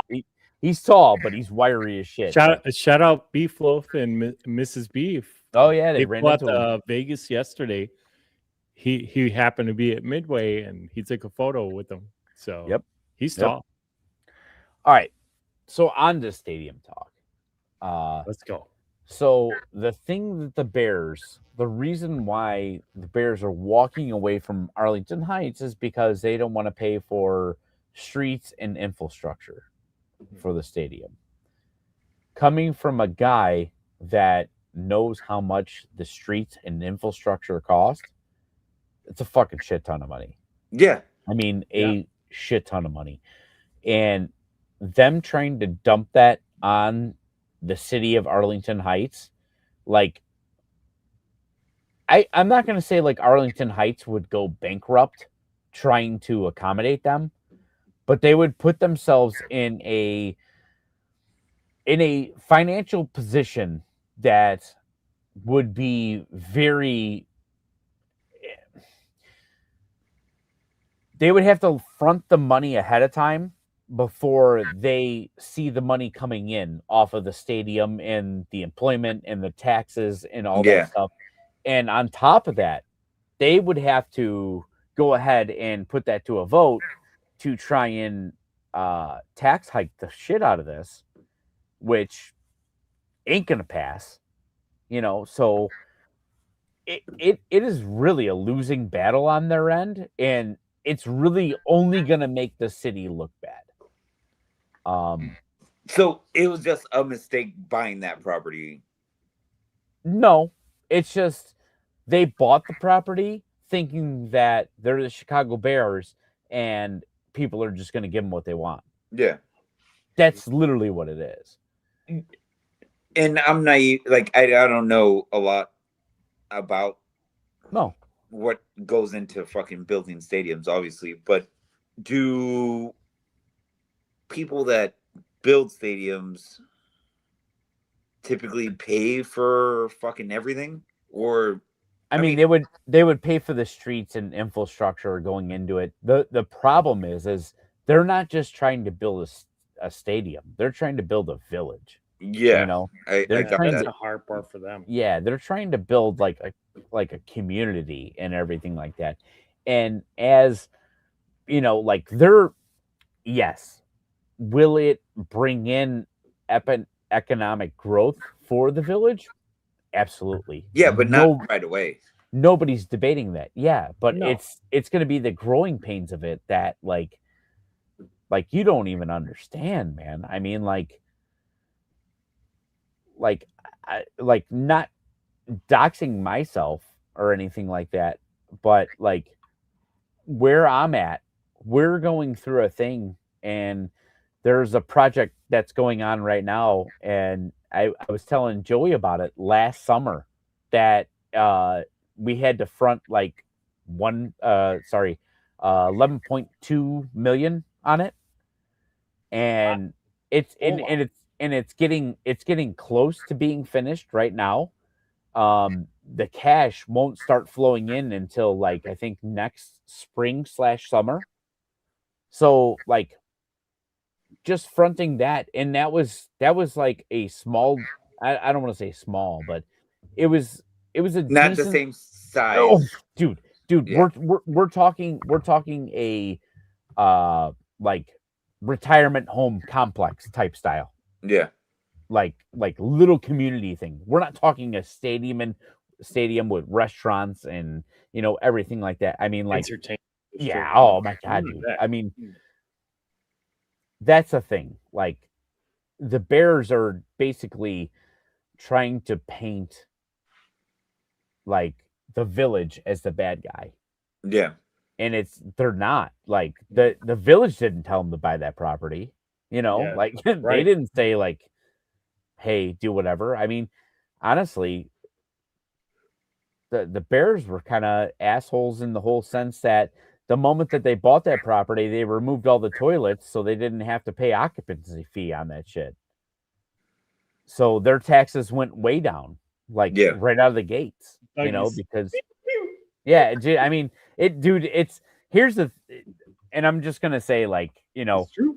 It's true though. It's true. the thing is like, Jose, like, you just like me and Joey grew up with the like bullshit politics of this state.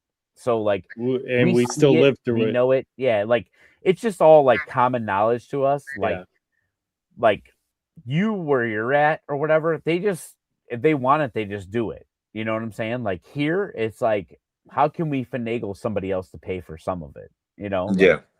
Who's gonna show up at Richard's Bar on Grand with a envelope stuffed full of oh, cash dude, I mean, yeah, not only that, but it's just in like, a trench coat? like they'll like do like a zoning commission or some shit like that, and they're like, oh, there's zoning meetings here on this day, but if you didn't look in the Tribune on this page, you wouldn't know found that out about it. oh, You you wouldn't would've even never know. known. Yeah, like you Oh, wouldn't they even know- met. Chicago met in Maywood in the alley Oh, behind a dude, building in Maywood. Yeah. Oh, dude, it happens. Chicago. It happens all the time. Seems legit. Trust me. Yeah, all you got to do is put it, put like whatever this is in the newspaper, and then it's like everybody's supposed to know where it's at, So like, it's like, oh no, yeah, we were here and we voted on it this day, and it was Yeah. in this tribute. Like, dude, it's the politics, bro. That's why we call us the Windy City, right? Mhm. It's not about the wind; Oh, it's politics. okay. Because politicians, they come and they go, they leave like the wind. That's why we're called the Windy City. You got to look it up. Shout out Southpaw. So, Legit. That is literally why we're called the Windy City. It has nothing to do with the wind. It has to do with politics. well, I mean, Yeah. they get rich. Yeah. Rich get rich. All right, gentlemen. Final thoughts? Anybody want to say anything? Jose, you want to plug something? We got 211 people watching on YouTube right now. I mean, hold on. Boners and Brewskis. Boneheads and Brewskis. If you like this hat, I mean, you can't buy this hat. Not that one. This hat's One of That's one. a one of one. That's a good one though. one of two. One Oh of yeah, two. it is one of two. One of two. But we do have the The Caleb 18. I call it the Caleb Bears. 18 or the CB 18.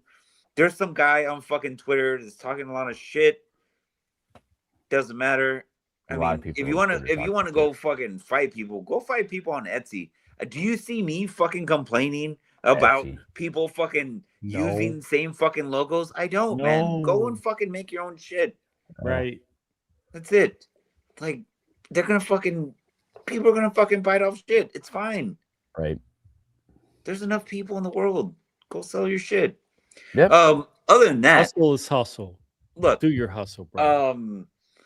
embroidery, shirts. You can watch our podcast at your own Mhm. convenience and demise. Boneheads and Brewskis on Tuesdays, sometimes Wednesdays, Yeah. around 6:30. Mix it up. Because I mean, it is what it is. And then I get the fucking privilege of hanging out with you guys. These guys right here.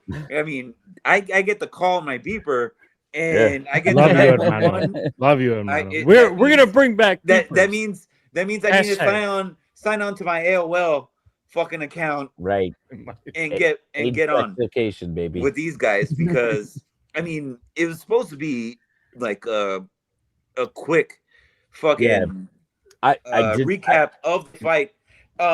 Just going back to the fight real quick. Real quick. Yeah, what happened? Jake Paul. Jake Paul got knocked the fuck out. 1, 2. They were saying like, oh, do you think with this win, does this like?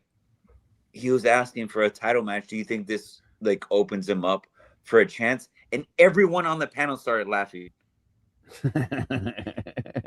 Absolutely fucking not. No. Yeah. They're Beat supposed to Tyson beat Fury. You like can't he's beat supposed to Tyson beat Fury. this type of person. Right. The same way the Bears are going to beat the fucking Packers tomorrow because Let's it's fuck the go. Packers day. It's not the It week is no more. day. It's day It's because we're day. going to beat them in a couple hours. Not a Yep. couple hours, but we're going to beat them later No, on the couple fucking hours, day. baby. Let's go. Couple Make hours. sure to like. I can't fucking partake in the festivities tomorrow because Yep. I'm not in the same state. I'm in Texas, Yep. in the great state of Texas.